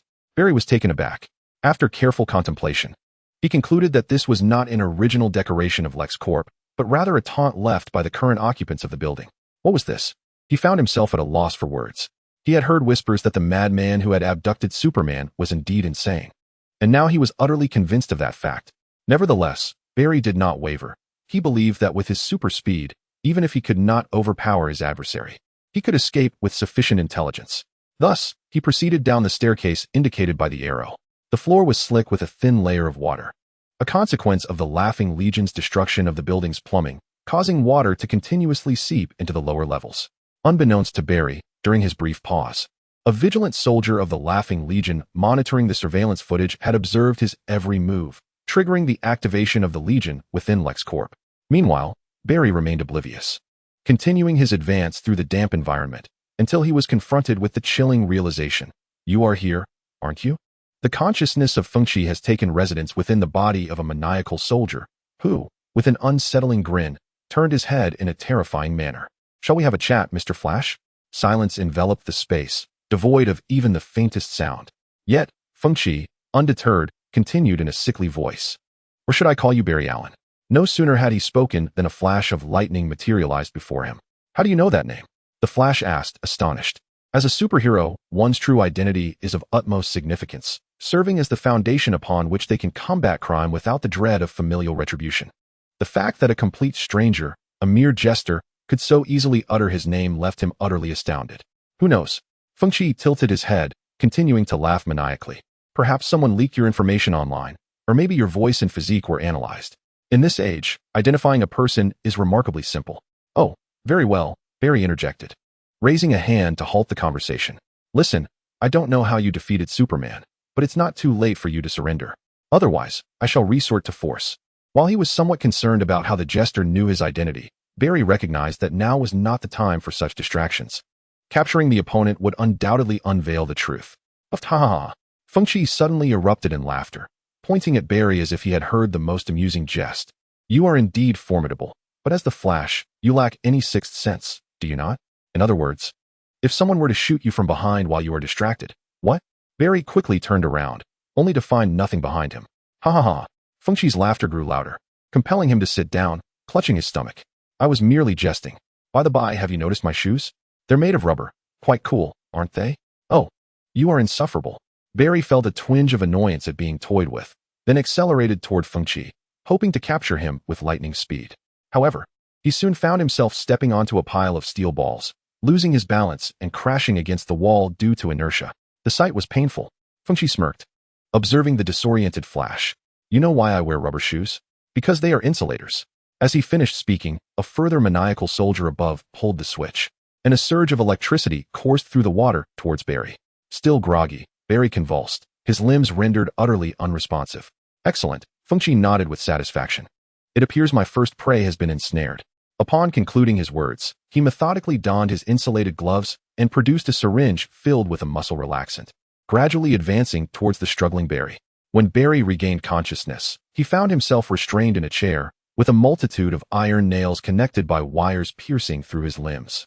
Please refrain from any hasty movements, Mr. Flash, a voice resonated from behind him. As a trophy, all you need to do is remain still like a statue. By the way, I have injected you with a muscle relaxant, and these needles will release a more potent electric signal upon detecting an excess of neural impulses. In other words, should you attempt to escape, you will be electrocuted. The Justice League rescues Superman, Chapter 33. The Justice League rescues Superman 2 the following morning. As Feng Qi awoke, the first sound to reach his ears was that of a fierce altercation. Naturally, Feng Qi dismissed these noises, leisurely rising from bed to change his clothes, wash his face, and brush his teeth. Only after completing these mundane tasks did he saunter to the window to observe the spectacle outside. In the heart of Metropolis, several figures were engaged in a high-speed clash. Among them was Li Yingjie, the devoted subordinate responsible for unleashing 6 demons, and a stunning young woman clad in a form-fitting battle outfit that prioritized aesthetics over practicality. She was Wonder Woman, the Princess Diana of Paradise Island, known in human society as Diana Prince, the illegitimate daughter of Zeus, king of the Olympian gods, and Hippolyta, queen of the Amazons. Possessing demigod lineage, she was the princess and heir to the Amazonian throne, one of the original 7 members of the Justice League. At that moment, this valiant heroine found herself embroiled in a fierce struggle within the city below. In terms of sheer combat prowess, she could easily overwhelm any of the 7 deadly sins. However, true warfare is not merely a matter of strength. The coordination among the 7 deadly sins posed significant challenges for Wonder Woman. Furthermore, even in Metropolis, there were still ordinary citizens who had not yet succumbed to the Joker's toxin. While Li Yingjie and the 7 deadly sins could wreak havoc without restraint, she could not. Whether as an Amazonian princess or as Diana, she remained unable to turn a blind eye to the innocent civilians before her. Consequently, the tide of battle began to shift unfavorably against the heroine. Observing this scene, Feng Qi could not help but scoff at her foolishness. If she were to secure victory, she could save more lives, yet her cautiousness, while seemingly noble, would ultimately prove futile should she be defeated. This was also the reason the Laughing Legion had not fully infected the city, as Feng Qi deliberately suppressed their actions. He required these innocent civilians to restrain the heroes. For, after all, so-called heroes are inherently emotional beings. Enough, Feng Qi commanded through the voices of the surrounding Laughing Legion. Return. The weapons you require await you in LexCorp Tower. Suddenly halting in his pursuit, Li Yingjie, although uncertain why His Majesty would choose to abandon a battle that was all but guaranteed victory, remained unwaveringly loyal, prepared to execute Feng Qi's every command without question. Oh, vile fiend, heed my words. This contest does not signify my defeat at your hands. Once I reclaim my artifacts, I shall ensure your eternal subjugation, rendering you incapable of rebirth for all eternity. With that, Li Yingjie withdrew the 7 deadly sins and promptly turned to flee. Above, Feng Qi nodded in satisfaction, affirming that his subordinate was indeed steadfast. The 7 deadly sins had not been bestowed in vain. Initially, Feng Qi had contemplated harnessing the power of the 7 deadly sins himself, yet he ultimately relinquished that notion. After all, who could ascertain the consequences of harboring a demon within one's mind? Even in the past film Shazam, where Dr. Savannah appeared to command the 7 deadly sins, one might question why the venerable Shazam did not claim them for himself if they were wholly obedient to their host's will. As Li Yingjie formally acquired this formidable power, Feng Qi's suspicions were further solidified. Observe how this individual's condition has deteriorated to the extent of communicating in archaic prose. Returning to the matter at hand. Upon witnessing Li Yingjie's retreat, Wonder Woman cast a profound gaze upon Feng Qi, who reciprocated with a notably warm smile. She had arrived at dawn, propelled by a noble aspiration akin to that of the Flash, intent on saving the world. After a moment of hesitation, Wonder Woman resolved to pursue Li Yingjie. While it is often said that one should capture the leader first, her instincts revealed that Feng Qi was only marginally stronger than an ordinary human, making Li Yingjie, who was en route to procure weapons, appear far more perilous. Consequently, with a sudden surge of strength, the ground beneath her feet erupted in a spiderweb of cracks, and she soared skyward in pursuit of Li Yingjie. Without hesitation, he dashed through the LexCorp building, and Wonder Woman followed suit without a moment's pause. Just as she traversed the floors, 6 grotesque creatures lunged at her from either side, forcefully restraining her. A sense of peril gripped her. The warrior within her instinctively sensed the imminent danger. She raised her gaze, only to witness dozens of tons of liquid nitrogen cascading down upon her. May our heroine possess the resilience to withstand this. Feng Qi toyed with the remote control in his hand, reveling in the unfolding events. How delightful this is. Ha! When Wonder Woman regained consciousness, she found herself ensnared in a dimly lit cavern, bound by her own lasso of truth. Attempting to struggle, she discovered her limbs remained stiff and numb, rendering her nearly immobile. Now, our dear Barry finally has a companion, for solitude can be quite burdensome, wouldn't you agree? As she pondered her escape, an oddly intoned voice emanated from behind her. Raising her head, she beheld a ghastly visage, a pallid face, crimson lips, and green hair met her gaze. Are you the architect of this chaos? She inquired. As a captive, it would be prudent not to ask too many questions, came the chilling reply. Feng Qi chuckled. However, you may receive some preferential treatment as a heroine. Everything you see here is the result of my craftsmanship. Impressive, isn't it? The heroine gritted her teeth, turning her gaze elsewhere. Where's this place? She inquired. It is said to be called the Eternal Rock, Feng Qi replied. But that is of no concern to you now. By the way, I have employed some special methods to prevent your escape. What do you mean? The Wonder Woman began to ask, but was interrupted by a tumultuous sensation, as if someone were stirring within her body. The blood of Superman, Feng Qi elucidated. The vitality of Kryptonians surpasses that of ordinary beings, and now it seems there is a severe rejection reaction. You injected his blood into my body. Wonder Woman struggled to ask. Yes, indeed, Feng Qi nodded proudly. It took considerable effort to penetrate your skin, but thankfully, I had the assistance of my little Li. Your Majesty, you overstate my contribution, Li Yingjie interjected anxiously. I merely played a minor role. Capturing this enchantress truly relied on your extraordinary strategy. That is indeed true. Feng Qi pondered. How should I reward you? Li Yingjie, taken aback, quickly bowed. To serve your Majesty is a blessing from several lifetimes. How could I dare to seek further rewards? I only wish to assist you in your grand strategies. Your intentions are appreciated, Feng Qi nodded. Then I shall appoint you as the Grand General of the nation. Your Majesty. Li Yingjie was overwhelmed with gratitude, nearly in tears. With extraordinary power and the title of National Protector, how many wise rulers have existed throughout history? The 7 deadly sins tentatively spoke up. Shut your mouth, you wretched creature. Li Yingjie reflexively cursed inwardly. Chapter 34. The Justice League rescues Superman 3 on the 4th day. Harley finally returned to Metropolis with Poison Ivy after heading to Gotham City. Without hesitation, Feng Qi took Poison Ivy to excavate Superman's grave, and she fell silent. I can indeed manipulate others, but you must at least ensure they are alive, right? Feng Qi questioned. That is a significant problem, Poison Ivy retorted. This one is beyond breathing. How can I manipulate him? Indeed, under the dual effects of red sun radiation and lack of oxygen, Superman was utterly lifeless. Both heartbeat and breath had completely ceased. Yet, Feng Qi merely shook his finger. No, you underestimate Superman. Trust me, even if he is lifeless, as long as he basks in sunlight, he can come back to life. Basking in sunlight. Poison Ivy looked incredulous. What do you take him for, a plant? There is a difference between you and a true plant being, but please, believe me. With a smile, Feng Qi produced a kryptonite lip balm and handed it to Poison Ivy.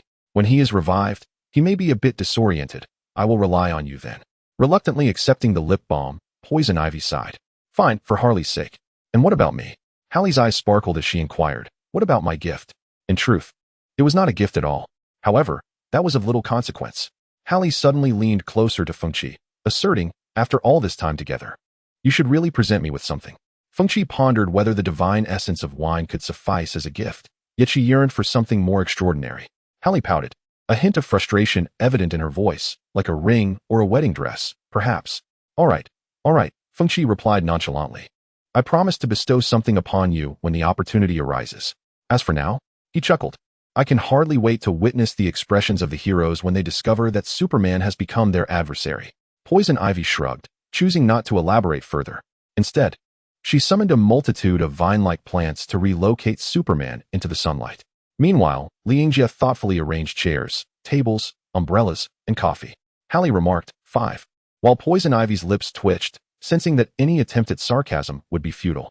Feng Qi, on the other hand, sipped his coffee, observing the entire resurrection process of Superman. Minutes later, in a moment of astonishment for Poison Ivy, Superman's body indeed twitched. Feng Qi immediately turned to the wide-eyed Poison Ivy, exclaiming, he can actually come back to life. Though surprised, Poison Ivy said nothing, as having direct control over the mightiest hero was advantageous for her.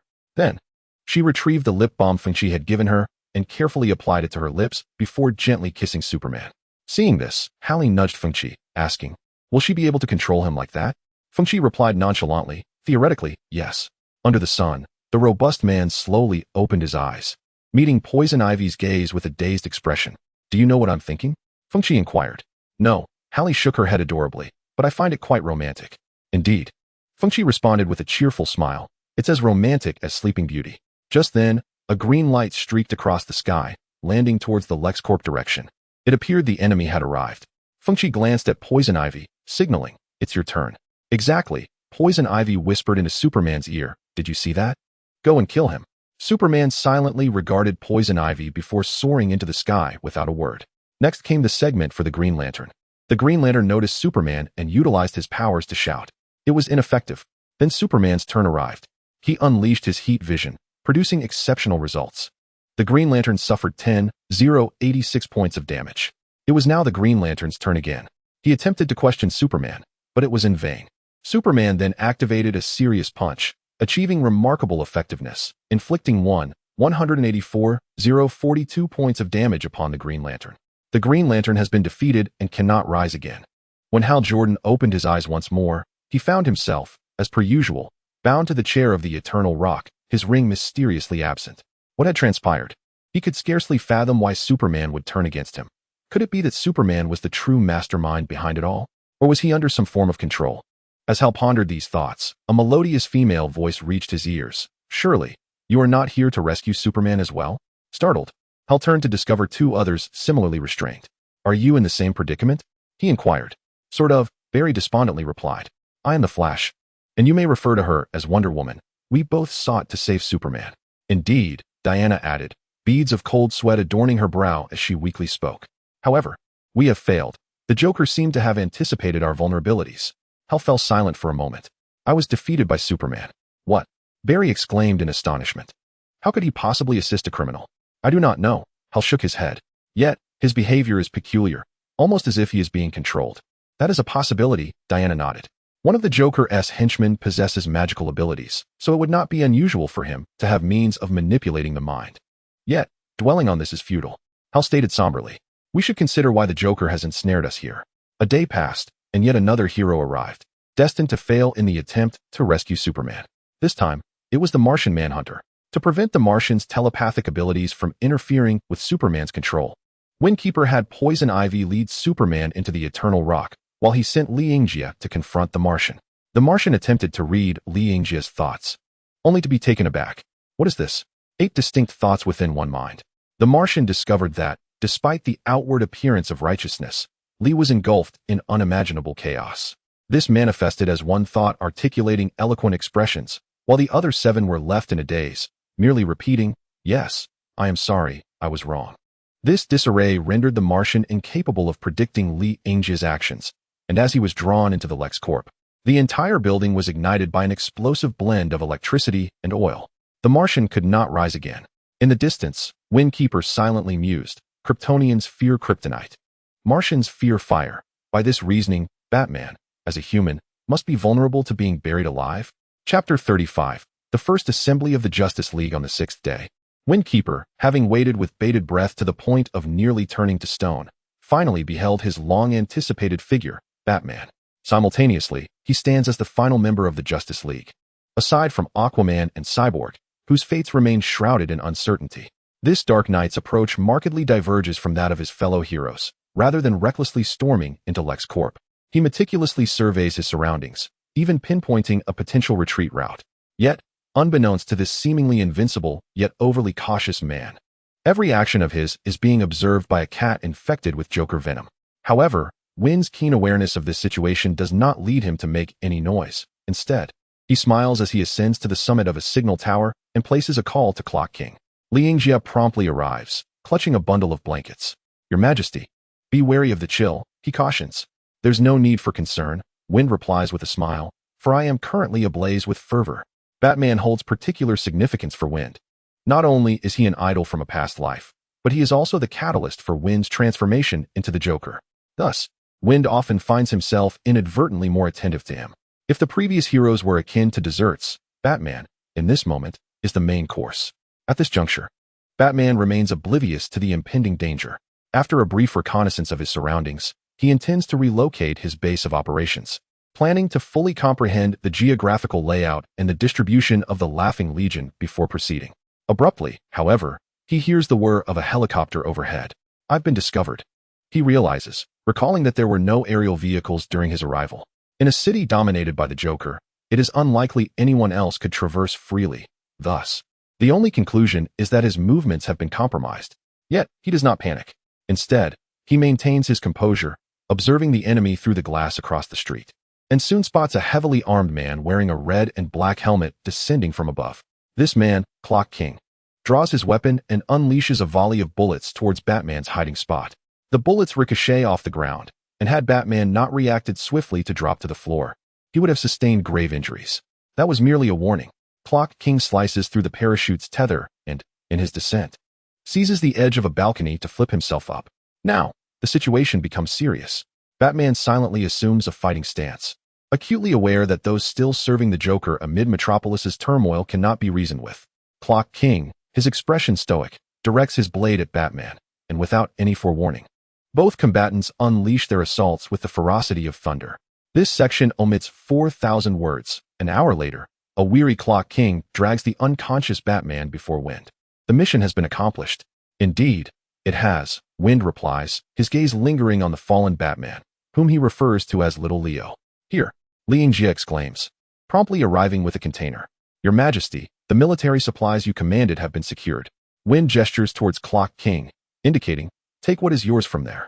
The tolling bell fell silent, then, with some hesitation, ventured to say that it could indeed accept electronic currency. That complicates matters, Feng Qi remarked with a grin. I had even considered spending some time in prison. He added, can I defer the payment for now? The tolling bell silently raised the gun in its hand. All right. It appears that won't work. Feng Qi continued to smile unperturbed. You may return for now. I shall transfer the funds to you within a week. The tolling bell nodded, reminding him to keep his word. The Joker had already paid half the fee, which alleviated his concerns. After all, even if he dared to withhold the veteran's wages, it wouldn't be a significant issue. He could always make another trip. All right, Little Lee, take the arms to the designated location. Let us proceed as planned. As you command, Your Majesty. With that, Liang Jie once again lifted the container and soared away. The tolling bell watched in confusion. You never intended to give me cash from the start? Actually, it wouldn't have been impossible if you desired it. No, I simply do not understand. The tolling bell inquired. Why not let him go? Why? Feng Qi pondered. For amusement? The tolling bell fell silent for a moment, then turned without a word and boarded the helicopter to depart. In the presence of such madness, he feared that speaking further might infect him. Feng Qi, grasping Batman's cape, walked towards a residence, biting his finger to draw 7 symbols of the 7 deadly sins on the door, then dragged Batman into the Eternal Rock. Greetings, everyone. Feng Qi cheerfully addressed the assembled heroes. Did you miss me? At that moment, Diana had nearly recovered. She slowly lifted her head, glanced at the Batman in Feng Qi's grasp, and taunted, You shall face retribution. Retribution? I do not believe in such things. Feng Qi struggled to bind Batman to a chair, then glanced with disappointment at the 2 vacant stone chairs. What a pity. Aquaman and Steel have yet to make their entrance. Otherwise, I would have loved to see you all seated together. At that moment, the Flash was pierced by needles. Wonder Woman was ensnared by her own lasso of truth. Green Lantern had been stripped of his ring. Superman sat motionless like a statue, and 2 flamethrowers lay at the feet of the Martian Manhunter, while Batman remained unconscious. The array of heroes lay before Feng Qi, utterly devoid of resistance. Look, this is our great hero. Feng Qi could not help but mock, hardly impressive. If the ground weren't so slippery, you would already be in prison, the Flash retorted defiantly. What did you say? The ground was slippery? Feng Qi burst into laughter. You cannot possibly attribute that to mere chance, can you? Ha! You are all so conceited. And arrogance is indeed the original sin. How infuriating. Wonder Woman gritted her teeth, unable to counter his words. You are utterly powerless. Feng Qi spread his arms wide, as if preparing to deliver a grand speech. For you face me, the Joker. Thus, you can only repeatedly feel your own helplessness, experiencing the profound sense of loss over and over again. You are exceedingly fragile. With just a hint of weakness, you can be easily vanquished. What do you truly desire? The Green Lantern inquired. What do I desire? Feng Qi pondered. It is simply for pleasure. So, you annihilated an entire city? Wonder Woman exclaimed, her agitation palpable. What if you were the one facing annihilation? Would you remain so composed? Certainly not. Feng Qi replied with a chilling laugh, a madness woven into his words. For I have long since lost everything. Having said that, Feng Qi turned his back to the crowd. Thus, I can indulge freely, while you must bear the consequences.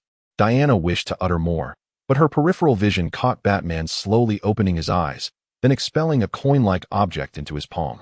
Chapter 36. Batman. Always with a backup plan under the astonished gaze of Wonder Woman Diana, Batman pinched the coin between his fingers, and with a slight exertion, several small blades sprang forth from its edge. Without uttering a word, Batman deftly severed the ropes binding him and slowly rose, advancing toward the Joker. Do you comprehend? Your greatest folly is your arrogance. Frankly, this game lacks any real challenge, Feng Qi remarked, turning his head just in time to see a black fist magnifying before him. And then, with a resounding thud, he succumbed to dizziness. You are excessively arrogant, Joker. Am I? Feng Qi jested, clutching his head. I now see three of you, regrettably. This triple delight is merely an illusion. Batman stepped forward, seizing Feng Qi by the collar. You are to return to Arkham once more. Not so fast, Feng Qi retorted. At that moment, Batman leapt back sharply, as a pink hammer crashed down in his stead. Harley, with a twinge of concern, embraced Feng Qi. Oh, sweetheart. He truly is rude. I told you to deal with them directly. Poison Ivy emerged from the shadows, but it's not too late. Do not say such things. Dear Ivy, Feng Qi, feeling disoriented, replied, after capturing a hero, it would be rather dull not to engage in a bit of banter, don't you think? This moment is what I live for. Poison Ivy sighed resignedly, conjuring a vine that whisked Feng Qi and Harley away, then snapping her fingers. Now, it is your turn to act. What? Batman queried, only to feel a chill run down his spine as he rolled away from his position. Behind him, Superman rose slowly, his eyes emitting twin beams of heat that melted the ground, his expression devoid of emotion as he gazed at Batman. Hurry, rescue us, Wonder Woman urged, her voice tense. You cannot confront him alone. To be honest, this is somewhat redundant, Feng Qi remarked, but it matters not. You take Harley and leave. I wish to remain and observe. What? Harley exclaimed, you intend to stay? Are you serious? Of course. The wind smiled and said, fear not, everything is within my design. However, Poison Ivy interjected. Perhaps we truly should take our leave. With that, she disregarded Harley's protests and ensnared her with vines, carrying her away. The wind, unhurried, sought out a secluded spot to sit upon the ground, preparing to witness this real-life clash of titans between Batman and Superman. Superman ascended into the sky, gazing down upon Batman as if he were a deity surveying the mortal realm. You ought to heed that heroine's counsel, Hal chimed in. The current Superman is under control. He is no longer a hero. Unless we join forces, we stand no chance, Barry added. The Martian Manhunter, affected by the flames nearby, let out a heart-wrenching scream. Yet his sentiment echoed the others. Batman, however, merely cast a silent glance in their direction before pressing a special button on his utility belt. I shall not rescue you unless you can prove you are not allies of the Joker, and I am prepared for the contingency of Superman's loss of control. In the air, Superman clenched his fists and then plummeted toward the ground.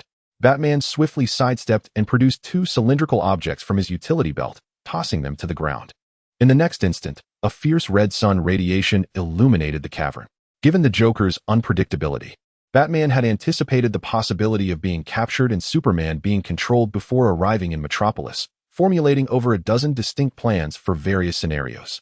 He discovered Superman's vulnerability rather simply. The military had intercepted footage of Wayne defeating Superman outside the bank, and being a capitalist nation, America recognized Bruce Wayne as a capitalist. Consequently, due to the effects of the red sun radiation, Superman was weakened to the level of an ordinary man. In the astonished gaze of the assembled heroes, Batman, a mere mortal, delivered a sound beating to Superman. After all, despite Superman's muscular physique, his proficiency in close combat was somewhat lacking. Ultimately, after a struggle that could fill 2 or 3 chapters, Batman restrained Superman using the very ropes that had bound him, then approached Wind. Was this part of your plan? He inquired. Well, perhaps, Wind shrugged, but I never anticipated you would disregard those heroes and confront Superman alone. Why? Batman pressed further. I've stated before, it's for the thrill. Wind chuckled, and I am thoroughly enjoying myself. Batman fell silent for a moment, then forcefully pinned Wind to the ground, demanding, what is going on with them? Those in the stone chairs. Wind licked his lips. I merely targeted their weaknesses. Anyone who identifies a weakness can easily defeat them, and you are no exception. Batman cast a deep glance at Wind before turning to survey those bound to the chairs. How do I rescue them? Simply untie the ropes. It is as easy as that. Batman released the wind and turned towards the heroes. Although their time together had been brief, he had come to understand the Joker's character to a considerable degree. He was not one to deceive others with lies. First, he removed the needles from Barry, then untied Hal, and finally freed Diana from the lasso of truth. Hesitantly, he addressed the group. Is this also a hero? It should be, Hal replied, rubbing his numb arm. Anyone tied up by the Joker is unlikely to be a criminal. He is the Martian Manhunter, a true superhero. Wind explained that he was indeed a genuine Martian, unlike those fabricated beings seeking attention online. Wonder Woman, Diana, stepped in front of Wind and, with the lasso of truth, found him. Is this truly the case? She inquired. Of course, Wind said involuntarily. He speaks the truth. Diana affirmed to Batman. I can vouch for this. What's the basis for that? Batman asked. Diana shook the lasso in her hand. This is a lasso that compels truthfulness. It feels almost magical. At this moment, Barry, still under the influence of a muscle relaxant, could only weakly slump in his seat, muttering, the lasso of truth was a gift from the god Apsu to Diana. Once ensnared, one can only utter the truth. Very well, Batman said, kicking 2 flamethrowers aside. Are you all right? The Martian had recovered somewhat after stepping away from the flames. Breathing heavily before responding, I am fine. That's good, Batman said, stepping closer to Wind. You brought us together intentionally, didn't you? Bound by the lasso of truth. Wind could only respond honestly, grinning, yes. And this was merely for amusement? No, it was because your unity allows you to defeat stronger foes. Chapter 37. It's not that you won, but that I no longer wish to play. What did you say? The crowd was taken aback, struggling to fathom the Joker's intentions. For the sake of amusement? Suddenly, Wind erupted into a fit of laughter.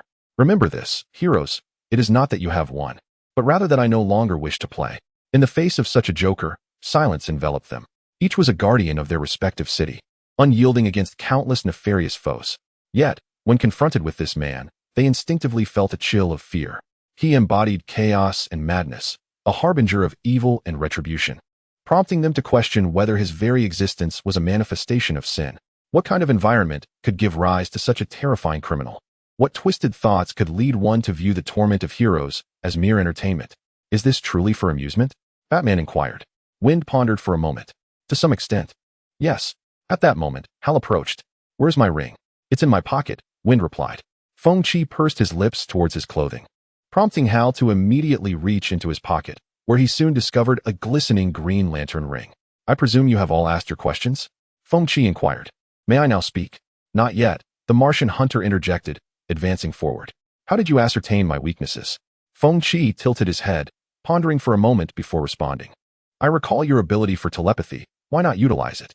You need only answer my question, the Martian hunter reiterated. It was not that he refrained from probing the Joker's mind directly. Rather, the Joker's thoughts were a chaotic whirlwind, his true intentions obscured by a myriad of fleeting ideas that flitted in and out of existence. Even the Martian hunter could not discern which tangled thought represented his genuine will. Oh, very well, Feng Qi said with a self-satisfied grin. It seems you cannot directly probe my mind. I owe this to our Batman, who has transformed me. Upon hearing this, the gathered individuals turned their gaze towards Batman. Yet, he remained unperturbed, continuing, answer his question. How do you know so much about us? Because of the internet, Feng Qi replied with a meaningful smile. He realized that the lasso of truth had its limitations. While he spoke the truth, it did not necessarily convey the meaning understood by others. For instance, I found a comic company online. Your existence is merely a joke there. Ha ha ha, isn't it hilarious? This joke is simply splendid. The Flash, Barry, cast a skeptical glance at Wonder Woman, Diana. Are we to consider this what the other party believes to be the truth, or an objective truth? I mean, if a madman firmly believes his words are factual, do they still count? Diana hesitated, as this was the first time since acquiring the lasso of truth that she faced such a dilemma, which somewhat undermined her confidence. Meanwhile, Green Lantern Hal silently donned his ring, stepping forward to examine Superman's body with the lantern. Yes, the lantern could indeed conduct body checks. As many heroes found themselves perplexed by Feng Qi, Batman furrowed his brow in contemplation. Unlike the others, he understood Feng Qi. To prepare for the Joker, he had meticulously gathered all information about Feng Qi from childhood and endeavored to simulate his personality. That smile, appearing as if everything was under control, was markedly different from his usual maniacal laughter. It radiated the satisfaction of a scheme well executed, with all potential misdirection being part of the Joker's plan. While Batman pondered deeply, Feng Qi interjected once more. Now may I speak? What do you wish to say? In Crime Alley, I know who the murderer is, Feng Qi replied with a grin. What do you think? Interested? What did you say? Batman grasped Feng Qi's clothing, demanding, do you know who the murderer is? Hey, buddy. Barry nervously cautioned as he noticed Batman's sudden agitation. I'm fine. Batman spoke in a deep, resonant voice. Tell me, who is that person? And what is the price? What do you desire? It's quite simple. Feng Qi grinned, a cunning expression adorning his face. I just owe someone a sum of approximately $120 million. All I need is your assistance in repaying it. Consider it done, Batman replied without a moment's hesitation. Feng Qi chuckled and casually provided the account number of the deceased, then leaned closer to Batman's ear, whispering, with your status, it should not be too difficult to uncover this individual's information. At that moment, Superman groggily began to stir, murmuring, Lois, what a good man she is. Even now, he thinks of his wife, Feng Qi scoffed. With Superman's extraordinary senses, he could easily perceive the mites in Lois's pores, hear the sounds of her intestines, and detect what she had consumed days prior, yet he still chose to remain with her. This struck Feng Qi as rather amusing. From an ordinary person's perspective, it might seem romantic, but he simply could not fathom how Superman could accept Lois. Was it love? No, it seemed more akin to folly. Superman was now struggling to rise, his handsome face marred by large bruises left by Batman's fists. Unperturbed, he turned his gaze toward Feng Qi, asking, Lois, where is she? What a splendid expression, Feng Qi remarked with a smile. It makes me want to transform that woman into sashimi right before you. The scene would surely be quite delightful. Where is she? Superman demanded, suddenly appearing before Feng Qi, gripping his neck and pinning him against the stone wall suspended in midair. Speak. Stop it, Superman. Batman said in a low voice, now firmly grasping the red star radiation lamp once more. Calm down. Threats will not work on him. Superman turned his head, his gaze toward Batman burning as fiercely as a volcano ready to erupt. Yet he relented, releasing Feng Qi, allowing him to fall freely, then questioned from his lofty position. This is your final chance. Otherwise, I will dismantle your limbs one by one. Oh, are you really Superman? Feng Qi retorted, his tone reminiscent of a child king who had just been beaten. I must have stumbled into the set of the neighboring Injustice League, haven't I? Do not jest with me. He continued, seemingly unfazed. As for Lois, how would I know where she is? What did you say? Superman frowned. His fading consciousness before losing consciousness had been fixated on Feng Qi's threat toward Lois, which was precisely why he had attacked Feng Qi upon awakening. Now, hearing that Lois had not yet been harmed filled him with a sense of urgency. That woman is with a bald man, Feng Qi stated. And where is this bald man? God knows. Chapter 38. All is within grasp. Bald man. Superman squinted, instinctively zeroing in on the man who frequently troubled him. Lex Luthor? Indeed. The Wind teased with a laugh, remarking that his target seemed to be that yet-to-be-born little darling. Oh, our Jonathan might soon transform into something akin to Bizarro. Where's Lex Luthor? The Wind pondered, pointing towards the door. You can venture out and find him yourself. Superman, without uttering a word, pushed the door open and soared into the sky, creating a sonic boom that shattered the surrounding structures. Is it her? Scanning the vicinity, Superman recognized a familiar presence and accelerated down to confront Poison Ivy, who was fleeing with Harley. You belong to the Joker, don't you? Poison Ivy shook her head, her expression grave as she regarded Superman. A red light began to flicker in Superman's eyes. Then, do you know where Lex Luthor is? Harley cackled like a madwoman. She has run off with your wife. Harley. Poison Ivy gasped. Wait, Clark. Batman shouted urgently. Don't. But it was too late. Superman, consumed by rage, unleashed his heat vision, piercing through Harley's body. Poison Ivy summoned her vines to intervene, but they were torn apart effortlessly. Damn it. Without a moment to think, Batman swiftly ascended to the rooftop, spreading his cape as he dove towards Superman. Green Lantern and Wonder Woman exchanged glances, both flying over to try and halt the rampaging Superman. I say, buddy, the Flash remarked, placing a hand on Martian Manhunter's shoulder. I'm feeling a bit sore. But aren't you going to intervene? Martian Manhunter nodded and followed suit. This is quite interesting, the Wind observed with keen interest, even in his darker state. This seems a bit excessive. So that is how it is, he chuckled. The Wind produced a box the size of a lighter from his sleeve and poured its contents onto the ground, revealing not only a luminescent green powder, but also a barely noticeable trace of red mixed in. Red kryptonite. Although he was unaware of how Luthor had acquired such a substance, it certainly surprised him. The Wind smiled, noting this debt. Unlike green kryptonite, this red variant would have peculiar effects on Superman, albeit for a limited duration. These effects could include inducing hallucinations, altering Superman's physical form, and eroding his moral compass. The origins of this substance, as detailed in the Infinite Earths Crisis, stem from kryptonite passing through a red cosmic cloud, but chronologically, it was more plausible that it was a gift from a trickster to Luthor. Regardless of the outcome, or even whether Luthor was aware of it, the Wind made a mental note of this grudge. "Hey, what are you doing?" The Flash, Barry, snatched the box from the Wind's hands. "Don't think you can pull any tricks. I'll be keeping a close watch on you." The Wind merely shrugged nonchalantly. In the distance, Poison Ivy seized the opportunity amidst the chaos involving Superman and the heroes, leaping with Harley into the sewers to escape. Superman, in a fit of rage, launched another attack against the crowd. However, this time, due to the sun's radiance, Batman's red sun radiation lamp proved ineffective. "Do you know, Barry?" Windstorm suddenly interjected. "I detest others meddling in my affairs. Could you assist me in delivering that box to Batman?" "Absolutely not," Barry replied calmly, "and I loathe you as well." "Very well then," Windstorm conceded without anger. "The muscle relaxant should be wearing off soon. I had calculated the dosage meticulously." "What?" Barry exclaimed in surprise. "Was this part of your scheme?" "Indeed," Windstorm smirked. "I will not fall for your tricks again," Barry declared, shaking his head. "I will keep a close watch on you. So do not even think of escaping." "All right," Windstorm murmured, "how childish." In the distance, the battle had reached a fever pitch. After more than half an hour of conflict, with the aid of Martian Manhunter, Wonder Woman finally ensnared Superman with the lasso of truth. "Tell me your name," she shouted, having sensed something amiss with Superman. Perhaps revealing his name would free him from this control. Superman struggled momentarily before uttering, "Clark Kent." "Excellent," she pressed. "And who are you?" "Clark," in a daze, muttered Superman. "What is happening to him?" Batman inquired. "I'm not certain," Green Lantern Hal replied hesitantly. "However, I discovered some extraterrestrial substances within Superman's body, which may be causing this effect." Batman immediately turned his gaze towards Windstorm. In the distance, Windstorm suddenly felt a chill and instinctively glanced at Batman's location. "Honestly, this is not my doing," Windstorm explained to Barry.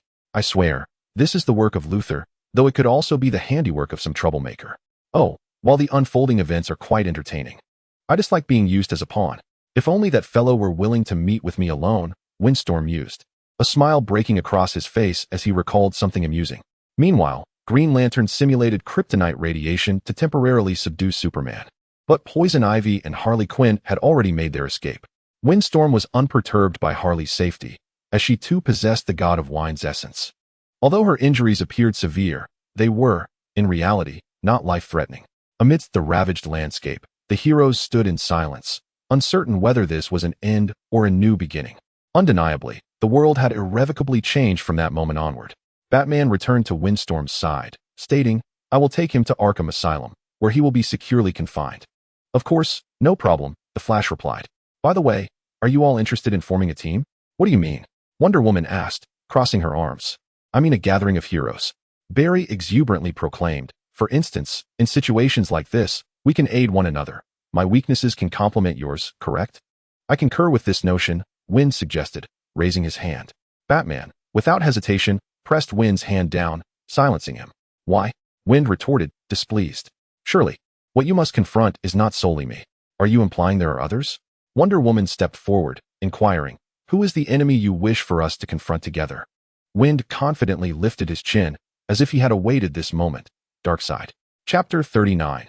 The world is like a chessboard. Wind's ambitions have always been crystal clear. He intends to eliminate Darkseid, then venture to OA to obtain the mother box fused with the central power battery, ultimately resurrecting his family as a deity. Though deceiving the Joker into becoming Emperor would also be quite advantageous, given that the one traversing parallel universes might have previously fallen victim to the Joker's tricks. He chose to forego that plan. In any case, Wind's actions are imbued with a profound sense of purpose. Bestowing Batman with the god of wine's essence is meant to enhance his strength. Hinting that their weaknesses stem from the network is a precursor to a rift between heroes and the military. And fabricating the case against Joe Chill is designed to lead Batman down a dark path. Moreover, the events in Metropolis serve a dual purpose beyond merely uniting the heroes.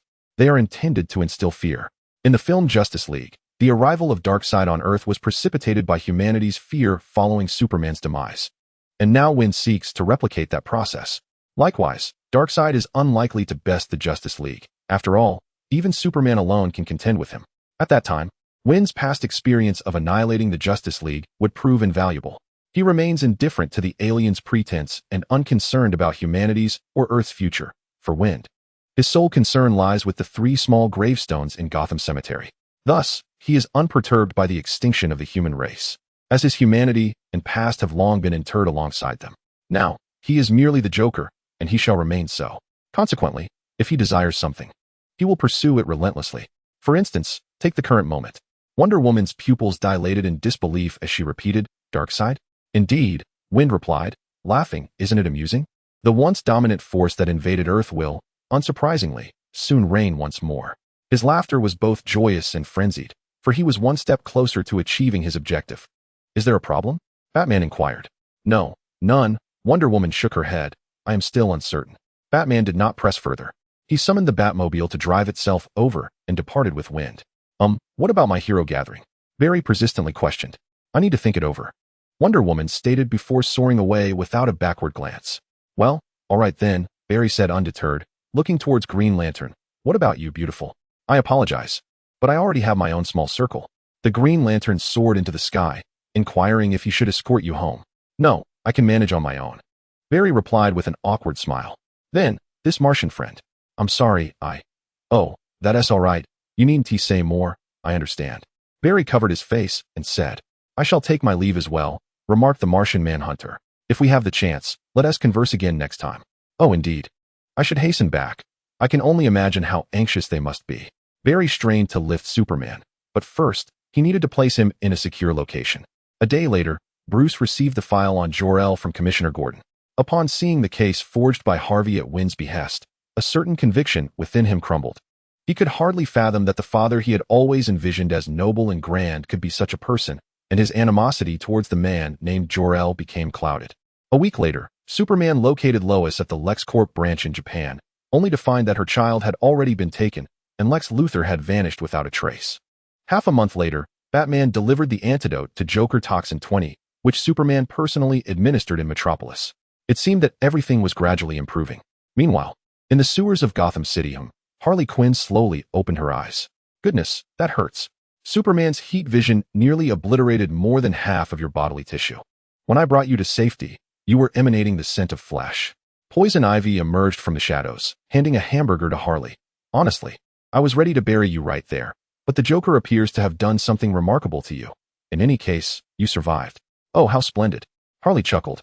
Touching her wound. "This is our token of affection. I don't believe he holds any real love for you," Poison Ivy remarked nonchalantly. "However, I administered some special substances to expedite the recovery of your insides. These substances were originally lethal, but, influenced by that substance within you, they enhanced your physique. Enhanced stamina. Partial immunity to toxins, that's about it. Is it akin to Sweetheart's experience?" "How delightful." "No, it's somewhat different from Joker Toxin," Poison Ivy suddenly said, her expression turning grave. "Speaking of Joker Toxin, I found traces of it within your body." "Of course," Harley replied with a laugh. "That's only natural. I am his beloved." "No, that's not what I meant," Poison Ivy replied, exasperated. "This virus seems to be suppressed by the healing substance in your body. But this suppression resembles more effusion. Theoretically, you should also gain command over the Laughing Legion." Harley playfully rubbed her cheek with her finger, asking, "So, what does that mean?" "It's because of him." Poison Ivy continued to explain that the Joker still lives, thus the toxin of the Joker within you remains dormant. However, should he perish, the equilibrium established by the healing substance, the God of Wine factor, will be disrupted. Harley corrected her, the God of Wine factor, indeed. Poison Ivy sighed, acknowledging that these two elements are currently in a delicate balance. Yet, if the Joker were to die, this balance would shatter, and a fragment of his consciousness might infiltrate your being through the virus. I cannot ascertain what this entails. It could either mean that you passively embrace his madness or that he may revive within your body. Regardless, I strongly urge you to find a means to eradicate the Joker's toxin immediately. Was this intentional on his part? Harley inquired. I'm uncertain. It likely was not. However, most beings possess an intrinsic awareness of their physiological gifts, Poison Ivy earnestly advised, driven by an inexplicable desire to protect the girl from the Joker's venom. Yet, Harley seemed preoccupied with another thought. She suddenly asked, is it sufficient to achieve these two objectives? Perhaps, Poison Ivy mused. Though I cannot be certain if his consciousness can be fragmented. It may be that only the strongest among those who meet all conditions can inherit the Joker's madness. Chapter 40. Omen of Catastrophe Gotham City. A shadowy figure glided through the night sky. This man was Batman. Yet, the great hero, typically devoted to combating crime, was not pursuing malevolence tonight, or rather, not of the human variety. Be cautious, Bruce, Alfred cautioned through the earpiece. Your adversary is far more agile in the air. I am aware, Batman replied solemnly, but I have my own methods. With that, he suddenly shot a grappling hook to the side, using its tension to pivot sharply and pin the creature before him to the ground, both of them plummeting onto the street. Before him lay a creature adorned with wings reminiscent of a ladybug, now shrieking and lunging at Batman in a frenzy. Yet, Batman seemed to anticipate its movements, deftly seizing its arm and executing a shoulder throw to subdue it. The creature struggled to rise, intent on continuing its fight, only to be ensnared by a net that Batman had prepared in advance. Hurry and retreat, Alfred urged. You know what will come next.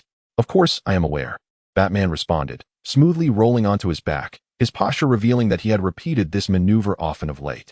True to his expectations, the creature erupted violently, leaving behind 3 strikingly religious square patterns marked by its green ichor. What do you think this signifies? Batman queried.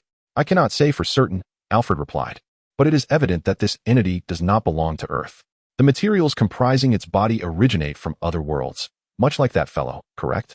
Perhaps, Alfred conceded, uncertainty lacing his tone. The individual referred to by Batman is, in fact, Superman. After apprehending the Joker, he discovered 120 milliliters of Superman's blood as a trophy. However, what both Batman and Alfred could not comprehend was that a significant portion of Superman's blood did not originate from Earth. They were baffled as to how an extraterrestrial substance entered the body of someone who had grown up on Earth. Perhaps Batman pondered that there might be someone who could shed light on this mystery. 20 minutes later, Batman arrived at Arkham Asylum, reasoning that since the Joker was aware of the hero's vulnerabilities, he might also have insights regarding these aliens. Moreover, Batman was particularly intrigued by the Joker's final mention of the Wasteland Wolf. Without alarming the guards, Batman stealthily infiltrated Arkham, where the echoes of the madman's laughter reverberated through the halls. Batman was uncertain of the reason behind the Joker's mirth, but it was evident that he had not yet rested. Navigating past several patrolling guards, Batman utilized a backdoor left during Wayne Enterprises' investment in Arkham's construction to unlock the cell door. Inside, he found the Joker reclining on his bed, mumbling indistinctly. You finally arrived. Ha ha ha. Did you know? Not long ago, Arkham was attacked by a demon, and that guard, in a panic, actually sought my assistance. Ha ha ha. Truly hilarious. Demon? What is that? Batman inquired. Just some adorable little creatures, the Joker replied nonchalantly. Those fellows actually thought I was the one who killed that guard. Isn't that amusing? Batman scrutinized the cell's structure and nodded slightly, affirming, indeed, you should be unable to leave this place. Is that so? The Joker scoffed. I can leave whenever I wish. I'm merely staying here because I don't want to go. You cannot escape, Batman countered. This cell was constructed at a cost of $20 million, designed exclusively for you. The Joker dismissed him with a wave. But I could simply draw a few symbols on the door and be gone. The door is made of specialized nanomaterial. Neither blood nor your specially provided sustenance can adhere to it. And besides, the Eternal Rock is my domain. Ah, well, the Joker shrugged. You certainly have thought of everything. But the Eternal Rock has an owner. As a criminal, I can certainly seize a residence. But is it truly acceptable for you, a hero, to do so? That's not your concern, Batman replied, producing a photograph. Do you recognize this? The image displayed the remnants of a demon after self-detonation. Green blood forming 3 squares in a trident shape. Let me think, the Joker mused. Have you started studying Chinese calligraphy? That trident is quite well done. I am serious. Batman insisted. Tell me, what does this mean? I do know, the Joker yawned, but I don't wish to tell you. It's getting late, good night. This is important, Batman pressed. They are attacking civilians in Gotham, and the frequency of these incidents is increasing. Ultimately, it could even affect you. Feng Qi reclined on the bed, nonchalantly humming a tune. Please, this is truly significant for me. Oh, how significant? Feng Qi squinted his eyes. What would the cost be if I remained silent? What do you desire? I desire nothing. Feng Qi rose once more, casually draping an arm over Batman's shoulder. After all, we are friends. As a friend, I shall naturally assist you. Friends? Indeed. Feng Qi replied with assurance. We share a common language and entertainment, though at times I cannot help but wish for your demise. Yet, that would leave me without a companion to play games with, wouldn't it? Therefore, I intend to bestow upon you the essence of the wine god. Batman forcefully brushed Feng Qi's hand aside. Enough with the pleasantries. Tell me, what exactly is it? All right, Feng Qi conceded. This entity is akin to a demon. They can sense fear. Theoretically, Even if their master perceives fear, they will charge forth to attack. Their master is known as the Desolate Wolf, who invaded Earth thousands of years ago, attempting to transform it into an environment reminiscent of his home planet, Apocalypse, using an object called the Mother Box. The native warriors of Earth rose in rebellion, including Diana of the Amazons, the Atlanteans from beneath the sea, the cosmic guardian Green Lantern, and the ancient gods, all participating in that war. Ultimately, the Desolate Wolf was expelled from Earth, an unprecedented humiliation that led him to vow that one day he would return. These 3 cubes represent 3 Mother Boxes. Should they fall into the hands of the Desolate Wolf, a catastrophe will befall Earth.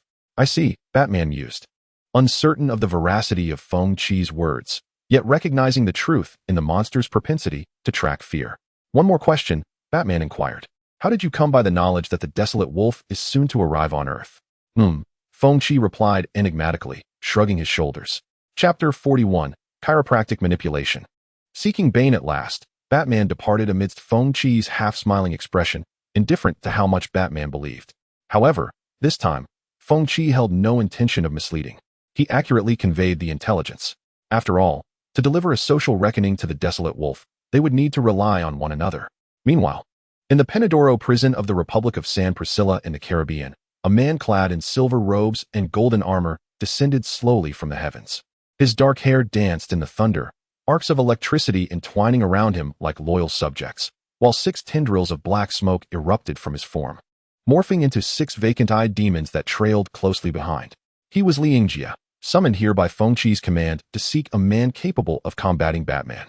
His striking appearance naturally attracted the attention of the guards. Halt! Who are you? I am Li Yingjie, unchanging in name or lineage, a descendant of the Zhou family. He proclaimed with vigor. Before the wind stirred, there was a reminder to conceal one's identity. Never mind, I shall not waste words with you. Li Yingjie crossed his arms and declared, for the Emperor's grand ambitions, I shall vanquish all foes ahead. The dazed 6 sins, upon hearing this, immediately charged forward, wreaking havoc upon everything within the prison, their voices echoing. I confess my sins. Long live the Emperor. I am a treacherous rebel. It is unclear what they have endured, yet their frenzied demeanor sent shivers down the spines of both guards and prisoners alike. Help! What is this creature? Oh God! Save me! No, don't come near. A demon. Is this the vengeance I have awaited? Amidst this chaos, Li Yingjie floated gracefully, arriving before a water prison. Are you Bane? A robust man with disheveled hair slowly raised his head, seemingly unaffected by the turmoil outside. He was Bane, the son of the Serpent King, Edmundo Lawrence. This water prison had confined him for a decade, subsisting on rats and fish during high tides. Yet, instead of breaking him, this suffering had only fortified him. Who are you? Bane rasped. I am the foremost general of the ugly Emperor, held in high esteem by His Majesty. Bane pondered these words. Though he had never stepped outside his prison, he was not entirely ignorant of the world beyond. Are you here to seek me? Why? Bane inquired again, feeling that a man like him, raised in confinement, held no merit worth seeking. If this individual had indeed come for him, coupled with the voice he had heard, there could only be one possibility. Is it my father? Bane asked darkly. That man had fled after committing crimes, leaving Bane and his mother to bear the blame. Consequently, his mother perished in prison, and he remained in this wretched place. However, the man merely frowned. Your father? You vermin dare aspire to cling to his stature? You uncouth brutes truly know not your place. Is that not so? Bane disregarded the insult and continued. Then what is your purpose in seeking me? Humph. Li Yingjie scoffed, then stomped his foot. In an instant, a tremendous force shattered the ground, creating horrific fissures that tore through the earth, including the water prison. Bane gazed at Li Yingjie in disbelief and, after a moment, emerged from the crevice. Very well, what do you require of me? Now that sounds more agreeable. Li Yingjie responded with satisfaction. The Emperor holds you in great regard. Should you pledge allegiance to the court, a future of titles and boundless prospects awaits you. Much like them.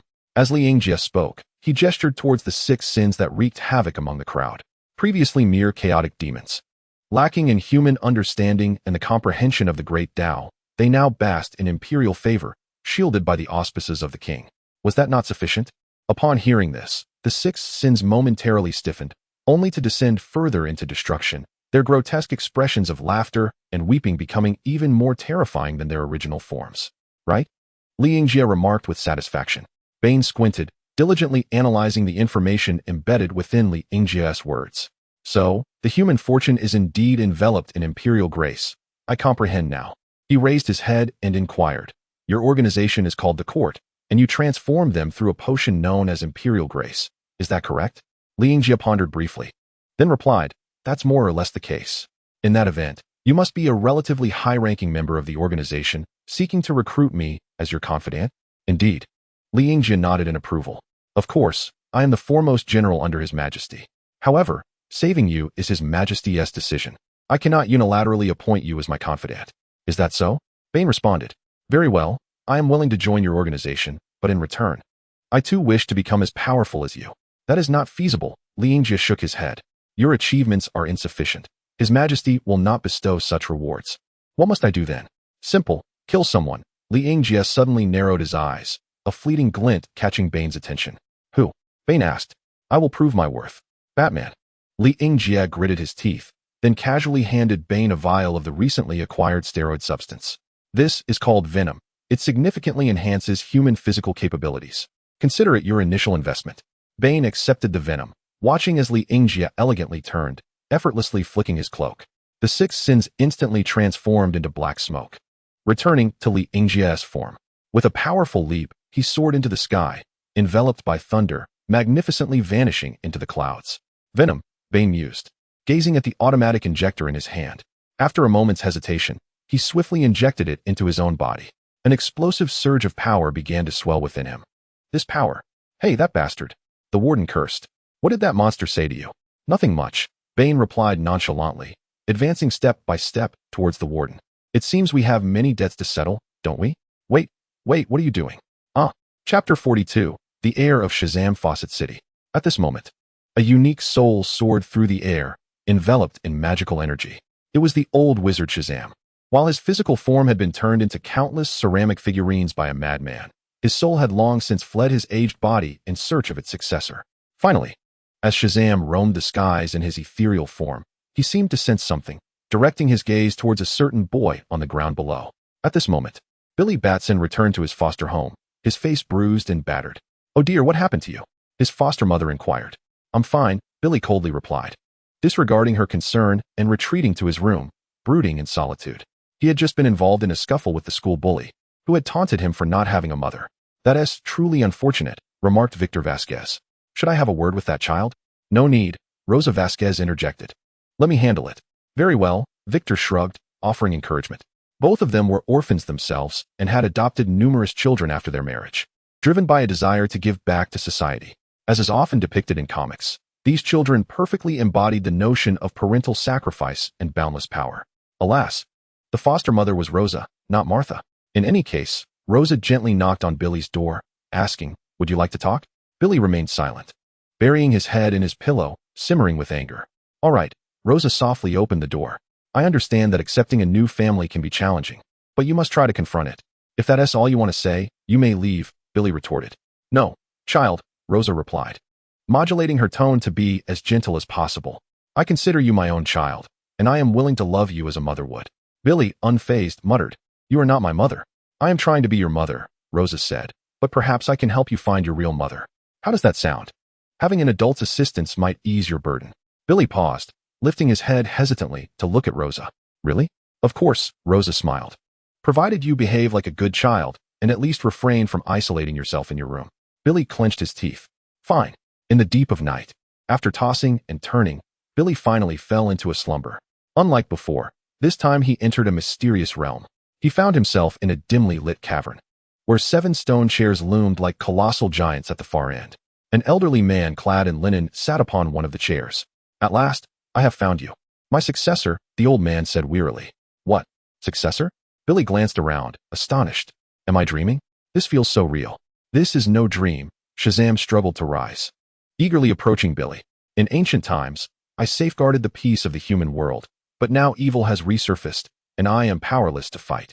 Therefore, inherit my power and save this world in my name. Wait, inherit your power? Billy questioned skeptically.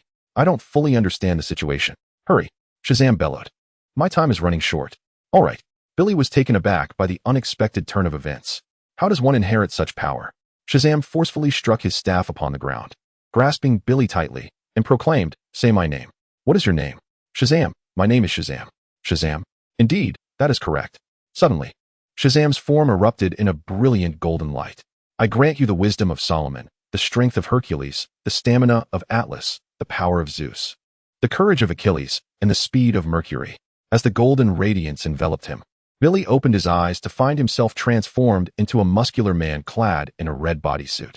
The elderly figure before him began to fade amidst the shimmering light. Please, take care of this world. The thrones of my siblings await. At that moment, a voice exclaimed, "Ah, he is still alive. Splendid, splendid. I can sense the air of that individual. Shazam, well done. I knew that man would not perish so easily. Oh, how moving. Ha ha ha. Shazam, the air is magnificent." Meanwhile, hidden in the shadows, Li Yingjie furrowed his brow. Is there a malevolent force at play?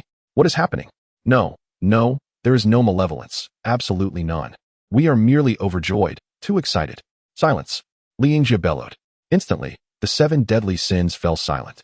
After a moment, Pride cautiously spoke. It appears I have sensed Shazam's air, which may pose a threat to your grand designs and His Majesty's plans. What do you think? Pride's tone was laden with insinuation, yearning for the madman to engage Shazam in a fierce battle, ultimately leading to his own return to tranquility. Indeed, after spending some time with Li Yingjie, their frayed nerves finally recognized the benefits of being sealed away. Peaceful, tranquil, serene, there was not a whisper to be heard. It was a veritable paradise of enjoyment. However, Li Yingjie resolutely declared, "That is impossible. I have already cast a spell to suppress his physical form. No matter how great his powers, there is no escape." Yet, that was merely superstition, utterly ineffective. Pride sneered, "Why not take a look? There is no rush. If you were to seize Shazam's powers, you could serve your majesty even better, could you not?" Humph. Li Yingjie scoffed. "Nonsense. I witness your formlessness, and yet you dare to seek to meddle in matters of my kingdom. But wasn't it you who approached first?" Silence. Li Yingjie seethed, trembling with rage. "Do you truly believe I cannot manage you? What? No, please." The 7 deadly sins seemed to anticipate the impending horror, struggling in desperate anguish. Then, Li Yingjie drew upon his inner strength, maintaining an outward appearance of composure while inwardly expressing his disdain. "Ah, please, no. We were mistaken, master. Please cease your recitation. I, the old sun, shall not err again." Chapter 43, The Art of Water Escape. Do you comprehend that this world is on the verge of a crisis? An adversary known as the Wasteland Wolf may already be upon us. A group of self-proclaimed heroes seeks to thwart him, which strikes me as nothing more than a gaggle of children squabbling over territory. Do you not agree? These so-called heroes are merely Na'vi youths, unacquainted with the world's harsh realities, in dire need of a sobering lesson. And what of it? A voice from the adjacent cell, hoarse and raspy, inquired. "What is your intention, fool? Do not be so grave, Professor Klein," Wen Qi replied with a smile. "I merely find it amusing to enlighten these heroes about reality. When they come to realize that their ideals are but illusions and their hopes mere phantoms, they will understand how right I truly am." Is that so? I have little interest in that notion. Indeed, you revel in your mischief, deriving pleasure from instilling fear in others. That is your art. Just as I delight in testing the nature of humanity. So what are your thoughts on casting the world into dread? Ah, Jonathan Klein's eyes flickered with intrigue. "You can comprehend me?" "Of course," Wen Qi replied. "Those who enter Arkham are not commonplace individuals. Often, our ignorance is perceived as malevolence by the masses. Yet it is invariably the few who subjugate the many, is it not, Mr. Scarecrow?" The man known as Jonathan Klein was once a psychology professor at Gotham University and is now a renowned purveyor of motivational platitudes. He refers to himself as Scarecrow. He appeared in Gotham during Wen Qi's confinement in Arkham, though he pales in comparison to Wen Qi, perhaps merely having been captured by Batman with relative ease. Scarecrow gazed intently at Wen Qi. "You have changed significantly." He recalled the first time he encountered this man, that day, during his lecture. Wen Qi was the first to enter the classroom, yet he chose to sit in the back. The initial impression he left was one of timidity. This student existed in the shadows, unable to refuse, desperately seeking the approval of others, always placing their needs before his own. At that time, Wen Qi was excessively concerned with others' opinions and how he was perceived, often gazing wistfully at the sky, enveloped in confusion and melancholy. During that period, Jonathan Klein had paid particular attention to this student because he saw a reflection of himself in him. Despite desperately striving to integrate into the collective, he remained oblivious to the fact that such a pursuit only amplified his solitude, lonely like a weed by the roadside, easily trampled underfoot by anyone, whether intentional or not. People do change. Wen Qi shrugged. It is quite simple. One must regard others as human. After all, no one truly cares about the game, do they? Indeed, Scarecrow acknowledged. Now, tell me of your plans. Patience, Wen Qi replied. You need only wait in tranquility. Having said that, Feng Qi chuckled to himself, asserting that waiting is akin to savoring a delicious meal. One cannot rush through an intriguing game. With that, he covered his head with one hand, revealing a glimmering eye filled with madness through his fingers, as uncontrollable laughter reverberated throughout Arkham Asylum. Meanwhile, Diana had arrived at Wayne Manor under the cover of night. Batman, I need to speak with you. What? How did you know? Bruce inquired, perplexed. That is of little consequence. Diana stood before the window, her back turned to Bruce, who was on the verge of slumber. Do you recall the name the Joker mentioned last? Darkseid. Upon hearing this name, Bruce's expression grew grave. An extraterrestrial invader? It appears you possess quite a bit of knowledge. Diana nodded. Given that, you should also be aware of the mother boxes. When 3 mother boxes converge, they can alter Earth's environment, correct? Indeed, Diana replied, her voice taking on a somber tone, but Darkseid has already acquired 2 of them. What? I understand this is hard to believe, Diana continued, striving to maintain her composure, but both the Amazons and Atlantis mother boxes have been lost. Bruce fell silent for a moment. How did you come by this information? It is the signal we agreed upon, Diana said, gazing into the distance as if she could see the distant flames of a campfire. I see, Bruce responded. I will formulate a strategy. Is there any information regarding Darkseid? None, Diana replied bluntly. All I know is that he is powerful, and those struck by his axe are transformed into parademons, who are driven by fear. Fear? Bruce instinctively thought of the individual he had recently captured, who toyed with fear itself. He targets only those who feel fear, correct? Yes. He prioritizes attacking those who are afraid, Diana clarified. I understand, Bruce said, then asked, what about the last mother box? Do you have any information? Regrettably, none, Diana replied. You humans have concealed it quite effectively. Indeed, Bruce nodded, lost in thought. Meanwhile, Lois had just exited the hospital. In truth, the surgery on Luthor had not inflicted significant harm upon her. Her prolonged stay was merely due to Clark's concern for his wife. Child, my child. Lois lay on the bed, gazing blankly at the ceiling. It's all right, as long as you're safe, Clark consoled her from beside the bed. This seemingly omnipotent Superman found himself at a loss when confronted with his wife's despondency for the first time. I'm sorry, this is all my fault, Clark murmured. If only I were stronger, no. That's not it. Lois suddenly embraced Clark. Whether you are Superman or an ordinary man, I only wish for you to stay by my side. Clark spoke with a hint of bitterness, vowing that such an incident would never occur again. Louise said nothing, holding Clark tightly, fearful that he might vanish in the next moment. I haven't seen my darling for an entire month. Harley lamented as she rolled on the ground. So what? Poison Ivy replied helplessly. Do you wish to break him out of prison? Isn't that a splendid idea? No. Poison Ivy firmly rejected. You cannot see him until I have unraveled the Joker's toxin. I don't care. I don't care. Harley continued to roll around. Why won't you let me see him? Because you cannot overpower me, Poison Ivy stated flatly. Chapter 44. The Trickster is a peculiar entity of the universe, residing in the 5th dimension while simultaneously being omnipresent. Theoretically, all tricksters across the multiverse are merely facets of his being. True to his name, one of the trickster's passions is mischief. However, he adheres to his own set of rules. If he is made to recite his name backward, he will be banished from Earth's realm. Feng Qi recalled a comic from his past life where the trickster was duped by the Joker into relinquishing 99% of his power, thus birthing the universe's mightiest emperor. The Joker. Let me clarify. I am not here on a whim to bestow my power upon you, nor will I be deceived by the same trick twice, declared the trickster, clad in yellow, floating cross-legged in midair. Indeed, it was he, the trickster. The same trick? Feng Qi was not astonished by the sudden appearance of this enigmatic being in his room. So, you have been deceived before. The existence in the 5th dimension being misled by humanity was quite intriguing. You are rather unlikable, the trickster remarked, crossing his arms. It's all equally annoying. Feng Qi suddenly pressed his hand on the trickster's shoulder, grinning broadly to reveal his pallid teeth. Do you not wish to explain the matter of the red kryptonite? Huh. The trickster scratched his head. It seems to be a little game I played with others. If it affected you, it merely indicates your misfortune. What an unpleasant topic. Feng Qi grasped the trickster's head and brought it before him. So, what is it that you desire to accomplish here? I merely wish to see you. The trickster waved a hand dismissively, feigning innocence. I am quite curious about your soul, originating from beyond the source wall. Feng Qi narrowed his eyes. How much do you know? How much? What do you mean by that? You from another world? The trickster began to feign confusion. To be honest, you are the most rational of all the Jokers. The others are nearly embodiments of madness, while you simply embrace madness as a means of empowerment. What is this? A peculiar trait of Asians?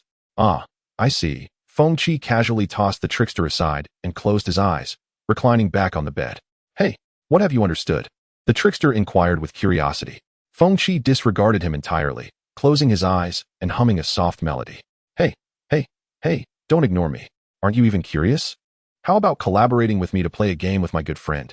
Feng Qi was well aware that the most effective way to deal with mischievous children was to ignore them. Otherwise, they would only become more insistent. Just like now. Hey, are you even listening to me? The troublemaker emitted a strange cry, and Feng Qi immediately felt himself enveloped by the briny sea. Upon opening his eyes, he casually exhaled a few bubbles, maintaining an expressionless gaze upon the troublemaker. Oh, the troublemaker exclaimed frantically, I have never endured such humiliation. With that, he produced a coffin from his clothing. Would this make you speak? Feng Qi glanced at it, and once again chose to ignore it. He was not the type to be enraged simply because of an urn, even if it originated from his own family. All right then, the troublemaker said, tossing the urn along with an entire expanse of ocean aside. Let's play a game. If you achieve the goal, I will give you a gift. As he spoke, the troublemaker revealed a ring glowing with a yellow light. At this sight, Feng Qi finally showed a flicker of interest. The yellow lantern, originally intended to be obtained through the power of the wasteland wolf, could now be acquired through an alternate means, and Feng Qi was not averse to taking a shortcut. After a moment of contemplation, he suddenly smiled and said, I don't want the lantern. If I win, you will help me send a message to Shaoli. How about that? Deliver a message? Of course, that's no problem. Excellent, Feng Qi replied with a knowing smile. Just tell him this. 1010101011011001100111001111, remember? Understood, the troublemaker nodded. 10101010011001100111001111, right? I've got it. And then he vanished. The sequence of numbers was actually Morse code, which translated to the reverse of the troublemaker's name. Before he even realized what had transpired, he was sent away. With a mocking expression, Feng Qi picked up the fallen lantern ring and casually slipped it onto his finger. The ring emitted a radiant glow, as if resisting Feng Qi's control, yet he merely regarded it with a bemused smile. Soon, after a brief struggle, the lantern ring finally succumbed, radiating a light that enveloped Feng Qi entirely. This power, Feng Qi mused to himself, feeling quite pleased. The prerequisite for donning the yellow lantern was to instill fear in others, and Feng Qi, who had recently manipulated the entire metropolis under the guise of a jester, certainly had countless individuals trembling in his wake. It seems the plan needs a slight adjustment, Feng Qi remarked with a smile. In the next moment, a mist emitting yellow light began to spread, ultimately enveloping the entirety of Arkham Asylum. What shall we engage in next? One prison gate after another swung open, and Feng Qi, with arms outstretched, stepped out in a state of rapture. Now, indulge to your heart's content, for the path to freedom lies ahead. Pay no heed to others, nor to Batman. Relish in the madness. His maniacal laughter echoed through the skies of Arkham, startling countless birds and bats that took flight into the night. Ultimately, as Feng Qi and the imprisoned criminals emerged from Arkham, he snapped his fingers lightly, and the entire Arkham was reduced to rubble in a tremendous explosion. Yet, he turned his back to the fiery chaos, a wild grin plastered across his face, leaving without a glance back. Meanwhile, Bane, weary from his ascent, climbed a high cliff by the seaside with a few of his henchmen.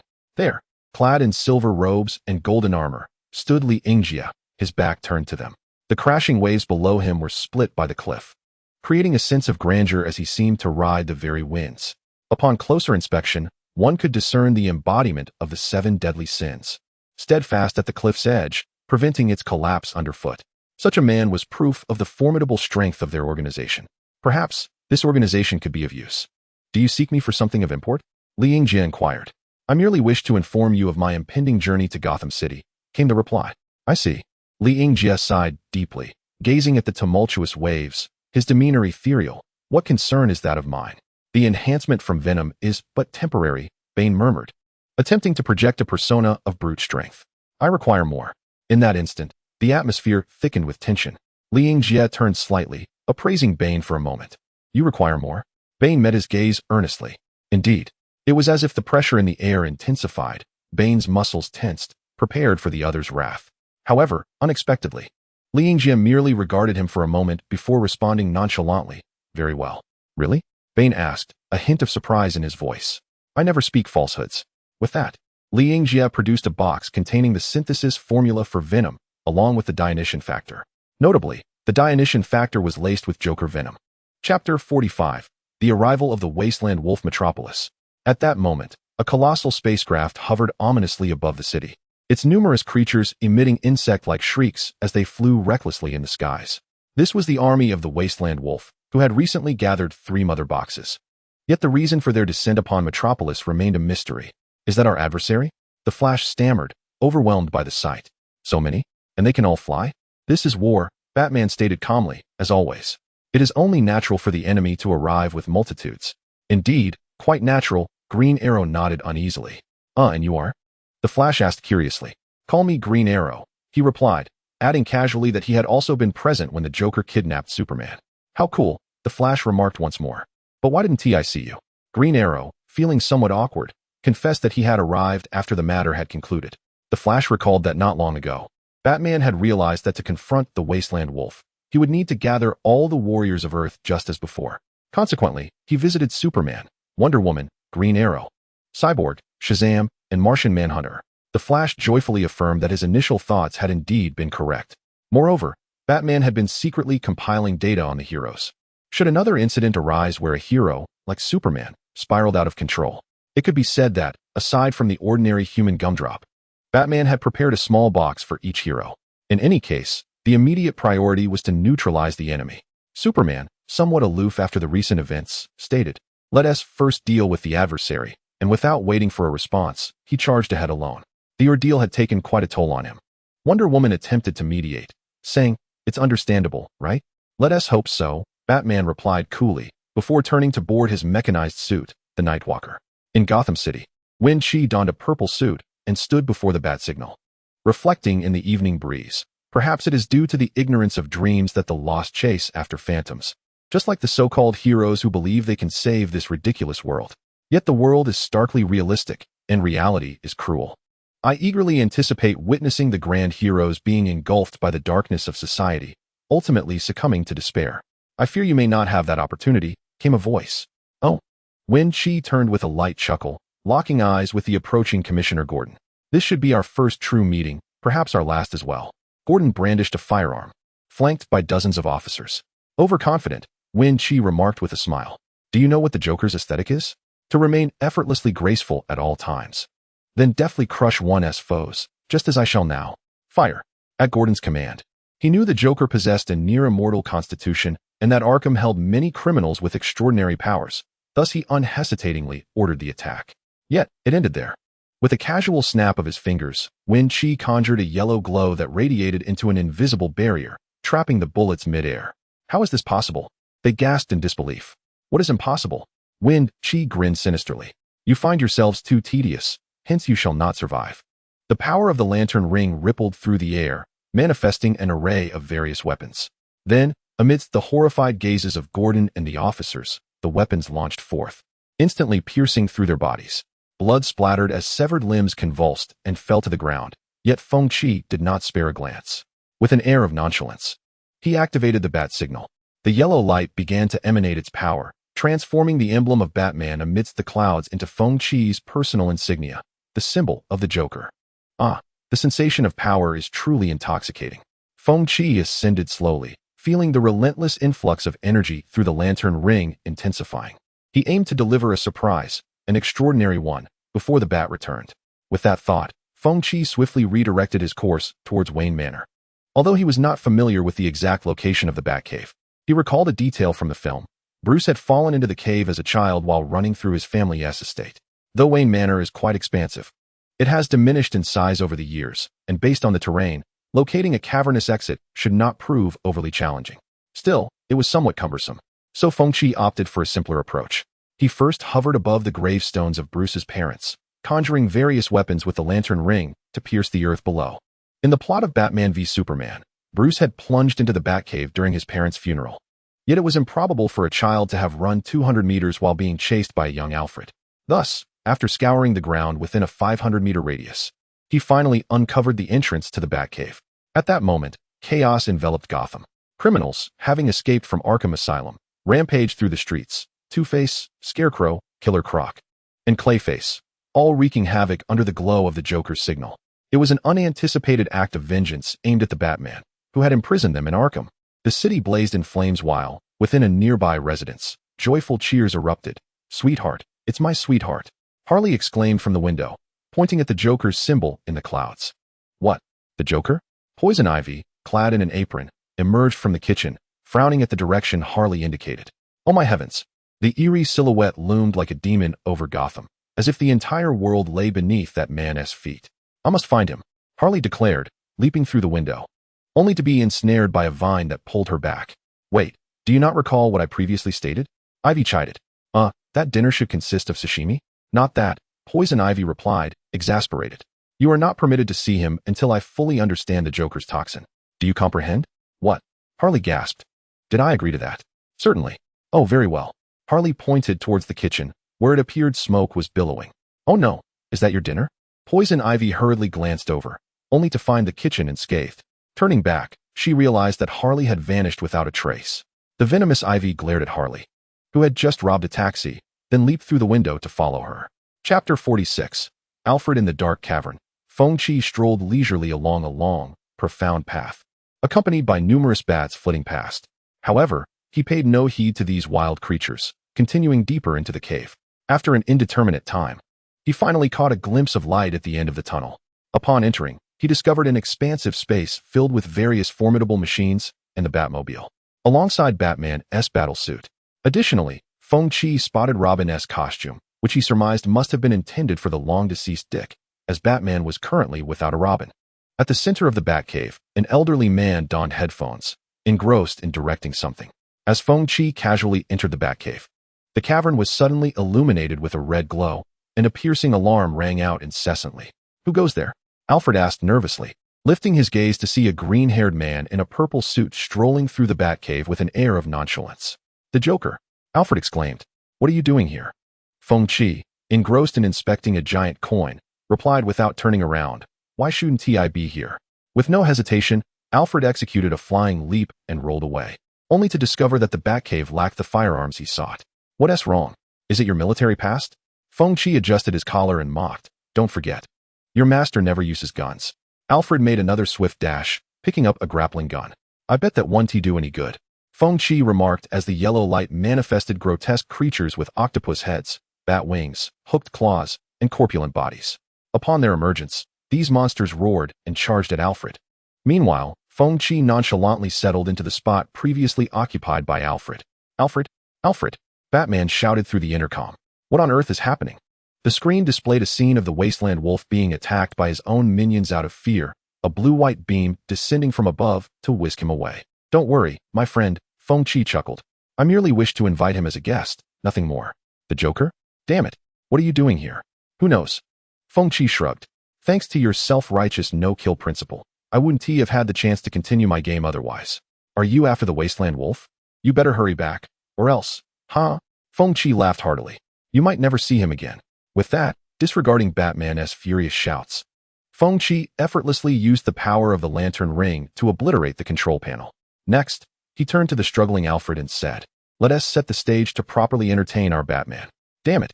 On the battlefield of Metropolis, Batman suddenly clenched his fists. "What has happened?" The Flash inquired. "Is there trouble at home? Is it the Joker?" Superman looked at Batman, asking earnestly. "Yes, indeed," Batman nodded. "Take me with you," Superman insisted without room for debate. "I can handle it myself." With that, Superman glanced at Batman's vehicle. "Its speed to Gotham is sufficient for me to toss the Joker into Arkham 20 times over." "Do not forget, the Joker possesses kryptonite," Batman retorted. "In that regard, you are no different from a human." Wait, the Flash quickly interjected between the two. "We are all part of the same team, are we not? I mean, as heroes, we could unite, perhaps even journey to Gotham together." "No need," Batman declined once more. "I can manage on my own." "Are you sure?" the Flash urged. "I believe it would be beneficial for us to strengthen our bond occasionally. And your speed is indeed a concern." "Absolutely, my friend," Green Lantern patted Batman's shoulder. "Let us consider this as a quest for vengeance against the Joker, shall we?" Batman gritted his teeth, remaining silent for a long while before finally conceding with a reluctant nod. "Fine." The boy once known as Dick had perished when he died. Batman remained calm, Yet Bruce Wayne experienced nights fraught with insomnia for days on end. During that time, every time he closed his eyes, the visage of that child would haunt him, recalling how he had died before his eyes while he was powerless to intervene. That sense of helplessness compelled him to remember the alleys of crime. The Joker had already taken one family member from him, and whether as Batman or Bruce, he could not permit the Joker to harm another innocent elder, a man akin to a father to him. Seeing Batman relent, Superman breathed a slight sigh of relief. If possible, he wished to avoid a rift with Batman. Superman effortlessly lifted Batman's Nightcrawler suit and took to the skies. It is truly a relief they did not come to blows. Wonder Woman also sighed with relief. Indeed, the atmosphere was frighteningly oppressive. I say, Green Arrow raised his hand. Are we accompanying them? Of course. Green Lantern floated in midair. Green Arrow disregarded the Martian Manhunter, who clearly was not human, and turned to the Flash. Though I cannot fly, I could run fast enough to walk on water. Do you need me to carry you? This cursed world, Green Arrow replied, speechless. But please, do. No trouble at all. With that, the Flash scooped up Green Arrow, and enveloped in a flash of electricity, they transformed into a streak of red, racing towards Gotham. His speed began to increase gradually. In one moment, dust swirled from the ground, and in the next, they were skimming across the ocean's surface, vanishing from sight before even submerging. Ultimately, the Flash completed a journey that would take an entire night by plane in less than 2 minutes. Is this Gotham? The Flash, filled with excitement, glanced around, wondering if he had arrived at the correct location. Green Arrow, shaking his head while cradling his temples, remarked, "You are indeed swift, and this must be Gotham, as evidenced by that in the sky." In the sky? The Flash tilted his head upward, only to behold a colossal Joker emblem looming among the clouds, a sign that Batman would accuse him of piracy. Soon after, Martian Manhunter and Superman, accompanied by Batman, arrived, followed by Wonder Woman and Green Lantern.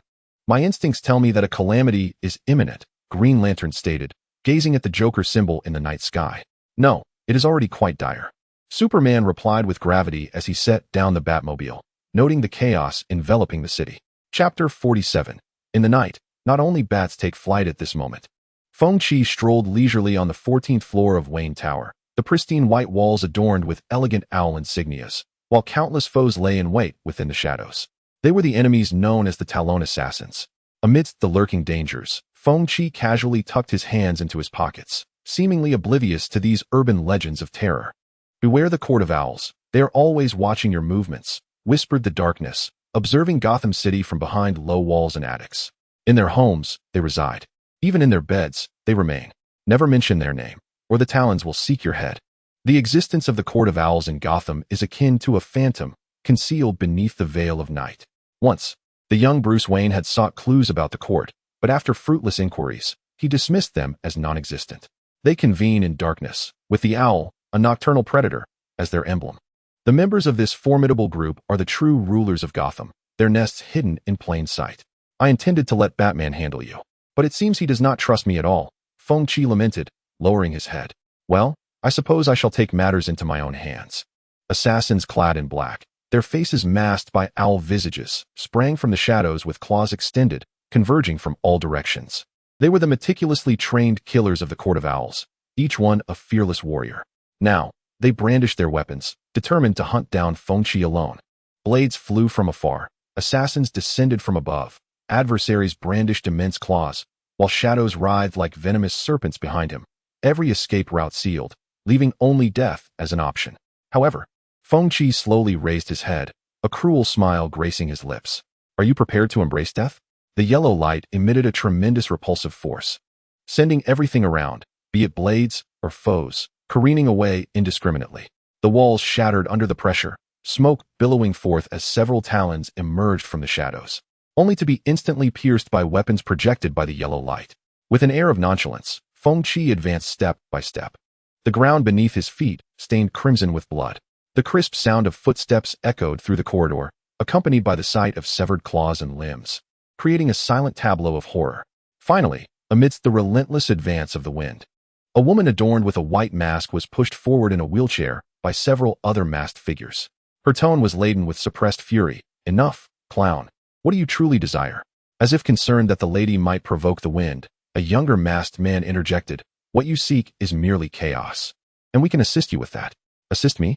The wind retorted, questioning their understanding of her desires. Is it vengeance? The masked man asserted.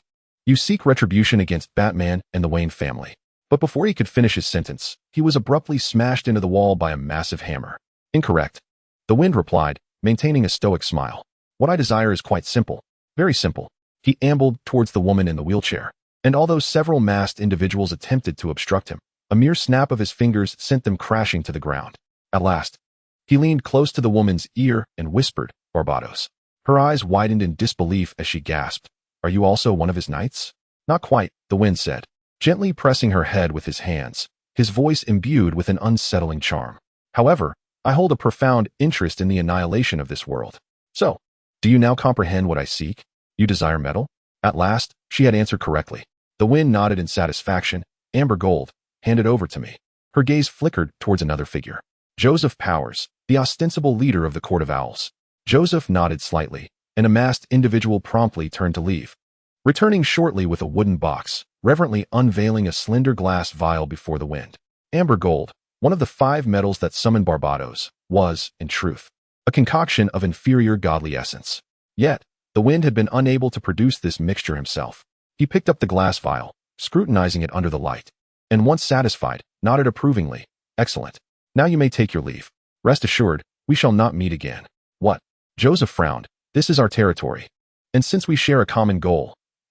No. The Wind interrupted without looking back, his words laden with significance. In Chinese, this leave carries a deeper meaning. Then, for the first time, the power of the yellow light was unleashed in full force, expanding like an unstoppable luminescent curtain, ruthlessly obliterating everything in its vicinity. The Wayne Enterprises building began to collapse, tilting precariously to one side as the destruction commenced from the 14th floor, posing a cataclysmic threat to the ordinary citizens below. As the floor began to collapse, a figure cloaked in red swiftly descended beneath it, bracing the falling structure with sheer strength. It was the son of Krypton, the beacon of hope, the mightiest hero on Earth, Superman. As expected, Feng Qi remarked with a hint of nonchalance, now that Superman has arrived, our Dark Knight is sure not to be absent. No sooner had he spoken than a shadowy figure surged forth from his side. Unfazed, Feng Qi projected weapons that shot out, yet Batman adeptly evaded the assault with a graceful spin, landing on the ground and continuing his advance with a forward flip. Excellent. Feng Qi smiled more broadly, his hands poised as 2 curved blades manifested. He then swung them toward Batman, only to be countered by a well-executed shoulder throw. Undeterred, Feng Qi hovered in midair, unleashing a barrage of weaponry that flew toward Batman like they were mere trifles. However, Batman stood his ground, drawing 2 batarangs and skillfully shattering the projected weapons before him. Wait. Green Lantern hovered in disbelief, gazing at the yellow ring on Feng Qi's hand. How is this possible? Feng Qi turned his head, scoffing. Anything is possible, just like this. Chains materialized from thin air, writhing and twisting like serpents, intent on ensnaring Green Lantern completely. Meanwhile, the Flash, embodying crimson lightning, sped toward Feng Qi with blinding speed, only to pass through him like a specter, crashing violently into the half-collapsed building Superman was holding aloft. Feng Qi's figure materialized from the other side, mercilessly taunting. I doubt you anticipated that I would exploit the Yellow Lantern to create illusory projections. Chapter 48. This is my escape route. The half-destroyed building began to tilt anew from the impact of the Flash, forcing Superman to lift the structure quickly. It seemed as though he possessed some extraordinary resilience, as the weight of the entire floor bore down upon his hands without him being pierced like a nail. Feng Qi spread his arms wide, slowly levitating into the air, reveling in the torrent of fear emanating around him. Damn it! Green Lantern skillfully dodged the chains. Yet there was no time to ponder why the Joker wielded a yellow ring. He summoned his strength and charged at Feng Qi. Unfazed, Feng Qi chuckled lightly, directing his hand toward Green Lantern and opting for the purest form of assault using raw energy. The fear energy of the yellow ring collided with the headstrong Green Lantern, resulting in a terrifying shockwave that radiated outward. In the next moment, Green Lantern was sent hurtling back, uncontrollably spitting blood from his mouth. Feng Qi had become exceedingly powerful. The source of the yellow ring's strength lay in fear. Fear generated from the chaos of Gotham. Fear born from the conquest of Metropolis by the Laughing Legion. Fear stemming from the capture of numerous heroes. These fears swirled in the hearts of humanity like a waking nightmare. Initially, Feng Qi had intended to harness them to summon the Wasteland Wolf, but he inadvertently discovered a far superior means of utilization. At that moment, a missile was launched from the distant steel structure, while the firestorm simultaneously emitted 2 beams of laser. The missile was casually deflected by Feng Qi, but the lasers, moving too swiftly for a reaction, pierced through his chest. It was merely a trivial wound. Unfazed, Feng Qi gazed at the green figure, sensing a hint of difficulty. After all, it was rather challenging to confront the entire Justice League single-handedly. Meanwhile, Superman had placed half of a building, along with the Flash, onto the ruins of Arkham Asylum, and then recklessly soared towards Feng Qi, the Joker. Yet, it was merely a bit of a challenge. Feng Qi remarked enigmatically, as the chains projected earlier turned and lunged towards Superman. Facing the overwhelming onslaught of chains, Superman charged forward without fear, only to be violently thrown to the ground, crashing into a building. Indeed, both yellow and green lanterns could mimic kryptonite radiation. Thus, while Superman was absurdly powerful, his vulnerabilities were glaringly apparent. Alfred, the Batman, looked up at Feng Qi, straining to demand where he was. His voice was loud enough to reveal Bruce's true tone, but he paid it no mind, his eyes blazing red as he stared at Feng Qi. "Do not be agitated, my friend," Feng Qi said, reclining in midair, propping his head with one hand. "If I wished to harm him, I would undoubtedly broadcast it worldwide over the internet, and I have never intended for him to perish by my hand, whether directly or indirectly." Upon hearing this, Batman's emotions finally began to stabilize. He took a deep breath, striving to regain his composure. "I sent him to the other side of the earth," Feng Qi continued, "to my ancestral homeland, Huaxia." Indeed, Feng Qi displayed a mischievous smile. "After all, I must repay my motherland, and by the way, I have also sent the remainder of Superman's blood over there. As a world power, Huaxia would naturally not refuse a gift from a passionate citizen, for they perceived Feng Qi as merely an overzealous youth. Moreover, Superman was exceedingly powerful, his strength having disrupted the balance of the world, especially considering that 90% of superpowered individuals in this world were Americans, which inevitably sparked some unsettling suspicions. In fact, in the original comics, there existed a version of Superman from Huaxia, which was a reason for Feng Qi's complicated feelings towards Marvel. Compared to Marvel's portrayal of Huaxia as a mere cash cow, while looking down upon its people, the treatment of Huaxia's civilization was considerably fairer, as there were hardly any positive representations of Huaxia in Marvel, with the few existing primarily serving to highlight others. Conversely, this narrative explicitly borrowed from Huaxia's legends and dared to confront history. At that time, Feng Qi had been drawn into the world of comics through the Huaxia Superman. "You collaborated with them?" Batman inquired again. "How could that be possible?" The Wind raised his shoulders, acknowledging the impossibility of their agreement, and thus refrained from further discussion. His actions were motivated solely by his desire to act, for he was the jester. "Beware, his power is derived from fear," warned Green Lantern.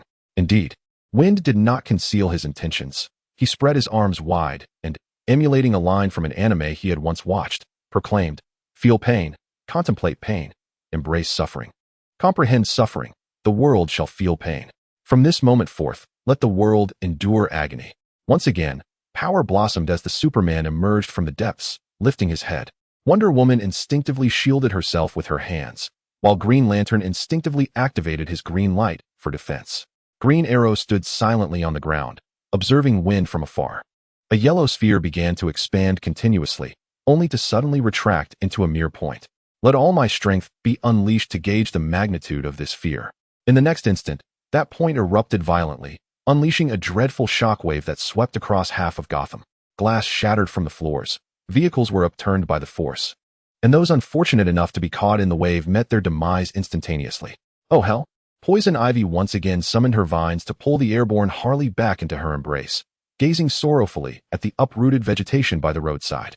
After Wind released this final assault, he began to descend slowly, disappointment evident in his gaze as he surveyed the ground below. "TCH, this is far less impressive than I had imagined." At that moment, Superman had regained his composure. He accelerated and seized Wind by the throat in midair. "Why are you doing this?" "Easy on the grip," Wind complained. "A regular person would have suffered a broken neck from that." "I ask you why." "Why?" Wind pondered seriously for a moment, eventually responding, "For the sake of amusement, I suppose. That is but a fragment of my reasoning. I wish to attempt to overturn certain established truths, such as transforming heroes into villains, resurrecting the dead, or other such endeavors." "Is that truly your motivation?" Superman fixated his gaze on Wind, incredulous. "For such trivial pursuits, you have devastated 2 cities. This has been my lifelong aspiration." Wind retorted, "Moreover, aren't Metropolis and Gotham perpetually in a state of renewal?" Just as he spoke, Wind lifted his head, his eyes reflecting an approaching blue light. You likely did not foresee that this is my escape route.